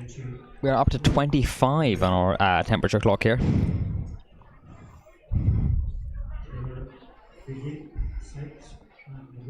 What some would call a builder of a day. The ideal for a quick sprint, but the 800 is going to be tough. Go. Looks like north down. Matthias Beattie looking strong. Matthias Beattie. 1-2 here. I think Matthias has taken it. He Oh has. my goodness. Very close between the north down athlete and Matthias Beattie. So that's 1-1-2. Ryan Hamilton, I believe, was second. Matthias Beattie's definitely taken the gold there. It's a very good race between those two. Peter, did you catch who came third?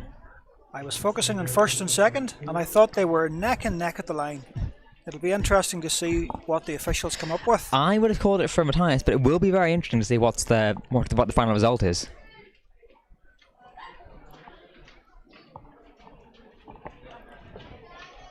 One 1-2 was a north down lad. Ryan Hamilton. Who's your money on then, Peter? I'm going to say Ryan Hamilton. 25p is my bet. That's my maximum. So Peter's maxed out at 25p. I'm going to have to match that. I do have my fingers crossed. So the camera's honing in on the north down boy. So maybe is the 25p coming my way? It looks like it could be.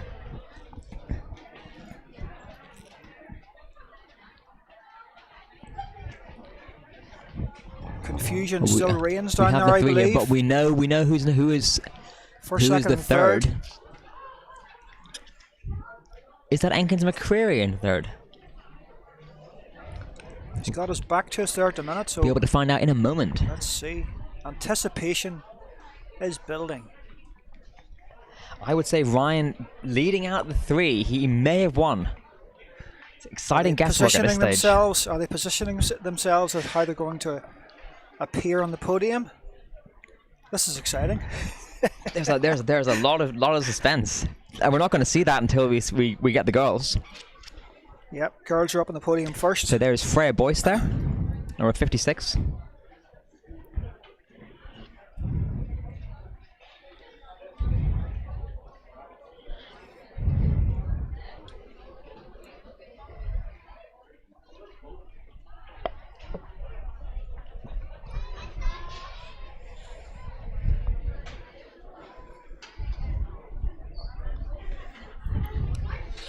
They're taking the time over this.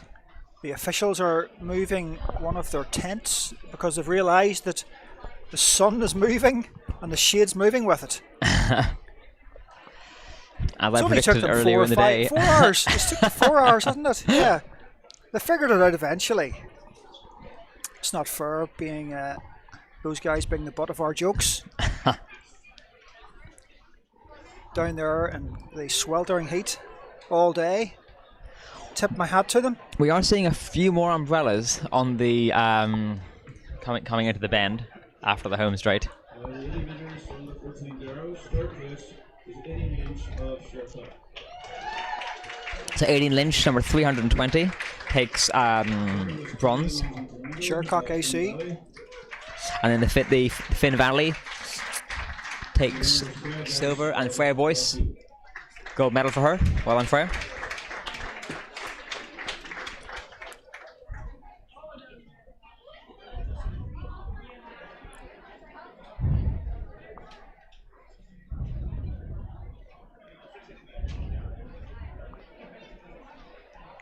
So we still unfortunately haven't got start lists for the other races.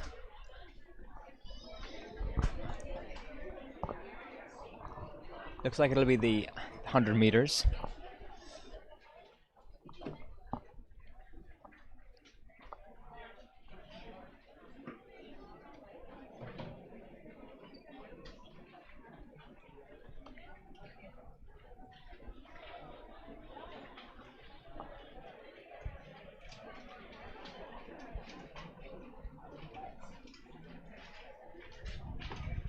So we've seen the under 14 heat already.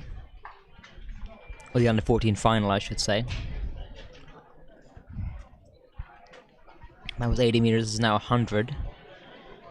So I would expect we are about to watch the under 16 girls 100 meters.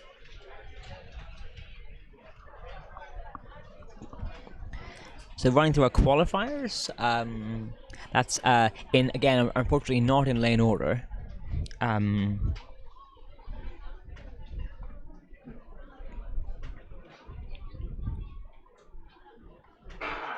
We have April Doherty, 246, Finn Valley.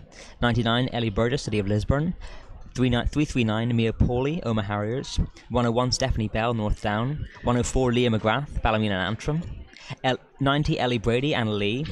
102, Siofra Lavery, Lisburn. 297, Claire Diver, Rosses. 2, Mia Pawley.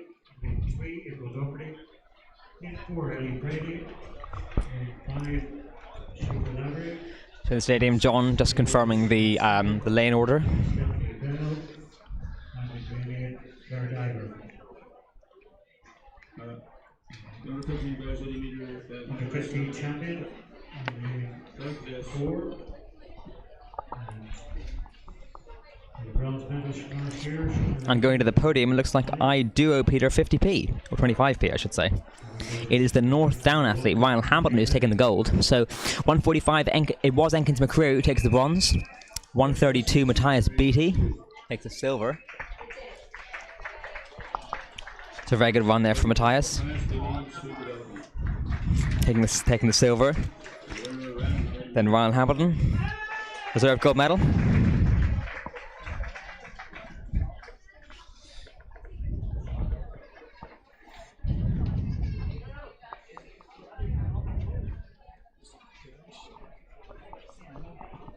Yeah, I've got the.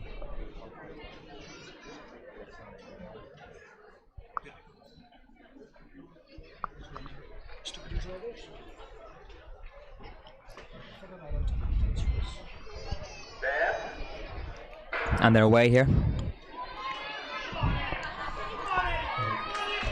Fairly tight so far. Girl in the middle is surging through, and she takes it. And it's 90, Ellie Brady, who's taken the win. So she was fastest in second fastest in she was fastest in qualifying. So that is to a certain extent that was the result that was on the cards. Her time was 13:13 in qualifying, which was just over 2/10 faster than the next quickest. Peter, did you catch silver and bronze there? 4, 5, and 3. Lane 4, lane 5, and lane 3. 4, 5, and 3. So that would mean our bronze medal winner, Siofra Lavery, who again had the second quickest time in qualifying. 4, 5, and 3. So that would be 2, 4, 6. Finn from Finn Valley. April Doherty, who had the third fastest time in qualifying. So it's as would have been expected. Yep. Hopefully. Run to form. Hopefully I was correct in what I seen going across the line. We'll get that confirmed very soon. Well, I've got good news for you, Peter. You were correct in your 25p. Okay. Happy so days. I'm gonna have to splash out because Ryan Hamilton did in fact beat Matthias Beattie for the gold. There we go. There we go. And then it was Enkins McCreary who picked up the bronze there as well. Great days racing so far down here at Mary Peters Track in Belfast. So we now have the under 16 boys.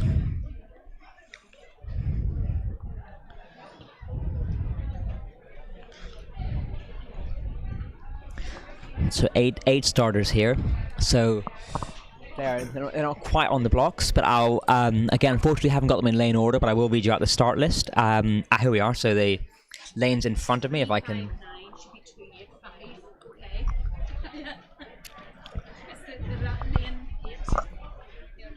So we just have a little adjustment to make there on our start list for the women, the under 16 boys, I should say. So 285.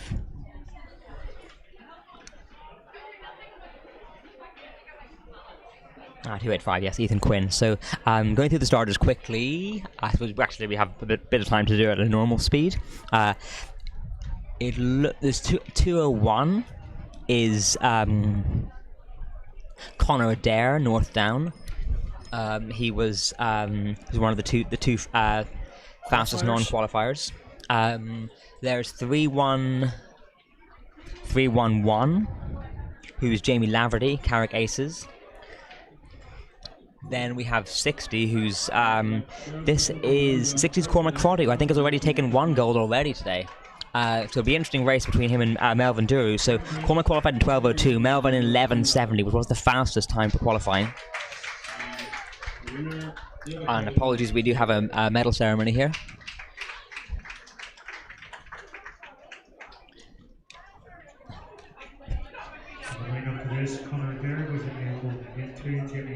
That I believe was the field event. I'm afraid I didn't catch the. Peter, you didn't, did you? No, didn't catch it. Sorry. Apologies to the field athletes. It does tend to be missed out in this sorts of events where you're flicking in between the track and the field. And we have quite a lot of field medals. Looks like going up.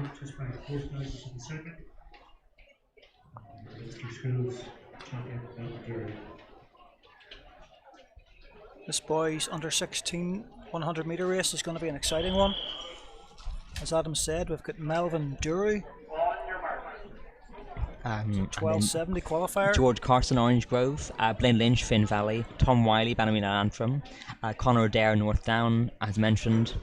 And we also have Cormac Crotty mentioned, Jamie Lavery, Carrick Aces, and Ethan Quinn from Sedans. Under starters orders. So on paper, Melvin, Cormac and George Carson, the Orange Grove. So George Carson being in lane 5, Melvin in lane 4, and Cormac in lane 3. Lane 3, yes. Thanks, Peter. And they're off. Looks fairly Melvin tight. looking Melvin's very strong at the start of this race. I think he's got this. He has it. Oh, and the 3 to watch. Oh, yes. Powerful athlete. Powerful athlete. It is Melvin for the gold. So Melvin Duru takes a very, very comfortable win in the end. Then second was George Carson of Orange Grove, and then that's Cormac Crotty taking the bronze. So that's his second medal of the day.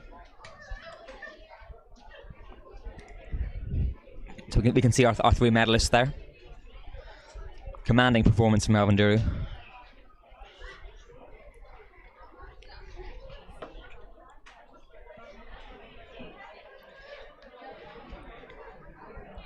So again, it looks like that's gone exactly to form from the qualifiers. So Melvin was the fastest, George Carson Orange Grove second fastest, and then Cormac Crotty third fastest in the final, as expected from the heats. So we've seen both 100 meter finals go exactly to form from the qualifiers. Was that what you expected, Peter? That's exactly what I expected. You seen during the heats, those boys were holding something back. Be interesting to see their times. Have they improved on their qualifying times? Melvin in particular, in his 100 metre qualifier, the last 10 metres he was easing off. It will be fascinating to see that. Looks like another medal ceremony coming up.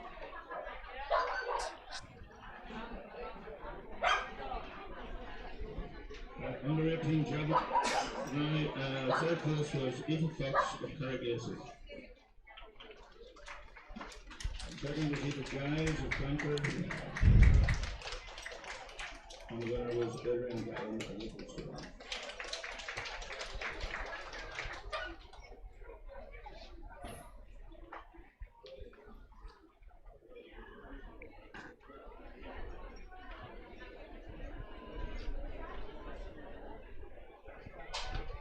So that's a gold for Adrian Gallon from Lifford Strabane.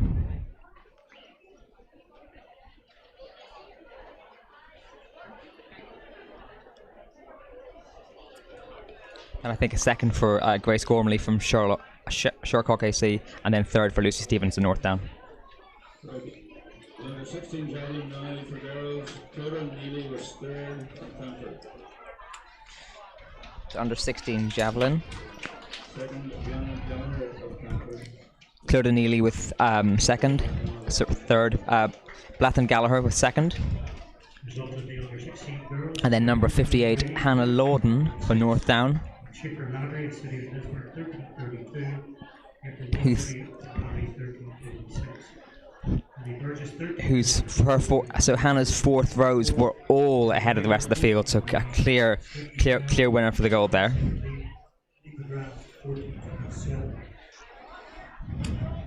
So looking at the competition, nobody else threw over 20, and Hannah's longest throw was 26.74. Winnie was second.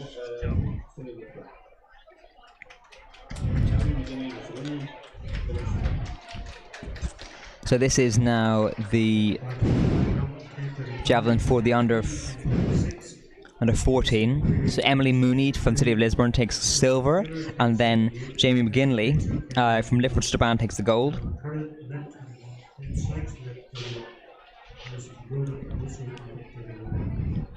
So Jamie getting close to 20 meters with her second and fourth attempts.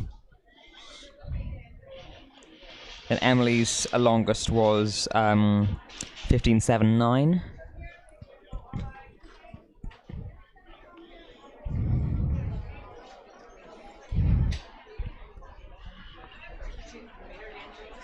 Thanks.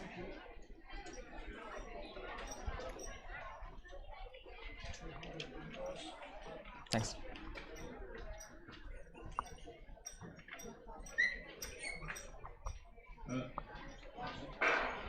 Under 16 girls shot put. Third place was Kira Rogers of Lee. Second was Stephanie Bell, North Down.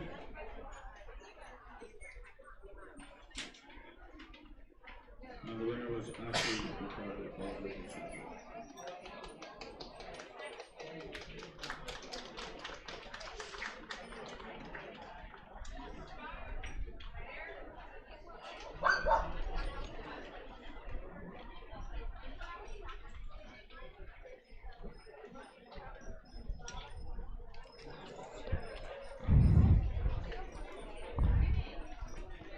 Just missed the under 16 girls a shot put there.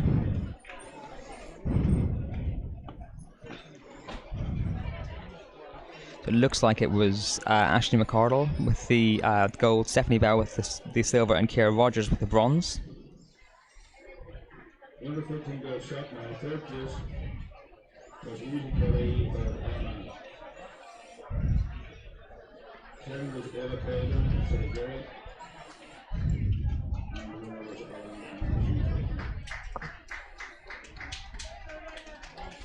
So 85 Alana Anderson taking the gold there.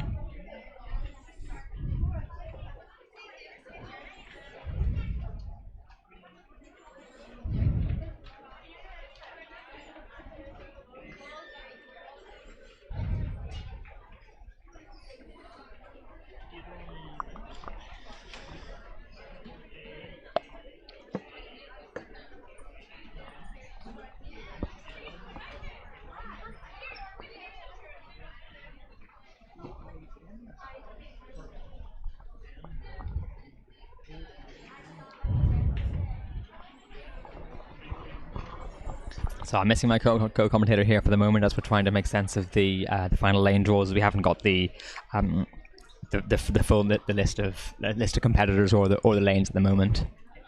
We will have it for the 800s that are coming up.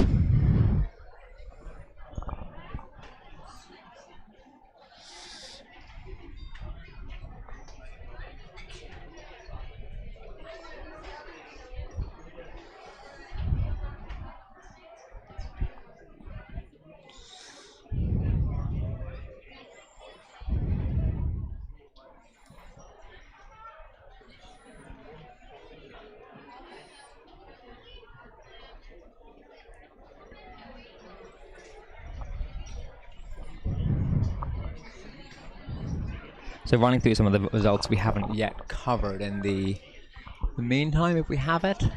Athletes stepping up here. Gumming time has vanished. The 100 metres under 16 girls. Third place was April Valley Kimberley. Second was Super Latte and very bad. And the winner was Ellie Brody Orlando.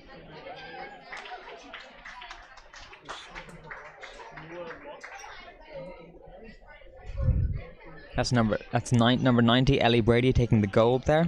Her best distance was 5:10. Amy Jo 2:55. Amy Jo Kieran's. Apologies, I may have the wrong results in front of me here. That's certainly Ellie Brady with the gold.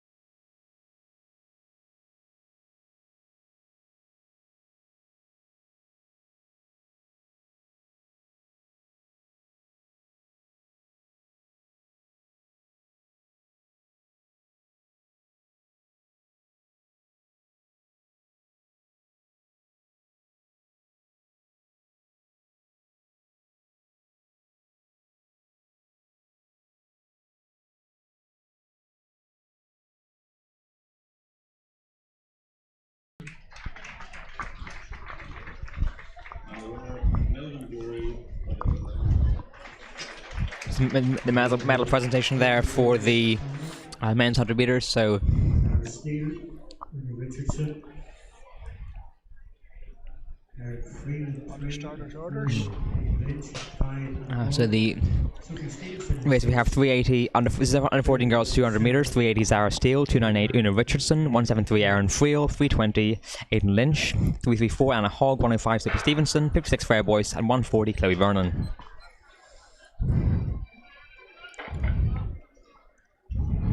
He's coming off the first bend. It's hard to tell who's going to take the lead here. It looks like It's like the middle lane, lane 5. Anna Hogg in lane 5. Dragon Valley athlete. Oh, Shercock's coming through. Looks very tight. That's 320 Aidan Lynch. I think she has it. Oh, she does. Just taking it off Anna Hogg. So I'm sure our winner was Aidan Lynch and then Anna Hogg. Peter, did you catch our third place? Yep, lane 3. Lane 3 was Erin Friel. Under 16 boys, third place Ethan Quinn. Sorry. That was an exciting race. Oh, that went right to the wire there. Yeah, our Lagan Valley athlete fell over the finish line. I actually missed that. That's a valiant effort. Lane 5, that was... Lane 5 was Anna Hogg. Anna. So hopefully Anna's feeling okay. Well, I think she's taking a silver medal home with her, isn't she? Well, she'll feel better when she gets that round her neck. that the Letterkenny athlete that came in third? That's the Letterkenny vest Aaron there. Friel, 173. Oh, hold on. Is the mistake made there? Is that 171 or 173? 173. Oh. Aaron Friel, yeah. So and then it was Anna Hogg, who I believe has a silver. Yeah. Okay. That She's- concludes she's- the under 14 girls 200 meters. So Anna's moving all right there. And now we have the under 14 boys 200. So Matthias Beattie, after his bronze in the 80, I believe.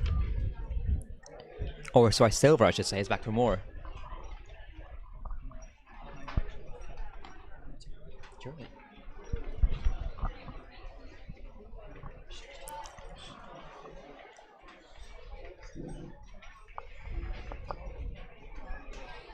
So just running through the starters here. 209 Noah Watt, 392 Ronan Taylor, 132 Matthias Beattie, 145 Mason McCreary, 251 Jack McGlinchey, 23 Canis McIntosh, 234 Dallin Kern, and 237 Conor Lyons. Boys, Noel Watt. Lane 1, where the 200 and 1500 in the United Family meeting. Lane 2, Rowan Taylor of Savannahs. Lane 3 is vacant. Lane 4, Mason McCreary. Lane 5, Jack McGlinchey. Lane 6, Canis McIntosh. Alan Curran goes in lane 7. And Conor Lyons in lane 8.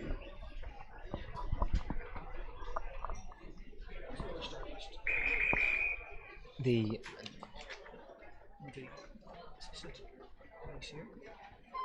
Here. yes, yeah. Finish with these.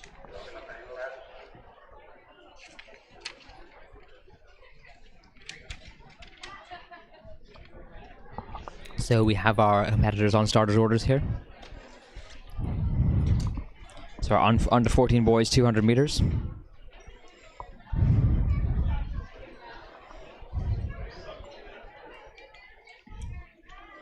Bit of a tense wait here.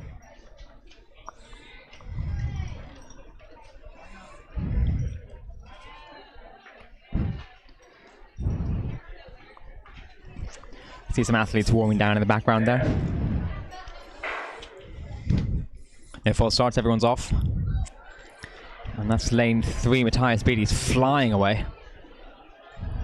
Taller athlete in the middle looks like he's coming through quite strong. Lane Lane 4. It's 145. Mason McCreary. Oh, commanding lead. Mason McCreary takes it comfortably. It's very tight for third. Lane 5 and lane 2. So Finn Valley 251.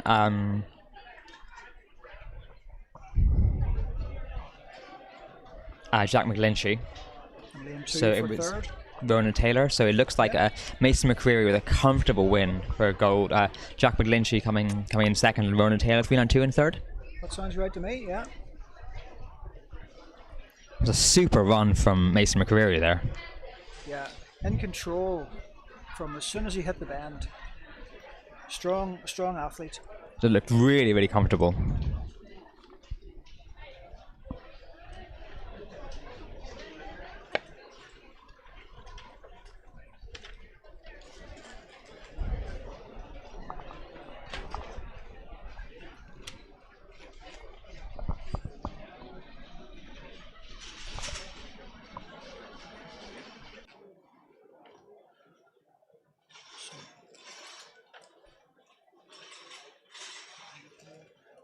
Yeah. The 800 starts there as well. Yeah, they're there. Okay, give us the. Oh, sorry, your code number.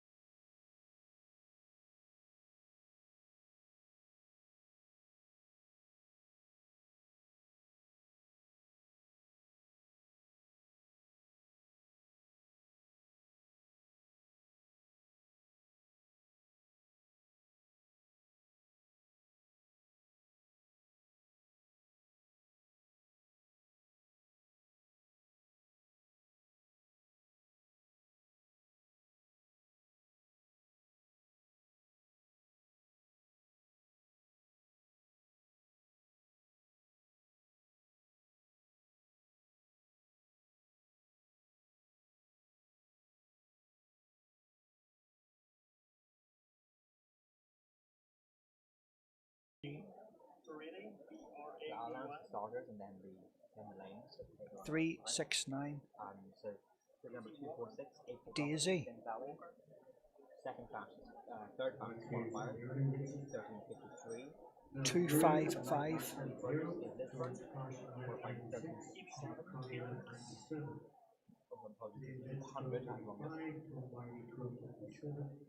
Jamie Laverty, 1274, 102.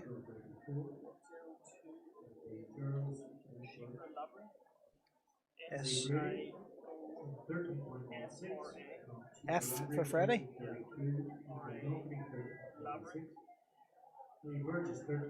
99. 99.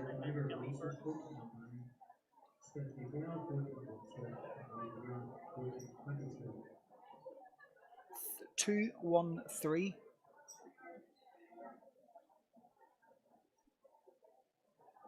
Start list for this 16 girls 200 meters. 24 Avian Dempsey, 246 April Doherty, 90 Ellie Brady, 369 Daisy Walker. Daisy Walker.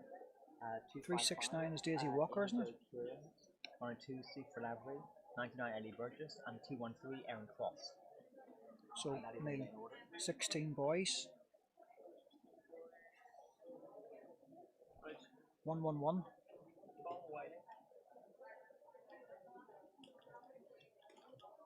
Number 8.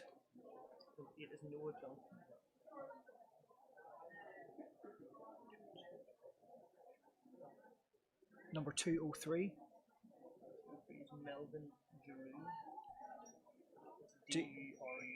D-U-R-U. Favourite for the final. Number 32.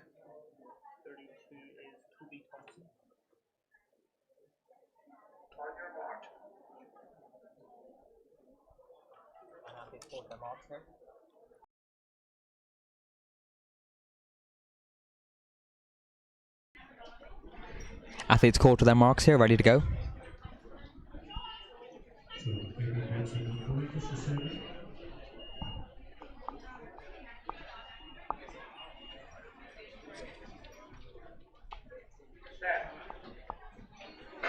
And they're off.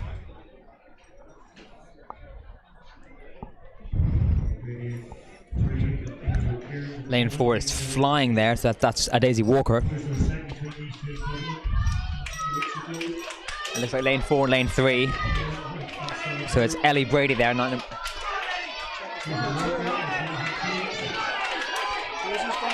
Daisy and Amy Jo. Looks like Amy Jo Kieran's. Oh, she has it over the line there. City of Lisburn athlete came in third. So we think C for Lavery got third.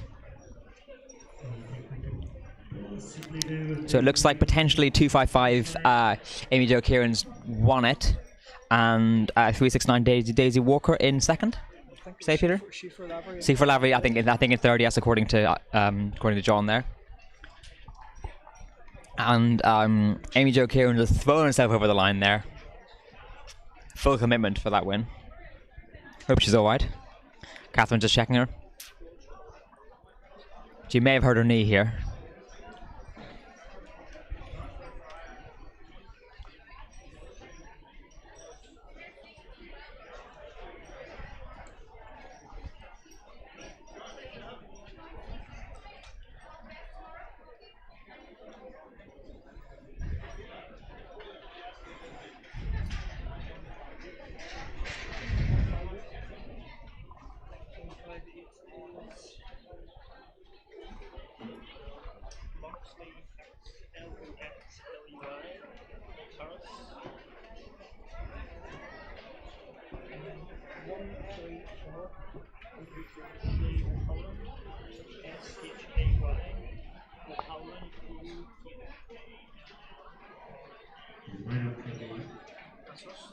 Last of the sprint finals, Tom Riley of Armina goes in lane 1.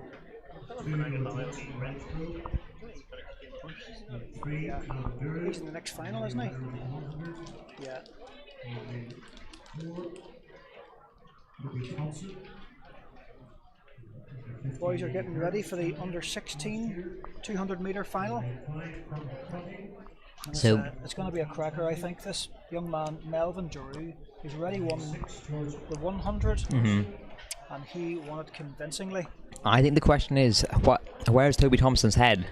Yes. Can he, having been disqualified for a full start for the 100, having already won the hurdles, what can he do here? What has he got to stay on the track? Yeah, well, hopefully he's either had a word with himself or somebody else has had a word with him, and he gets himself sorted to give this young man Melvin a good race today. So running through the start list, lane 1, Tom Wiley, 111, 8, Noah Johnson, lane 3, Melvin Giroux, 203, 32, Toby Thompson, lane 4, lane 5, 60, Cormac Crotty, lane 6, 338, George Carson, lane 7, 158, Loxley Harris, and lane 8, 134, Shea O'Halloran.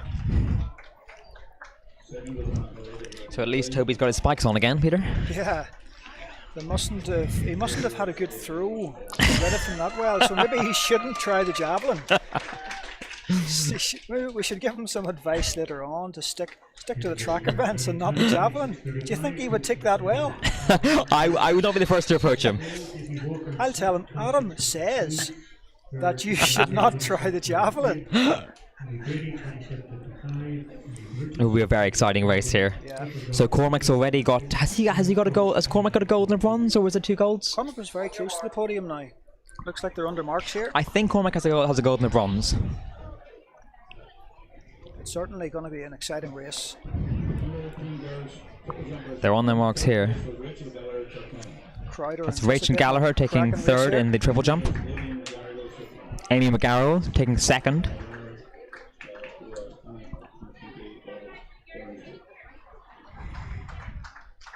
As Anna and Orange Grove taking the win there. I didn't catch her surname, unfortunately.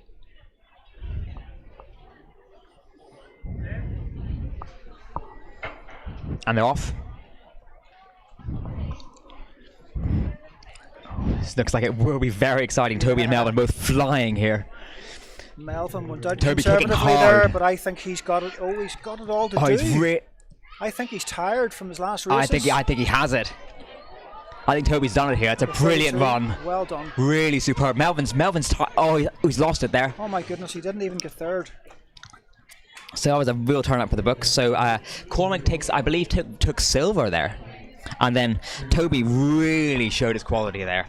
So impressive after the disqualification to come out and make that kind of statement. I suspect that young Melvin was just tired.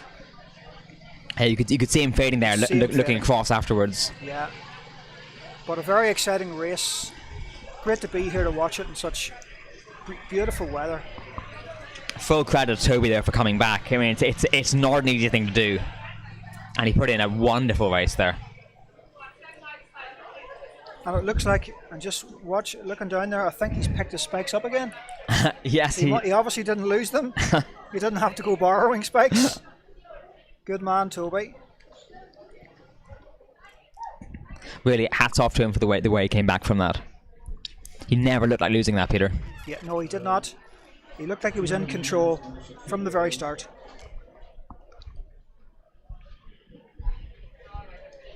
And with what happened from the disqualification and what we've seen, it leads me to believe that young man has character about him. Oh, without a doubt. In an athlete. I like that in an athlete. You will have downs, you will have disappointments in any race, in any sport, particularly in athletics. When you do it yourself as an individual, it's how you pick yourself up from that. Yeah.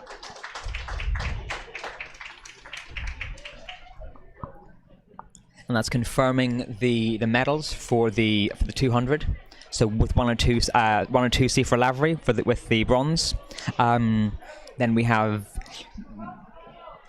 369 Daisy Watkins taking the silver, and Amy Jo Kieran's, thankfully her knee looks alright, she's standing up with the gold. Great effort from Amy Jo there. She ran a very strong race for the gold, Peter. Yeah, a lot of these young athletes have been on their, let's call it the racing circuit now, for the last 5 and 6 years, and they're really at this age now, they're starting to show, they're starting to build strength, and you can see their quality shining through. It's really great to see them developing so well. I hope they stick at the sport and just keep getting a little bit better every year. That is really impressive seeing an it. interesting challenge for athletics. Is the gap between great participation at under 10, under 12, under 14 level, and then the under 16, under 18, and the seniors. So I think the sport has some difficult questions to ask itself in terms of how do you retain the interest, how do you retain these athletes, and what steps can we take to ensure that their participation is encouraged and is allowed to continue. Yeah. And people are given opportunities. And just going back to the point you made earlier, Peter, about other sports, if you have rugby players, hockey players, very much capable of going out and running a 400. They are very much capable of, I would watch quite a bit of football, and between the men's and the women's football, there's quite a lot of talent out there, and it's frustrating that they're involved in one sport only, because they could, and Gaelic in particular, they aren't usually competing during the summertime in a normal year, and that's when the track and field events are in full swing, so they actually could use both sports to keep their fitness at a high level. That's something I've mentioned to some very fast young, when I say fast on a football field, and trying to convince them to come and take part in some of the sprint events, and they seem enthusiastic about it, but they've never actually taken that step. So focused on their football training. And if we just pan over to the 200 meters here, then we have our medalists. So from Orange Grove, we've got George Carson, 338, coming in to take the bronze. We have Cormac Crotty taking the silver, and Toby Thompson doing brilliantly to win the gold.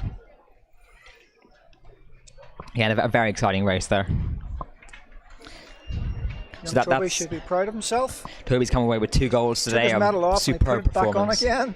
He must want to show it off a little bit. Good man, Toby.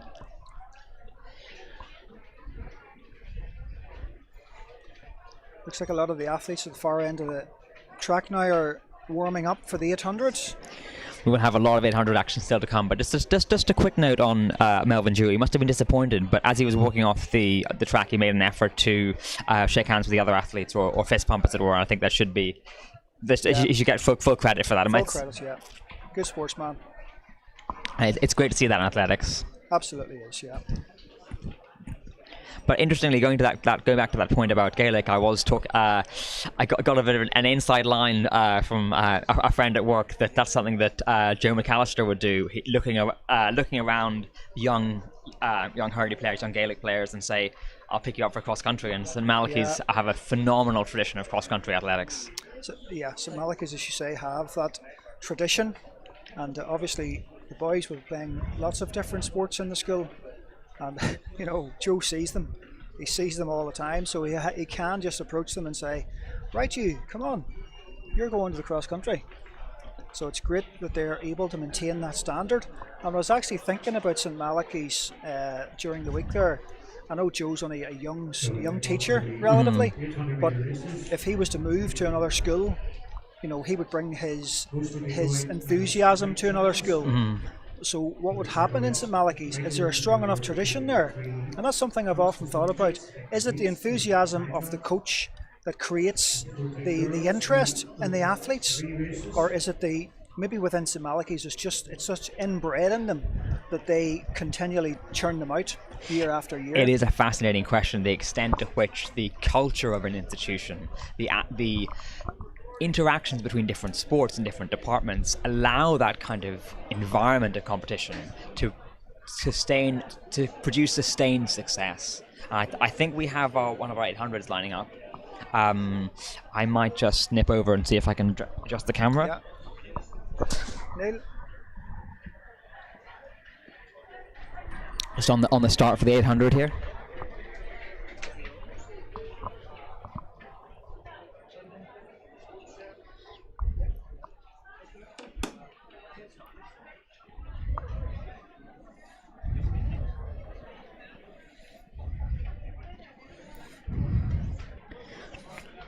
Just putting up the start list for this race here.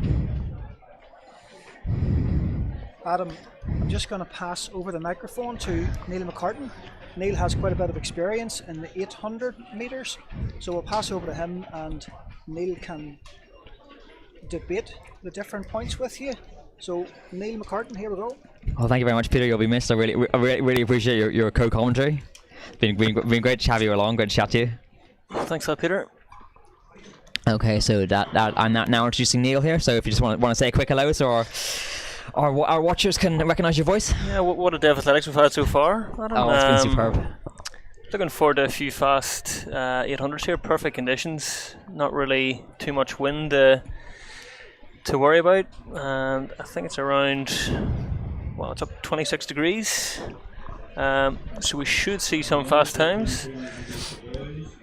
And it's definitely heating up.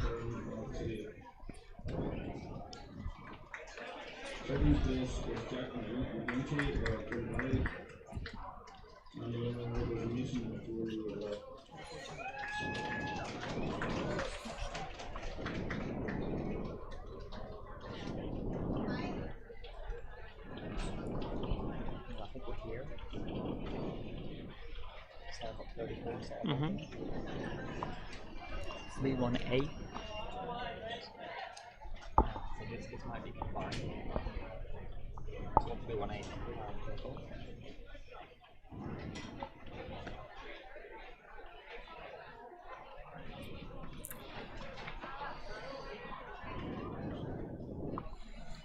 So this is our under 14 girls 800 meter.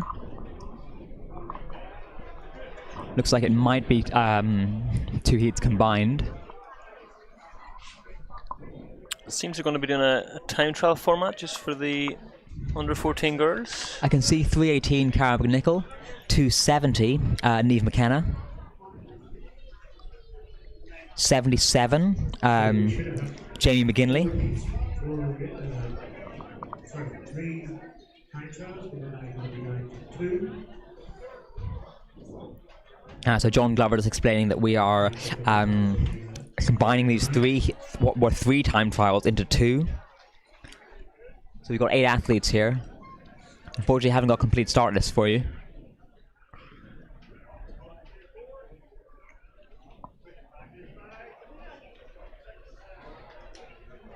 We will see them as they come round, and then we'll be able to tell you who's competing. Be a rather easier task for us if the numbers were on the back, but unfortunately we've only got front numbers today.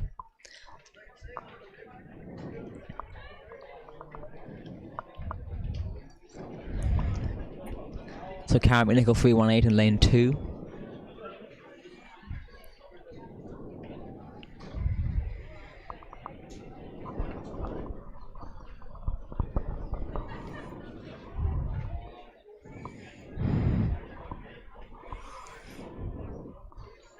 Should be a fairly competitive race. A lot of athletes have very similar personal bests coming into it. Anyone you'd highlight in particular, Neil? I mean, it looks as if Emily Mooney of City of Lisburn, 2:36. Who else do we have? The Lifford Serban athlete, 149 over 600 there recently. So it should be a fairly competitive race. Another 2:38 athlete in Lucy Markwell.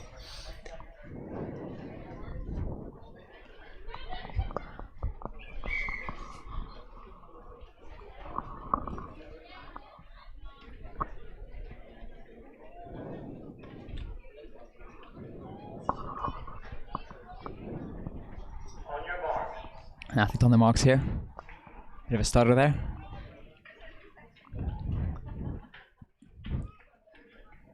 And they're away. Just to remind you, it's time trials.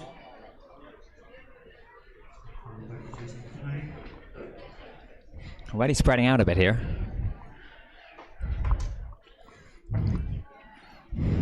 And right away, there's 3 athletes to the 4. The Lifford Strabane athlete,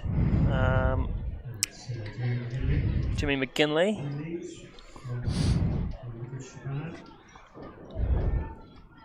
So we have a front 3 here. About 33, 34 through the first 2. And we have the leader of the second group potentially trying to bridge the gap here. Already strung out in single file at him. It looks like the field's really stretching here. Be able to see some numbers now.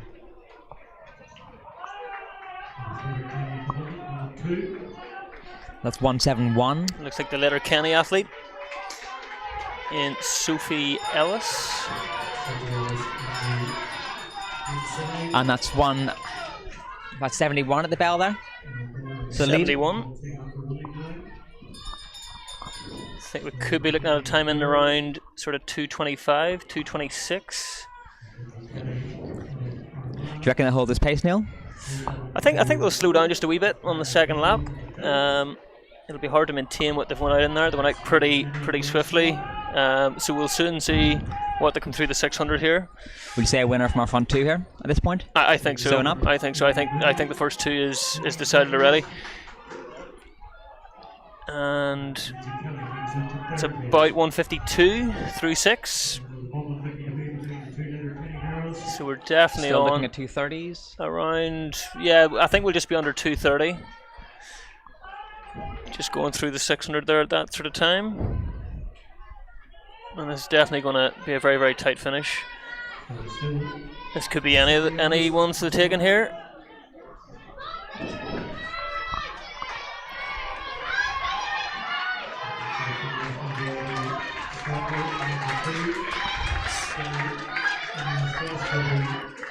Sophie Ellis from Letterkenny taking second. And that's the one. Third's going to be very tight. It's the Armagh AC athlete. And And I Lindsay think that Kelly. was Emma Boner from Letterkenny, 169 taking the win. A very good run there. Did you catch your time, Neil? I didn't catch time on it. We will soon find out, and we will let you know as soon as we know them. And that's 124 Chloe Murphy from Lagan Valley coming in. Lovely to see the crowd supporting her here.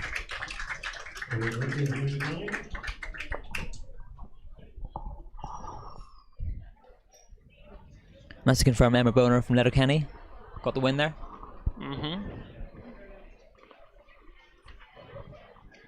Good competitive race. Hopefully the rest of the race is continuing in the same vein.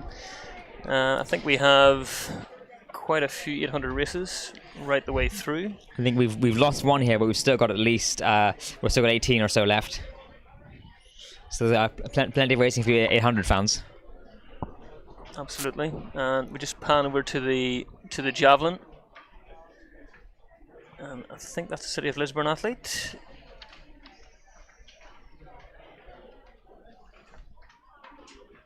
Big run up, and that's a very good throw. Under 14, under 16, boys javelin, run underway. Straight into the next heat of the 800 metres. We have 9 athletes here.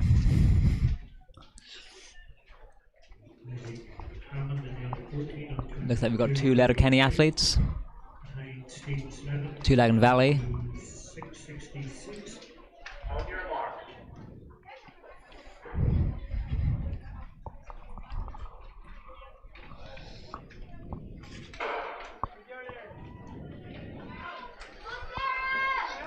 Looks like they're getting out quite hard here. And yet again, I think it's going to be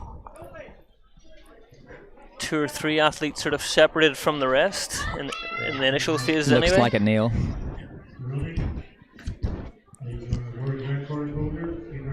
And that's Emer McKee out in the lead. World record holder over 5k on the road. I think she ran 16:24 recently. That is a blistering pace, Neil. Absolutely, at 13. And she's taken this race from the gun here. Just a Lagan Valley athlete just trying to stay with her. I see we're in front there.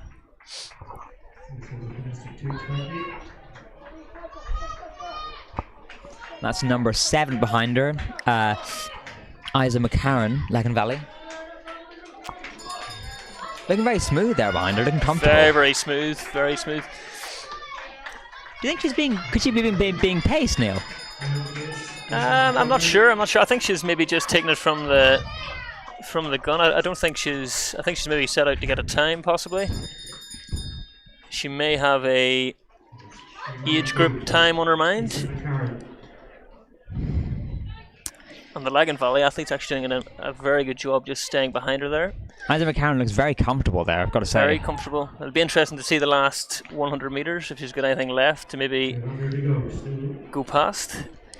I mean, they really are in a world of their own here. And I think she's race. starting to make a move here, Adam. I think she's... On the bend as well. A very brave move. I have this done could that, be, it hurts. Shoulder to shoulder as they come. Is where the lactic is well and truly flowing. I think she might have it here. She could well have it. This could be an upset on the books. A fantastic run she from looks both very athletes. comfortable now. I think she does. She strides Super away. run. Looks very smooth coming through there. Phenomenal running. Excellent. And Emer McKee not far behind as well after doing most of the work for the first 600 metres of the race. Third place.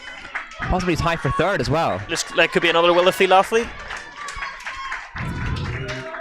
A 2:07 Emily Morris looks like. Hold on, Emily.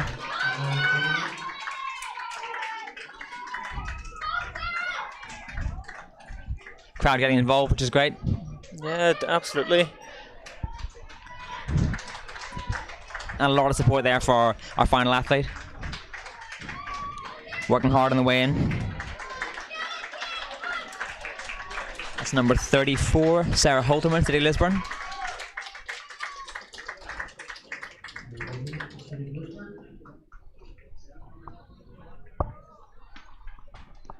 So what about that from Isa McCarron, Neil? Absolutely great run. I think I think the second heat there maybe had the advantage. Obviously, just with the time trial format, they sort of knew the time they had to beat as soon as they started, so they just went after it. And a great run by both athletes. Actually, I think Emer done probably most of the work there, just up to about 600, and then it was unfortunate. I think you can sort of see there is a wee bit of wind maybe. So the wind may have affected her, may have taken its toll just coming into the latter stages of the race. Do you know what sort of training she's doing at all? I'm not sure. I think she's one of Lawson's athletes, possibly. So I think Lawson will know what he's doing, and I think a lot of the Willifield athletes seem to be performing well right the way through. So it should be a very exciting future for Emer. And it'd be interesting maybe even to see her running over the 1500 metre distance. I think she ran recently, and she ran fairly quick time as well. I think she may be top of her age group in that as well. So it'd be interesting to see just how today's times shape up. Where do you think her long-term interests lie? I think at this age it's sort of difficult to say. I would say obviously it would probably, if you worked it out, it would probably be the 5k distance and upwards. But obviously I think there's a lot of long-term speed development waiting. So let's just take a look. So she ran 4:40 over 15 recently, just this year. Obviously the 5k started off at... So she did run that 16:27 in the Lisburn Festival of Running just back in June there, just last month. So she's clearly in shape. Right the way through from 800 right up to 5k. She's done a lot of park runs. She has done a host of park runs. Looks like her first park run was as an under 11, 27:31, Belfast Victoria. And then... in Stormont, 21:33. She finished 12th overall. Phenomenal running. Second in the cross country in 2018. Second in the All Irelands in 2018, 1.5k cross country. And then second in the Northern Ireland cross country. Won the Cumber Cup Open. I mean, she's competed in a number of races. A vast variety of distances and terrain there. What do you think about that 30-second 200 though? I mean, she's clearly got a degree of speed. She clearly has speed. it'll just be interesting to see how, as I say, our speed develops just over time, and then you'll sort of see where our future lies distance-wise. But certainly at the moment, I would say it certainly lies maybe 1,500 upwards, even 800 there today. I mean, it's hard to put it down to. I mean, she led the race for 600 meters, so she's certainly got ability all the way through. It's super exciting to see the athletes of that quality coming through. It's a pretty packed field here, Neil. Straight into the boys under 14. That's going to be run in a similar format, time trial. So it's really within their best interest to try and get out hard, set down a time for the second heat to try and get after. Looking at our start list here, we have 7 on the first time trial, so it looks like they've combined it again. It looks like it could be combined. Which makes our job a bit tricky knowing the numbers to look for. It definitely does. So again, apologies if we seem a bit unfamiliar with the names here. It's hard when you have 2 amalgamations of 3 heats. You don't necessarily know where the athletes are going to fall. Seems to be a lot of lane sharing. I think there's maybe 4, 5, 6 lanes shared.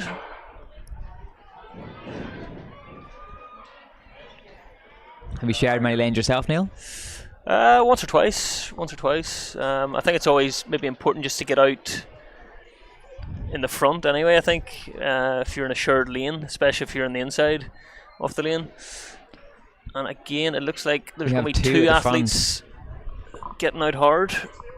Is that the Willowfield vest in third there? That is a Willowfield vest again, it is. And out front, let's take a look. That looks to be...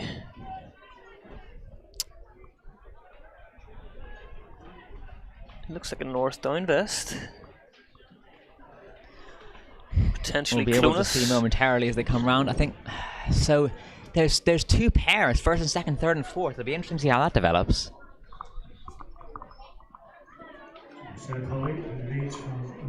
Oh, it's really strung out there now. It has. I think they've sort of they've 18 closed on the leading 2 there. 18 Luke McCausland, 336 Seb Holly from North Down. So Seb Holly North Down leading it, followed by Luke McCausland. He's got a lead of about a second there. It might stretch slightly now. Just Luke's just hanging in there, and then I definitely think third place has an opportunity to maybe try and get himself back into this. He's about 5 or 6 meters just off the pace, and he's definitely rallying well. He could have them caught by the 600 meter mark, and I think he has. This could be there could be 3 potential winners here.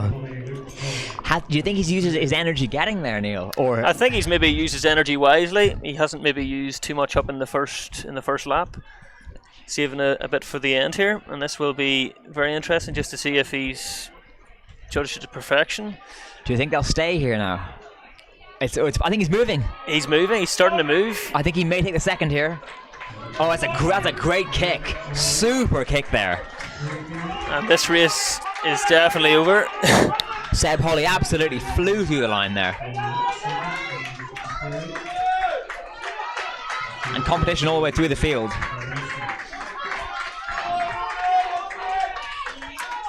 That's a great kick for number 385. Ronan Jenkins there, St Anne's. Not giving up. Great effort from Ronan. Some fantastic performances there. So that final 3 out there ended up being very exciting. And that was 145 who came in for the silver medal position. Mason McCreary. Did he pick up a gold in the 400? Does sound very familiar. It does sound familiar. We've definitely seen Mason before today, and I think we're remembering him for a good reason.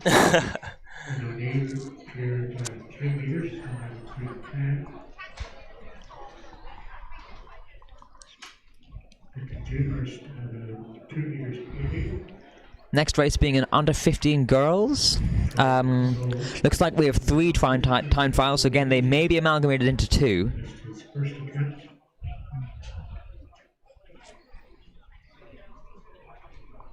Any PBs there highlighted, Neil? Do we have much information? I mean, it looks like we have at least one sub 230 athlete in Aisling Smith of Ballymena and Antrim. Anna Broderick of City Lisburn AC, 237. Thea Cunningham of City Lisburn, 234. And Sophie Rossiter, who I think we've also seen earlier on. I think we maybe saw Rebecca before. I don't know whether that's her was sister. It could well be. There could be a relation there. 305 for the 1,000 meters. So that would definitely indicate there'd be a very close battle just for the medals in this one. I think it's very, very evenly matched. So Neil, do they have seeded the races so that you have the fastest, a faster and a slower? Because we've not really been paying too much attention to the times here.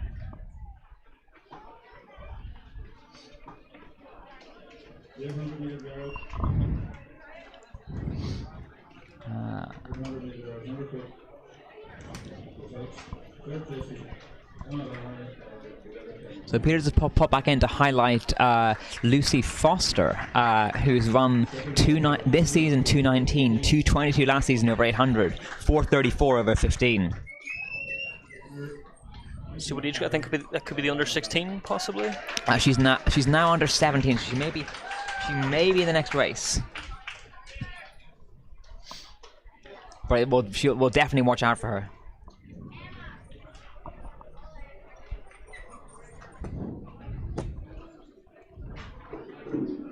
Yeah, so Lucy's in the racing in the under 16. So with 2:19 by her name, do you think anyone can get near that, Neil? I mean there's another PB of 2:15 in Eva Downey of City Lisburn, so that should definitely make for a very interesting race. It'll be very interesting to see who takes it on. That could possibly be the deciding call, especially in a time trial situation, because they know they have to get out fast. Do you find the time trials more exciting to watch than the slow tactical races when you know they're going for it, or is it all about that last few hundred anyway? I think I think there's interest in both sort of styles of racing, but I think it makes for a better viewing. I think if they just go from gun to tape just to see what sort of time they can try and clock and run away with some PBs. And Peter's just showing us the stands here. You can see there's a lot of people still many of them have been out all day. Really just so brilliant to see people being involved in athletics, just giving athletes support. A lot of families, a lot of friends.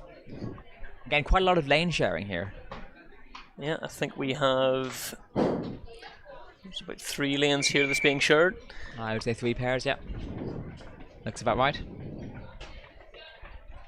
Again, we're not sure who's in this race, but if the previous several are anything to go by, we'll have a front 2, front 3 fairly soon. I think so. Just going by the PBs, I think we could maybe have 3 or 4 athletes just sort of pulling away. Lane 1's gone up quite quickly, I think, Neil. It'll be interesting to see just how it seems fairly even through the first 100 anyway. Yeah, so we have about 3 athletes who've sort of separated themselves. 4 athletes, should I say. And that lane 1's now she's down in about 3rd. We have one athlete really pushing. So do you go with her? She's definitely going after. I think the athletes behind will have to pay coach attention to this. So that lead's not quite growing. She's kept it about just 2 or 3 strides. I think she's maybe got herself to the lead and then settled into a pace that she can hopefully maintain to the finish. So very much a front 4, would you say, Neil? I would say maybe even yeah. I think at this stage it's maybe a front 3. Front 3. Just as we approach the bell. And that's 1, 3, She's looking very strong there, coming through the bell.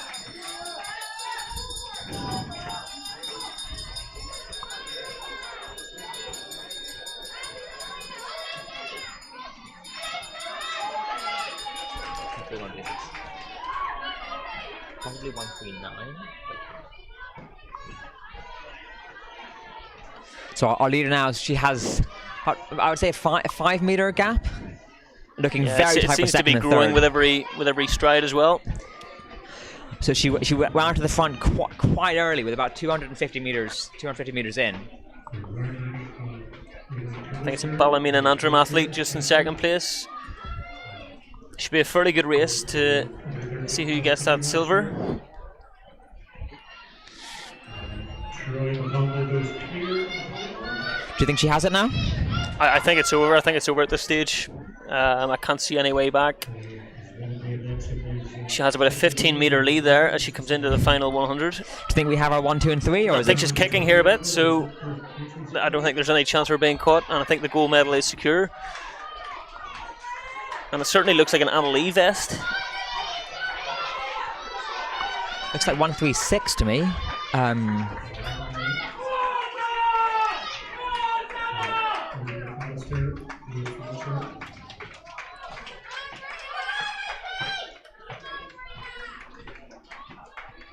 Getting competitive through the field there. We got a real race on here. It's a very strong finish from 230. 230 Nicole Simpson, North Down.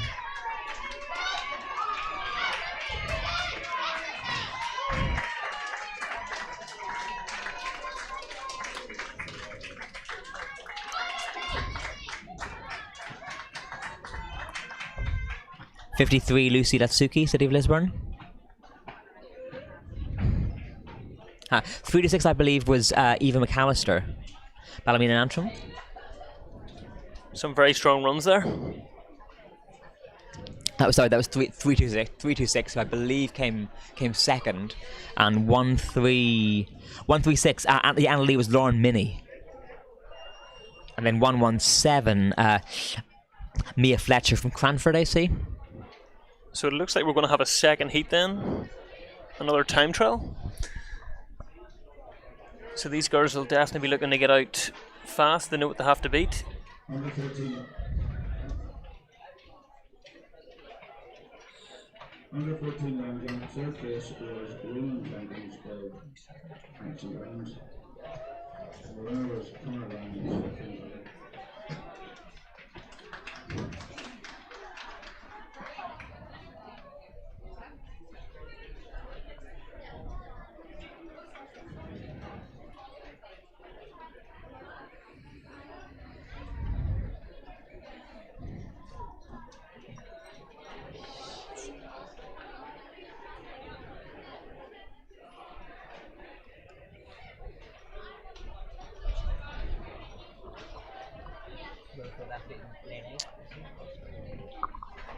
Athletes getting ready here, so we have three paired lanes here. It looks like this is the under 16 girls, by the looks of it. Could it be under 15, or is the under? We should have the under 15 boys 800 final, which is event 28 on the timetable. I guess we'll see as they come around. We can see the numbers. On your mark.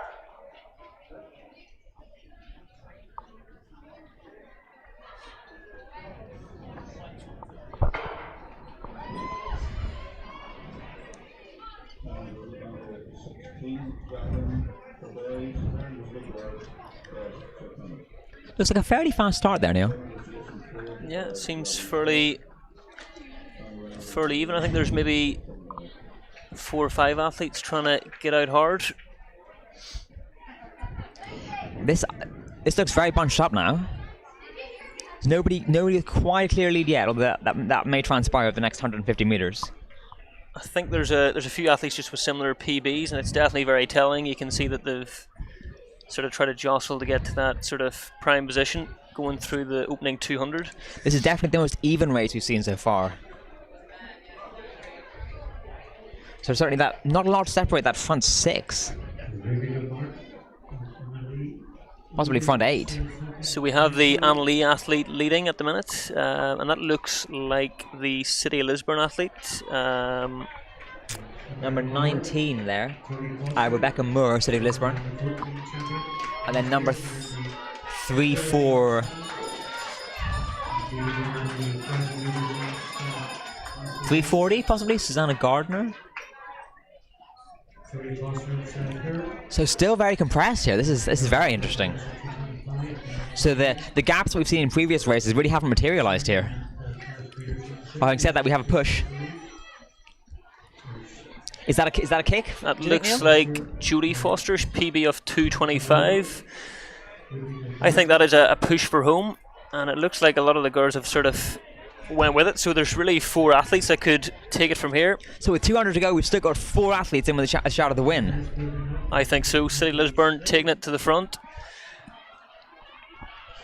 Anneli Willowfield. Anneli just dropping off the front 3. Oh, real change of gear now. So again, I think. Do you think the front 3? I think the front 3 is the 3 medals decided at this point. City Lisburn looking very strong coming down the home straight. Could she be caught? I don't think so. I don't think so. I think this is race over. Very strong finish. I'm just going to clock a fairly respectable time here as well. It's a super run from Rebecca Moore. Looks to be in around 2:23. And it's quite strung out now. And I think that's quite close to her PB. Her PB is 2:21. That's Lucy Turner coming in not really far strong away at finish all. there.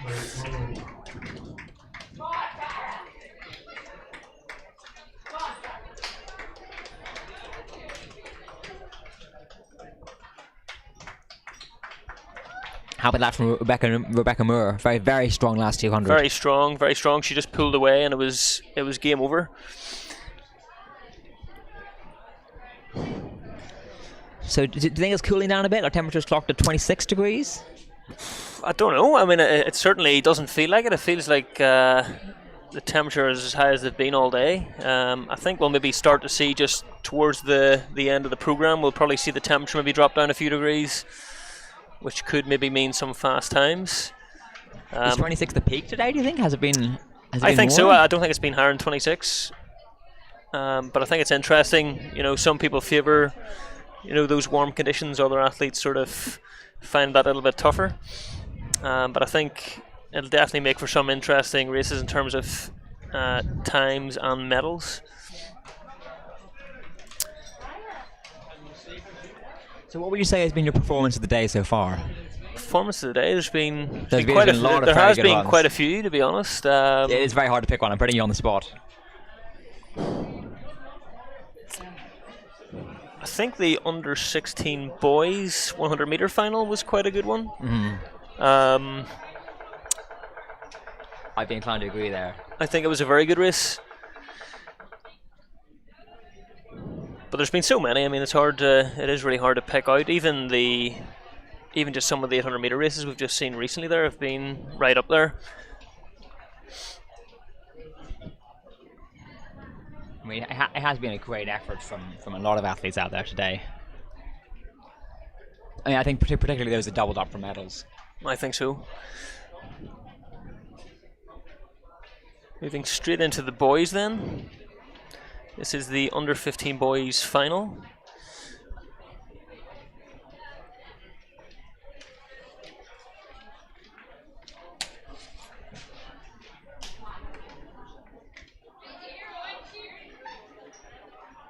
So with the rest being time trials, this is the first races listed as a final. Yeah, it seems to be. It seems to be. I mean, I think we've got about 11 athletes in this on the list anyway, but it doesn't appear to be 11. I think we've this maybe is the got 5. under 15 boys. So it may be we have 6 competitors here. 5 potentially. 5 competitors. Peter's so got we 5. have. So 5 from these 6, as it looks like. So Tyler Dixon, Adam Gregg, Callum McFadden, Thea McLaughlin, and Ciara McFeely. So we have a letter Kenny. So that's that. I suspect that is Ciara McFeely.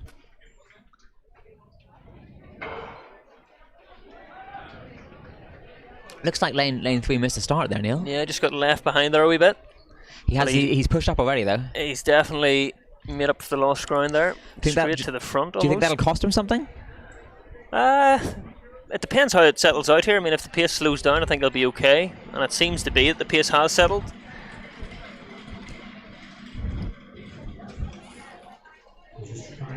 That looks like a Cranford AC athlete out front, Keelan McFadden.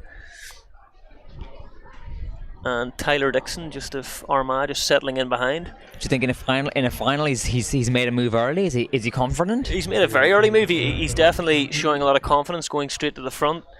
Hopefully he can maintain that all the way through. We'll soon get an idea just at the bell.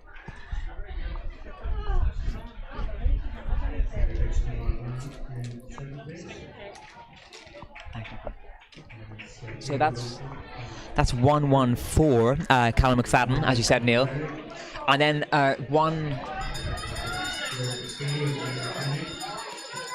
And he's definitely kicked on at the bell. He's definitely made a big move here. He's opened up 15 meters, a big kick. 20 Wow. meters. Did you catch the 400 split? I didn't catch it. I don't think it was overly quick. I think they slowed down once they came through the 200 meter mark. And I think we can declare this race pretty much over. I would agree with you there. Yeah, I mean, he's got a 50-meter lead coming through 600, 200 meters to go. And there just is no catching him, really. He's kicked on at the bell. And I definitely think he could be looking at maybe 62, 63 last lap, possibly. I mean, looking at the rest of the field, that's a scorching pace. That is a fast last lap there. Looks brilliant as well coming in. You can tell he's tensing a bit with head down there, it's relaxing. A very good running Really action strong there finish. as he comes over. And that's 194, Tyler Dixon coming in. RMIC. And that slow start didn't seem to affect him in the end. No, I think he got away with it. That's City of Derry athlete. Theo McLaughlin coming in, 164.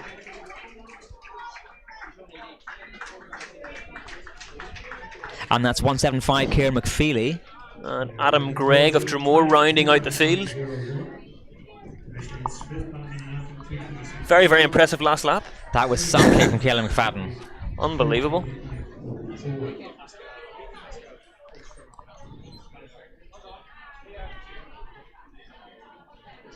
So it looks like there are some medals for the girls here as well. There is, and we will soon find out who the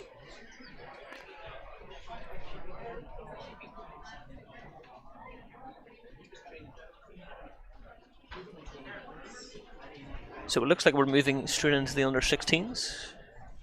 So we've got some times coming through here. So Isa McCarron ran 2:15.67. Emer McKee 2:16.82. Wow, That is quick, Neil. very quick. And I think they look to be both PB performances. And interestingly, both in Heat 2, you were referring to that earlier on, Adam, just about what heat you're in, and it looks as if the Heat 2 has definitely brought out the faster time there. 2:15, 2:16, and then 2:29 from Heat 1. Let's see. So see if I can get any details on Isa McCarron here. So her PB was 2:20. So she's So taken that is a 5 big chunk of second time off. 2:20.54, and she's down to 2:15.67. Very, very impressive performance. Do you think she's Emer to thank for that? I think Emer would definitely have to be thanked for that now. She's probably thanked her. And I think Emer maybe has run a PB as well, possibly. I will check that. I think they were both sort of in the 2:20 range.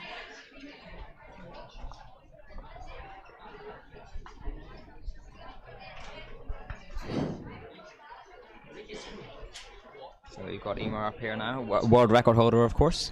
Her PB previously for the 800 was 2:36. She's 2:36. knocked a huge chunk of time off that. It's a 20-second PB for Emer McKee there. It's a big PB.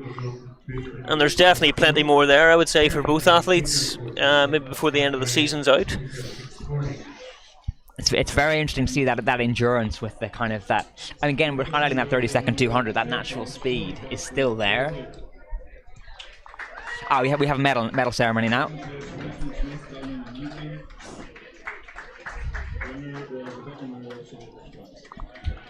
And that's Rebecca Moore who's taking the bronze there.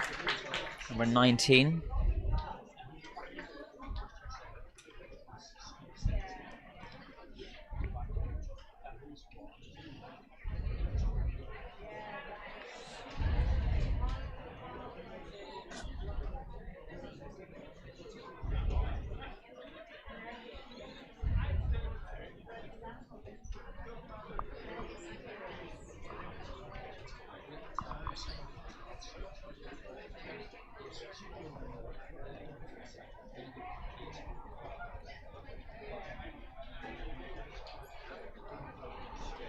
Unfortunately, we athlete with no number here on the podium. Looks to be a Shercock? Yeah, I think so. And I think we're ready to move straight into the next heat. We're ready to go. And I think this is the under 16. Under 16, Girls, possibly. very possibly. Under 16 girls, which would be 9.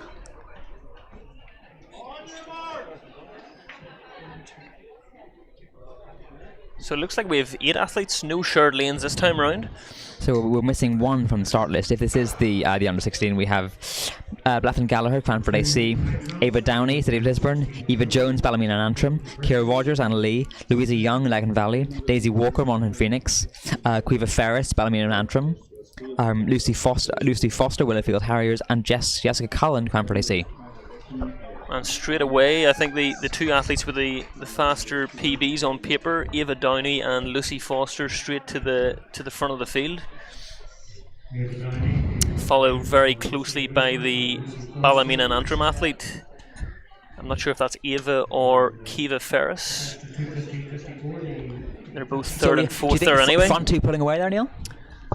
It certainly seems like it. I think they can maybe work off one another to maybe try and pull themselves round to a good time, obviously, but I think it'll come down to who wants the gold medal and who races the smartest. Have we got our clock on?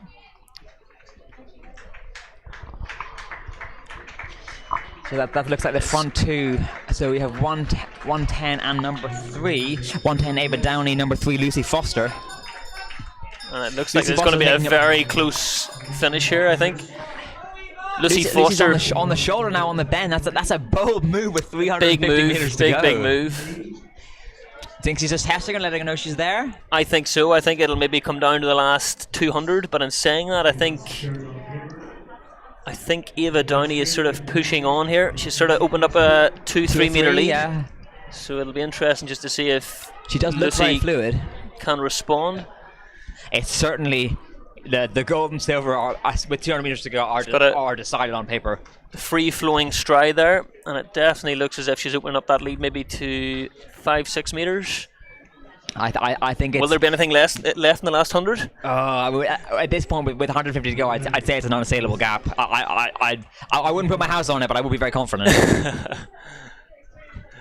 We're just looking how composed she is. I'd say the gap is closing slightly. Yeah, it's closing a bit. Perhaps not enough. This isn't over. Oh, she's going. She's going. Oh, I definitely called it early there. Wow, what a run. Finish. Really well done by Lucy Foster. What a run.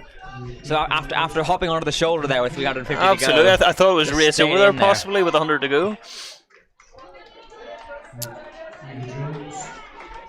And that's She's very composed 2 there. Ballymena and Antrim athletes coming in 3rd and 4th there, respectively. Possibly 3-3-1. And then 3-3-1 and 3-2-8, so Eva Jones and Quiva Ferris. Be interesting just to get a confirmation on the times there. What a finish from Lucy Foster, though. There didn't really seem to be any tactics involved there. It was just try to go gun to tape. So it'll be interesting to see what sort of times they've pulled themselves around to. And lovely applause for our final athlete there. She walks away home.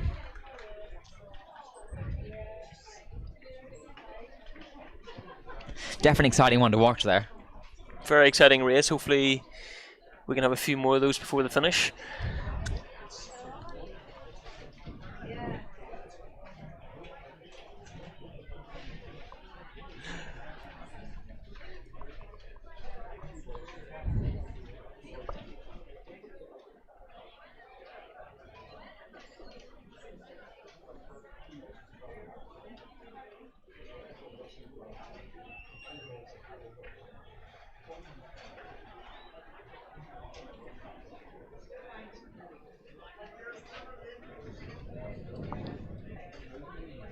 Just having a look at Lucy Foster again there, a PB of 2:19. Do you think she got close to that, or was she slightly outside? I think she could be very close, and the same will go for Ava possibly. I think they'll be very close to their PBs. And I think there's the second heat. There's 2 heats here, just on a time trial sort of basis here again. So we look to have 5 athletes. So 255 Amy Jo Kieran's taking the gold in the was it the 200, Neil? Can you remember? I think it was. I think She it threw was. herself over the line heroically there. Yeah. Hopefully your knees are holding up all right.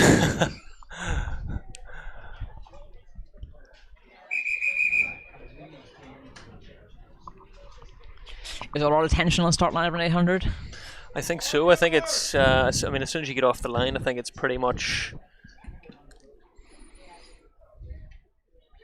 just those final nerves just before the gun goes off. I think it's vitally important. I think maybe just to establish your position just to the 200-meter mark, but ensuring it's controlled at the same time is the difficulty. So it's fairly spread out already. Fairly spread out, but I think once again we have maybe 3-4 athletes there just coming to the front of the field. I think we have I would say even a front 3 now. I think we'll find out about the front 3 of the next 100 meters. Front 3 possibly through the 2. I'd be thinking about a front 3 here.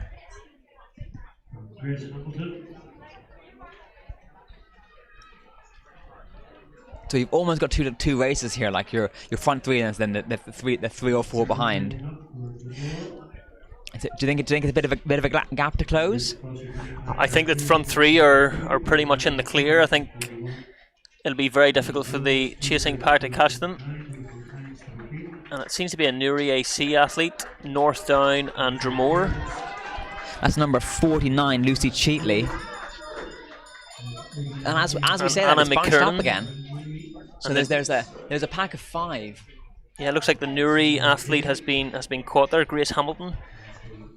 She's passed by the City Lisburn athlete. I think that's Ava Mahaffey or Leah Horan. So we have our leader now, do you think? I think so. I think it'll be difficult for the chasing pack to catch her. It'll depend how well she's paced the first 400. It's definitely a long way to the finish from the 200-meter mark if you're out too hard. So it'll be interesting just to see how she brings it home from here. As soon as you start looking back, as soon as those stats creep in, it's once you start looking back, it's game over, isn't it? So I think they're actually gaining. I think the City Lisburn athletes definitely closed the gap there a bit. And it looks to be Anna McKernan of Dromore who's leading at the moment. It's a very strong run, but has she done enough? I think it's going to be very, very close. City Lisburn starting to kick. That's a superb run. Wow, very well paced, and I think that could be. That's number 89, is it? 89, Ava Mahaffey. Ava Mahaffey. Brilliant run there by Ava. A very strong run, very well paced.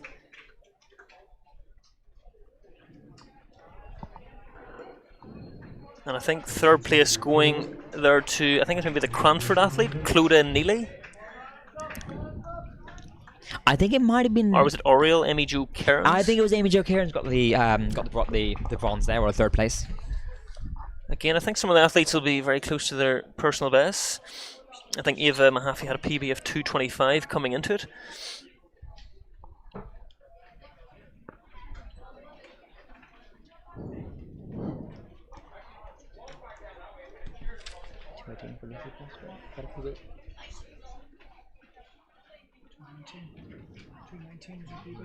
Ooh, so it looks like Lucy Foster just edged a PB there in that run.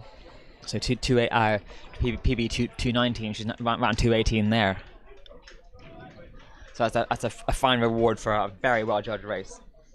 Very well paced. I think that the pacing's very important, especially when it's such a closely contested race. We found out just in the under 14 girls just how important that can be.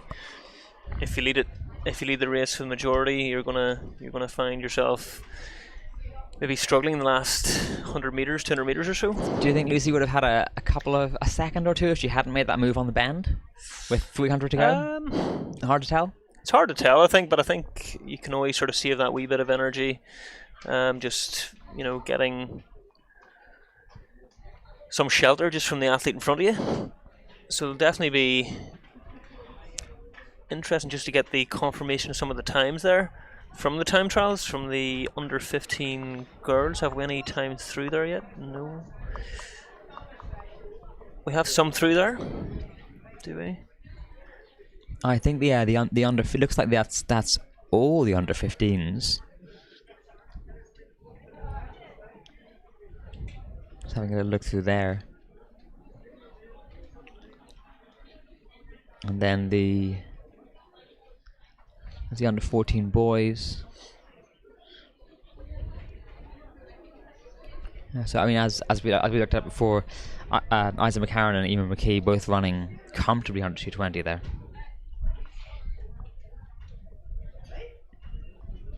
I don't think we've Lucy's time here yet. We're moving swiftly on to the next event.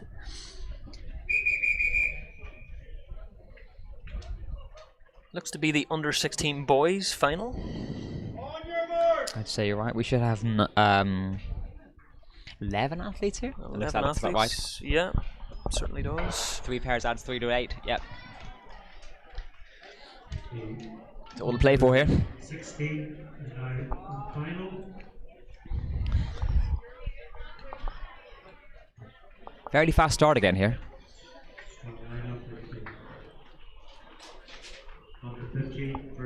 Right, very strongly.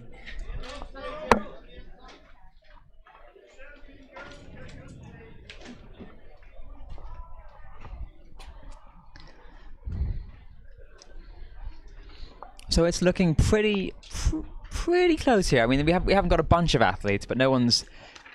I wouldn't say anyone's lead's unassailable at this stage.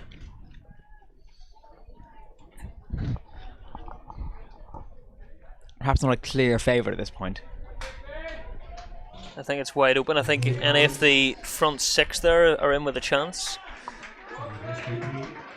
253 and 152.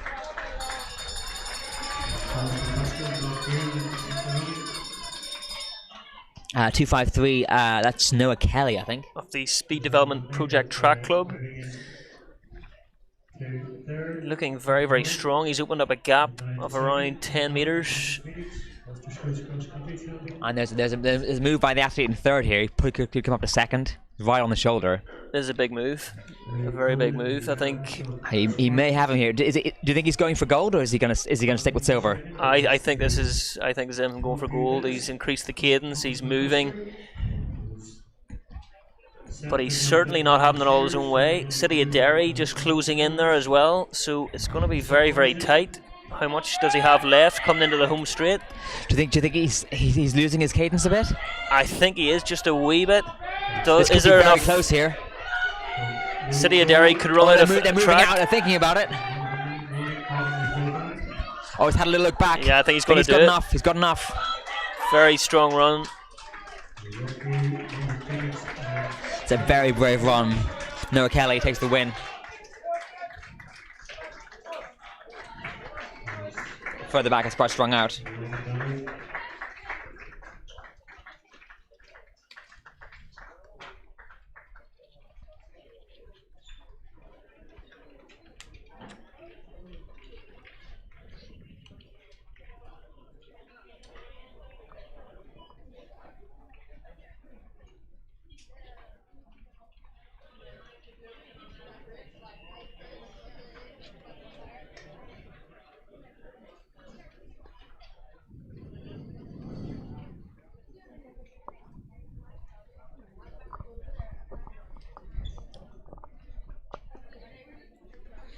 What about that run from Noah Kelly, Neil?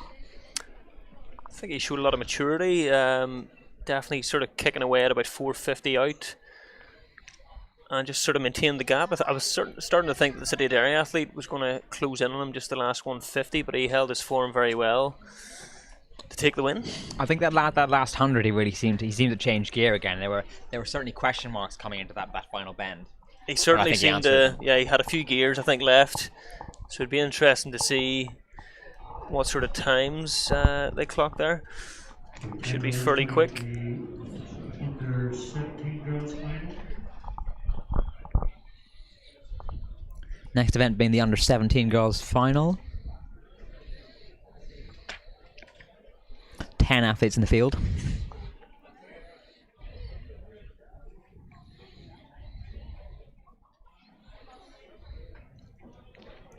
Looks like we've got about 7 races left here.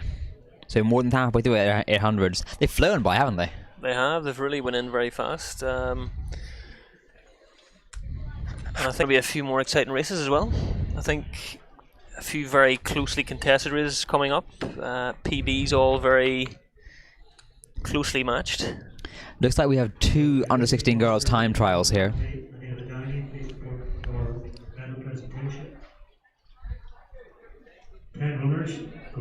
Oh, we're on under 17 now, aren't we? It's got ahead of me. Yeah, so we're in the under 17 girls final. So I think there's going to be 10 athletes. And just looking at a few of the PBs in this one. So we have Kirsty Foster of Willowfield Harriers, 2:15.78. And we have the sorry to cut across you, Neil. We have the medal ceremony here, and that's for the, I believe it's the under 16 girls. So City of Lisburn. I think this race is about to get underway. Actually, possibly. I think we may have to pull back to that. So it was Ava Mahaffey with the bronze.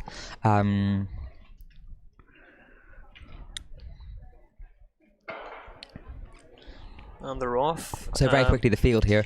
Blathen Loughman Beachmount Harriers 390, 218 Amy Thornton Willowfield, 329 Aoife Kinney Ballymena and Antrim, 391 Amy Evans Beachmount, 74 Emer McCarroll Loretto, 59 Renee Crotty and the LAC, 2 Kirsty Foster Willowfield, 70 Isabella McMahon Lagan Valley, 143 that's Atsuki City of Lisburn, and 83 Kate McCartan Drumorrissey.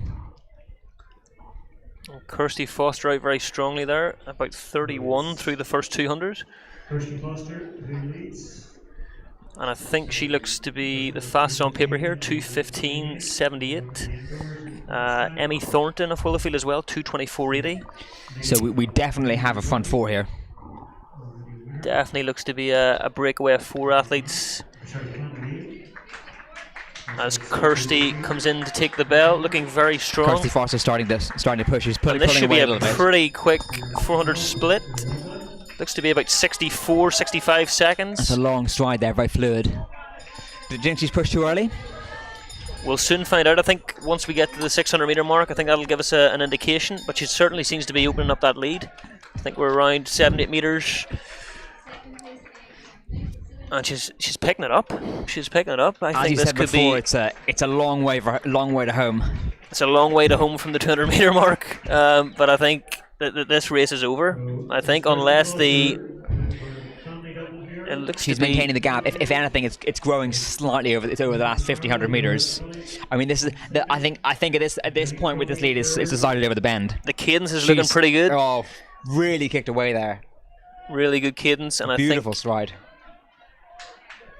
Yeah, I think she's going to be hard to stop now. I think as she comes into the final 100. Arm's starting to go a little bit there, but I mean, she's got a commanding lead here.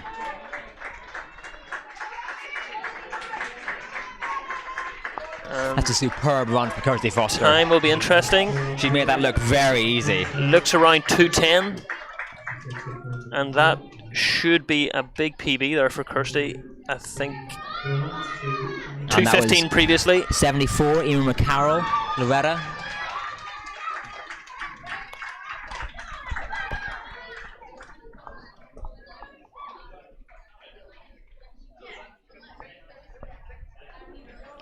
Seeing the other athletes coming in, it makes you really appreciate how fast that 800 was from Kirsty. Really superb effort. And it seemed to be fairly evenly paced. I think the first lap and the second lap seemed pretty similar. So there's definitely more there. I mean, the one thing I noticed coming off the line is she seems so relaxed. Very relaxed, out strong, and just basically maintained her pace the whole way through. Do you think a lot of that's down to confidence, Neil? I think so. I think if you have the confidence to get out strongly and be able to maintain it, I think that definitely shows a lot of maturity and confidence, and she can definitely take a lot of a lot of positives from the race, especially if she's ran a big PB. It looks to be in around 2:10. We'll definitely see if that's confirmed very shortly. So she's at 29.61 over 200, 4:28 for the mile. So she was in certainly some interesting rankings here. 2020 1500 indoor under 17. She was top 3 in the UK. 2019 3K 8th, and then 5K actually under 17. In 2020 she was second, and then second under 15 under 15 all-time park run. That'll be interesting to see who's on this list. So the third race for the under 17 boys, all the declared winners on the track. Kate McLaren, Fred McLaughlin, Noah Kavanagh, Seamus Robinson, David Hanna, Ben Gillen, Conor Broderick. And I think we're ready for the under 17 boys. Third, fourth, fifth, and sixth from last year's Under 17 boys final. Looks like we have 8 in the race. 16 That we do have the 8 there, so if they're all in lane order, Katie McLaren, Lagan Valley, Fionn McLaughlin, City of Derry Spartans, Noah Kavanagh, Unattached, Seamus Robinson, City of Derry, Dermot Hanna, Ballymena and Antrim, Ben Gillen, Lagan Valley, Conor Broderick, City of Lisburn, and Ryan Linus, North Down. Any PBs there, Neil? Yeah, I think it should be one to watch in Seamus Robinson, City of Derry Spartans, 1:57.79 coming into it. So I think he's the only sub-2 athlete. But in saying that, we have Fionn McLaughlin of City of Derry as well, who's ran 2:00, and Conor Broderick of City of Lisburn 2:01. So it should certainly be a very interesting race. See who takes it out. Do you think we'll see a group of 3 and 4 early on? I think we'll see a group of 3. The 3 athletes I've just named there. I think we'll see going to the 4 very quickly. And I think right away we should really see 3 red vests coming out front here. We've certainly got 2. Certainly got 2 here. We've got 2. Could be a more measured approach. And that looks to be Seamus Robinson. Definitely showing that he's going for a time here anyway. He's definitely went through very swiftly there. He's put a serious lead in there. He's already opened up a substantial lead of about 20 metres. And Seamus has got the PB just under 1:58. He's showing his class so far, but do you think he's put too much out earlier? I think he's probably done the right thing. He's probably realised he's the fastest on paper, so he can just sort of dictate the race how he wants. And I think he's went for the gun to tape approach, and it's looking to be a very wise decision as he comes through. 20-metre lead through the bell, just a touch under 60 seconds. He's still got a huge lead here. A massive lead. I think this is... It's game over, do you think? I think it's game over. I think he's just in cruise control at this point as he approaches 600 metres. Looks really smooth as well, nice arm action. It's going to be comfortably under 130 coming through 600. Yeah, I mean, I think that's very smooth as the athletes are trying to catch him from behind there. I think he's opening up the lead there. He's going to have 100 metres to go very soon. Oh, we have a big kick here for second. That's a serious gear change. He's opened up 5, maybe 10 metres. Of course, all eyes rightly on... That looks like the City of Lisburn athlete in second. I think that could well be Conor Broderick. As Seamus Robinson comes in. It does last like 2 minutes, I think. I think so. A big kick from Conor Broderick there. Conor Broderick, and the Lagan Valley athlete has got up for the bronze, and it looks like Ben Gillen. That's a big performance there from Ben. Do you think Seamus Robinson's put on a bit of a marker there? I think he has. I mean, he knew from the gun that he was the fastest on paper, and he's just taken it from the gun to tape performance. It's hard to argue with his confidence. And we had a medal there, number 65. Do you know what that was, Neil? Morgan Wilson in the pole vault. Peter's jumped in, rescued us there. Thank you very much, Peter.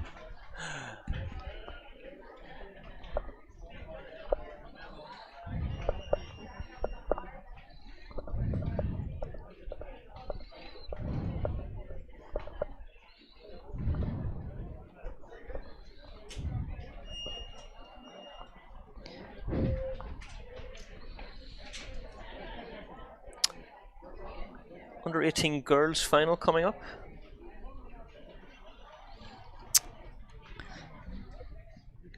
So only 3 in the race here, looks Only like. 3 have confirmed, and I think that's the Lockview athlete actually who won the 3,000 earlier, Rebecca Rossiter. Getting a nod from Peter there. I think it is. She has a 2:12 PB. Yes, I think I remember her shorts. Yeah, that's her.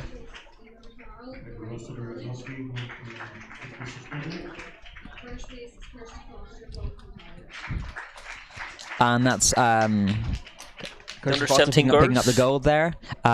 Number 94 looks like for the silver medal. And we're going to 218. quickly pan 218, across Emily to the start of this Thornton. race.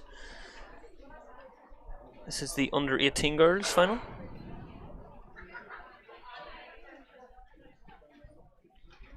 And that was Emo McCarroll from at the time of 2:15. Kirsty Foster ran 2:12:45 there. And that is indeed a PB. I think she's taken 3 seconds off her previous best. It's a very good run from Kirsty. Rebecca straight into the lead there. So we saw how comfortable she was over 1,500. I think it's going to be a matter of just maintaining a big enough lead just to see through the win. I think she's got a faster PB of 2:12. So I think this could be. PB's 20 seconds ahead of the rest in the field. Is it a case of how much she wants it? I think if she can just control the pace of the first lap, which is basically doing here, I think she can come home the final lap fairly strong and take the win.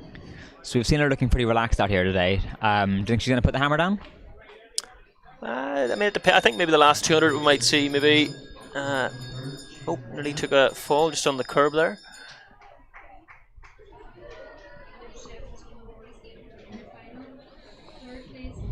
I think it's going to be an interesting battle for that silver medal spot.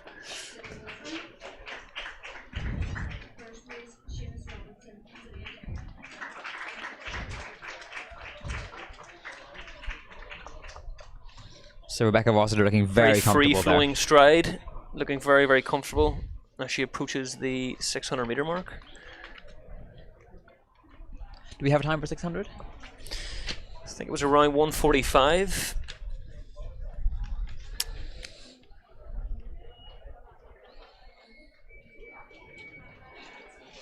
So I think we're probably going to be looking in the low 220 range, possibly 224, 225 for Rebecca Rossiter.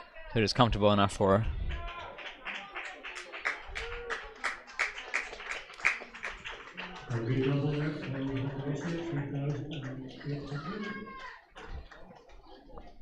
And then 2 and 3 also very strong out here. Just outside 220 there, I think. It looks like the Armagh AC 537 athlete. and a burn.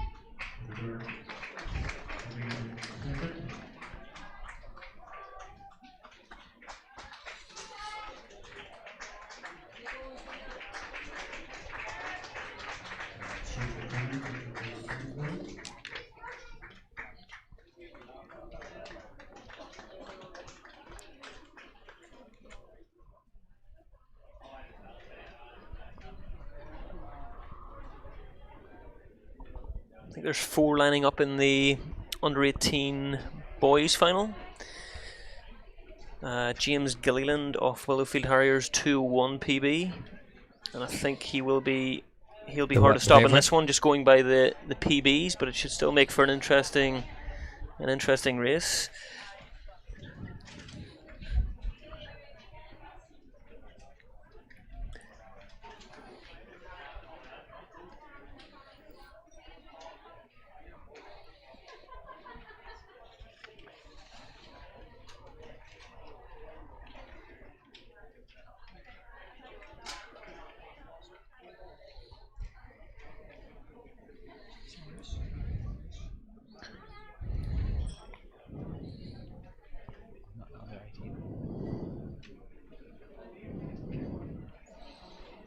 So 4 athletes here: James Gilliland, Willowfield Harriers, Ossian Kelly, Cranford AC, Jason Kiernan, Lagan Valley, and Michael Houston, City of Derry Spartans.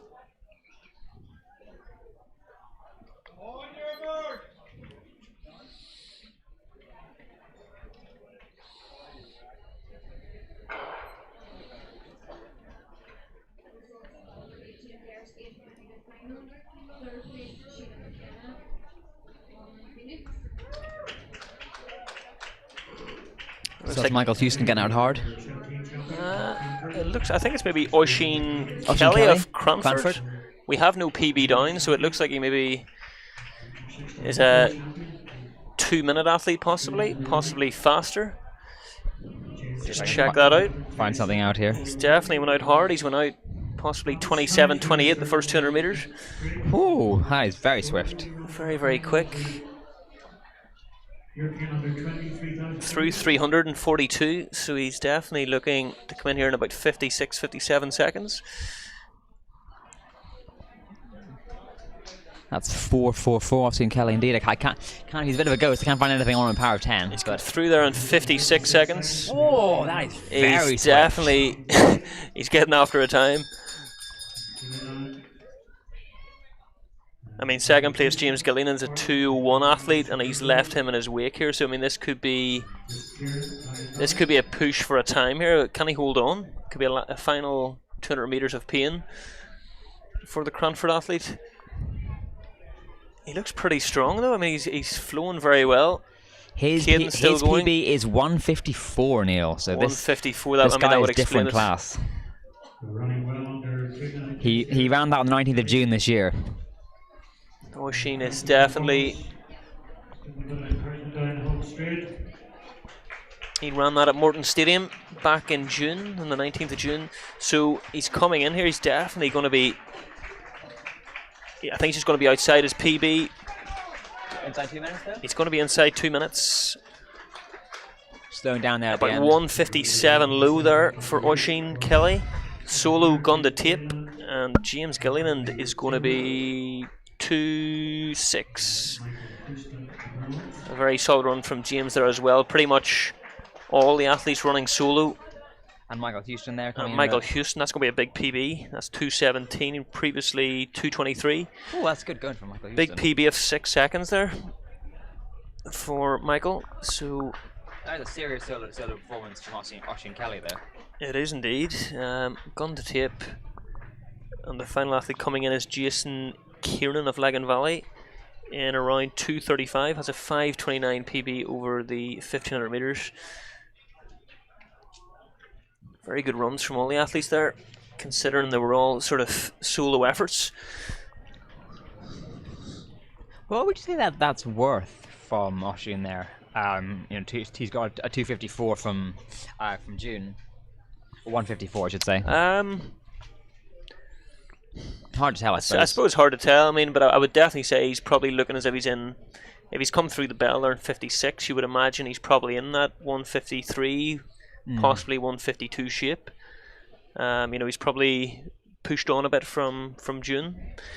I probably think it's probably just a matter of getting a few races under your belt, and that's why he's here today, obviously. So 4 athletes here. So number 505, Eve Young from Lagan Valley, 440, Liam Moffat from Dromore, 415, Cara Laverty from Finn Valley, and then 452, Savannah Timoney, Tir Clocknell. So what should have been the under 19, under 20 girls final is now just an under 19 girls final. The under 20 girls has turned up, so it's good final for under 19s. And then John just telling us there, this is an only under 19 race. There's no under 20s about.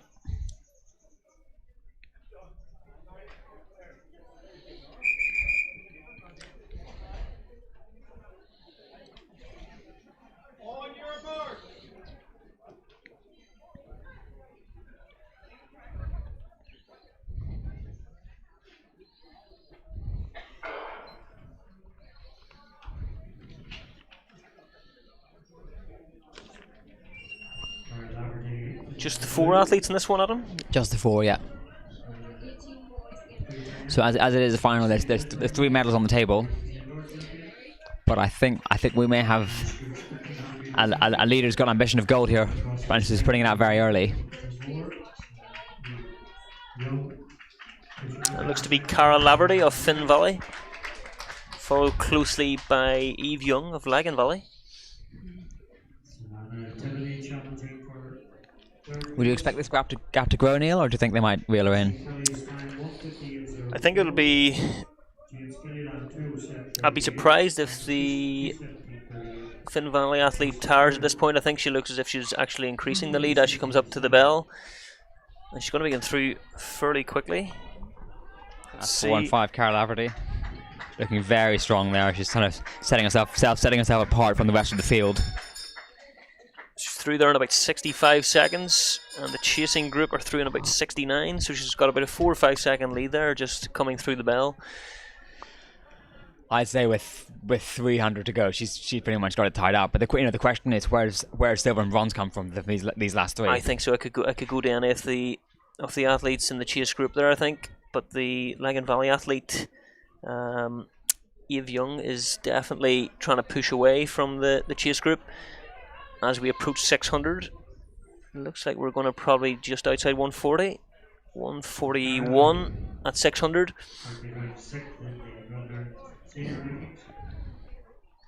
So John Lovett is telling us there that Cara is ranked 6th in the Northern Ireland senior rankings.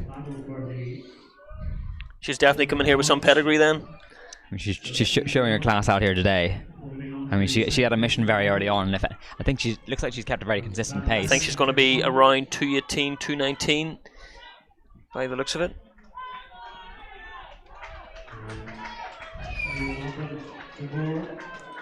Coming in looking very relaxed. I think she was actually 217. I think that's silver and bronze here. Drumore and Lagan Valley in around 225. So Liam Moffat coming in for the silver, and then Lagan Valley Eve Young coming in for bronze.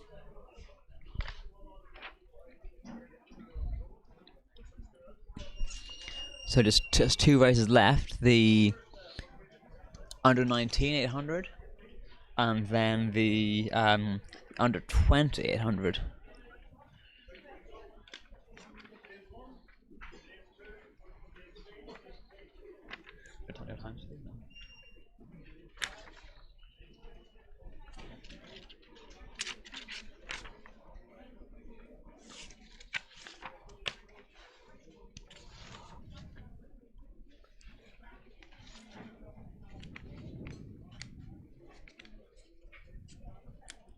We have Sean McGinley here, 153 PB.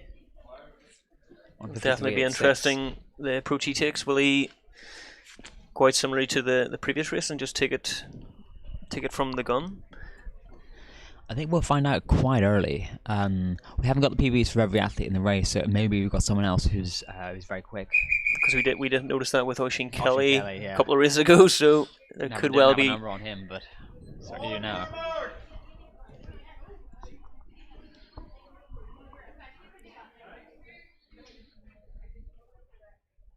I have 9 athletes in this. So Oisin Toy, Finn Valley, Sean McGinley, Finn Valley, Conor McAleer, Lifford Strabane, Peter Terrick, Lagan Valley, Colin Gargan, Shercock, Old Town O'Callaghan, Byrne, Jack Kelly, Tyrconnell, Ronan Kelly, Letterkenny, and Leo McGee unattached.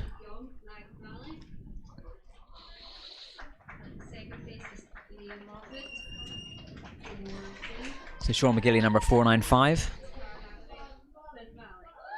I think Sean McGinley, I think he's ran well over both 15 and 8 this season. And it looks like he's getting out very hard. Through in about 27, 28. He's pushing on as well. I don't think the rest of the field can live with that. Can live with this pace. I would expect him coming through here in around 56, 57. Looks really maybe strong faster, there. possibly. He's come through there in 55. Ooh, this is fast. Can he keep it up? I think so. I think he'll probably tie up a wee bit maybe in the last 150. But he's definitely looking strong. I think the 600 split will give us a better indication. but he's powering on down the back straight. Indoor champion. Like you can wave the rest of the field goodbye here. I think this is race over as we approach 600 in 122. So he's certainly on for around 151. If he can Hopefully keep it we're going, gonna if get he, a lot of support from the crowd here. we need some cheering from the crowd here just to get him through the final 100 meters. We're But he's possibly still looking very running out of strong. spectators, but the crowd making some noise here. And there's a surge Still as looking well. strong.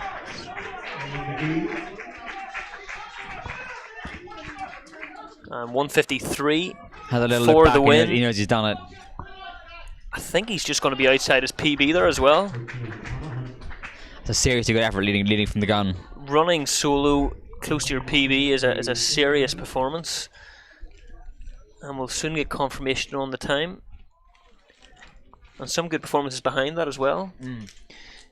I think there could be a few athletes close to the 2-minute mark there, especially, I mean, Oisin Toy has a PB of 2:00. Ulton O'Callaghan of Burren AC, 2:01:40. They'll certainly be knocking on the door. Interesting to see the times coming out there.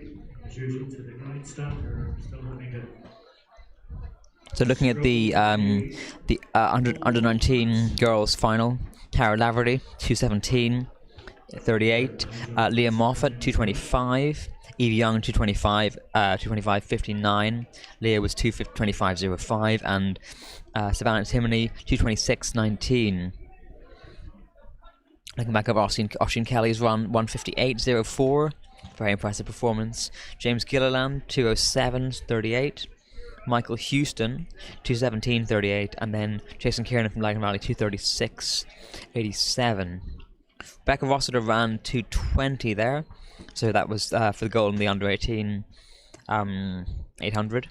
Anna Byrne Armagh 2:33:88 for silver, and then Sheena McKenna from Monaghan Phoenix 2:51. And athletes lining up for this will be our final race now.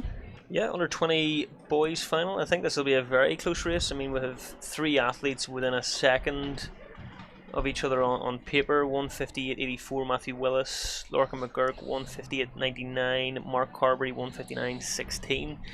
We haven't got a time for Feldham McCallum. So bib number 413 Matthew Willis, Lagan Valley. Bib number 404 Lorcan McGurk, City of Lisburn. Bib number 568 Feldham McCallum, Beachmont Harriers.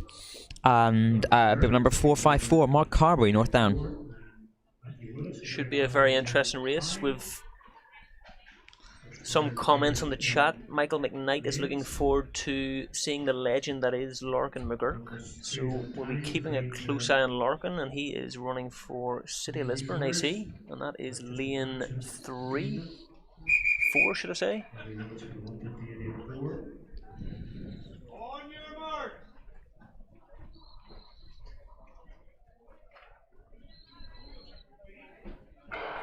And they're off. Would you expect it to be maybe slightly slower this one? I think it might be a wee bit slower. I think we could be in and around that 2-minute mark. I think possibly 1:58, 1:59. They'll run pretty close to their PBs. They're So going to be we've got pushing each other on.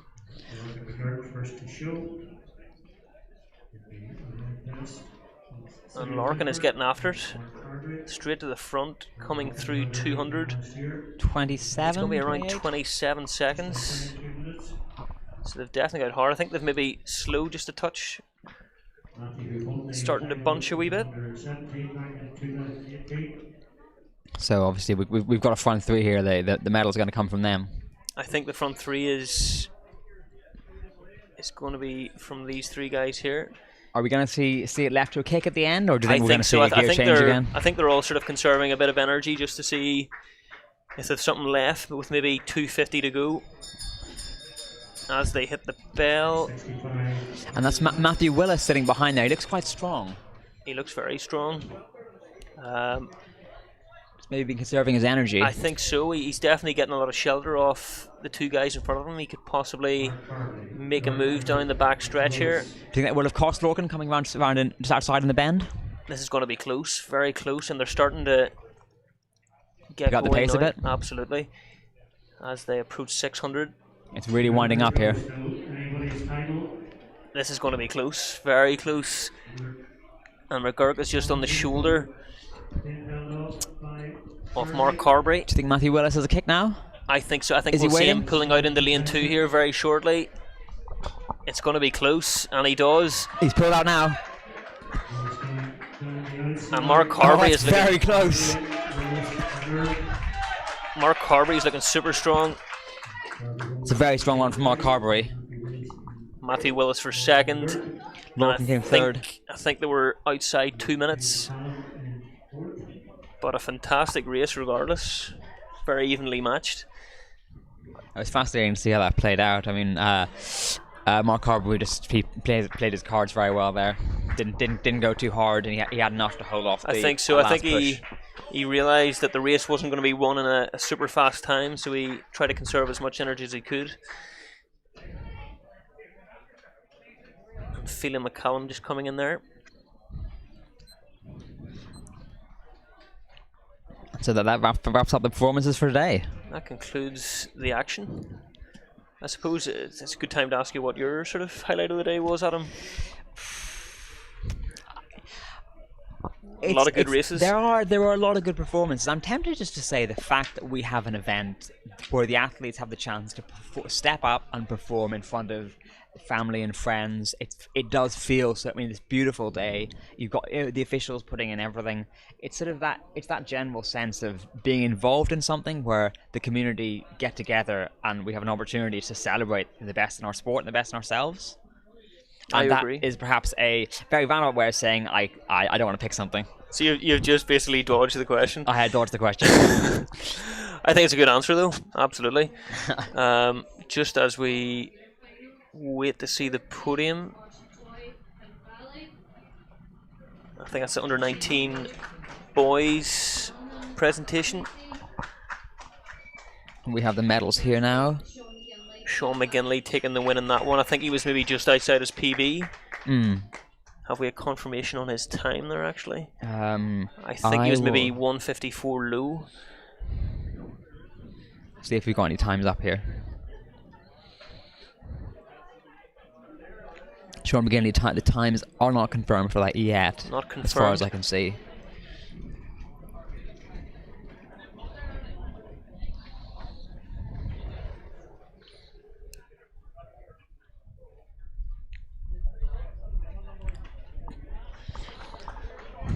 Although, to be fair, if I was to put myself on the spot, I'd probably take my hat off to Toby Thompson for his gold in the 200, coming back from the win on the hurdles and being disqualified in the 100.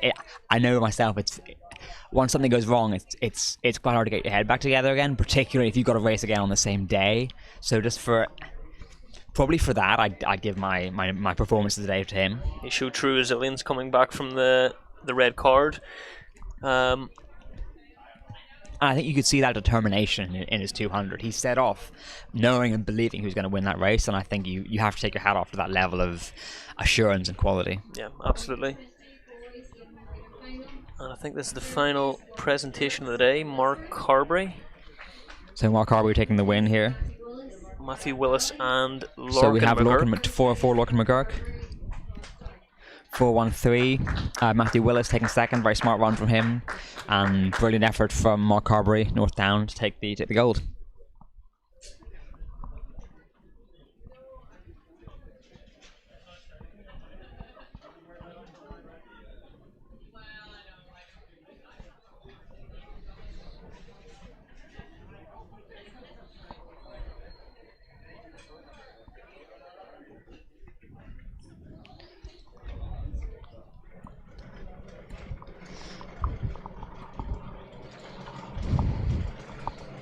Peter, can I pass the mic over to you for a second for your performance of the day before we wrap up? Yep, no problem at all, Adam. It's a slightly biased one. One of my old friends, Lucy Foster, in the 800 performance. Looking back at the 3000 where she dropped out, something obviously went wrong during that race. But for her to come back in the 800 with such a great performance, that has to be my performance of the day. But it's a biased view because the Fosters are friends of mine. Okay, thank you, Adam. That's a very good pick there, Peter, and it's again exactly that theme of resilience, which is something that's, to be honest, on all our minds with COVID. Just thinking about what we've all been through together as a community. I think we have Jackie here, so I'm trying to ask her for her performance of the day if she's available.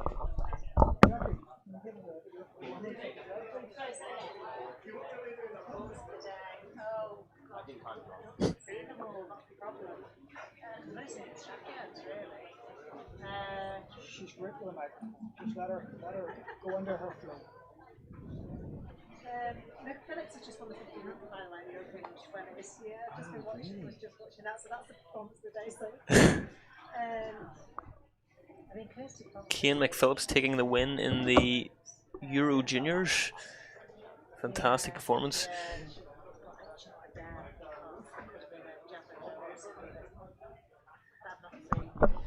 Jackie has very wisely decided that, having been on registration, she hasn't had a chance to see all the performances. She doesn't want to have miss a field event, and I have to say we in our track bias possibly have missed an excellent performance in the field. If so, we do apologise. If we have a live anyone on the live chat who wants to chip in with the field performance of the day, you'd be most welcome. But thank you all for tuning in. It's much appreciated.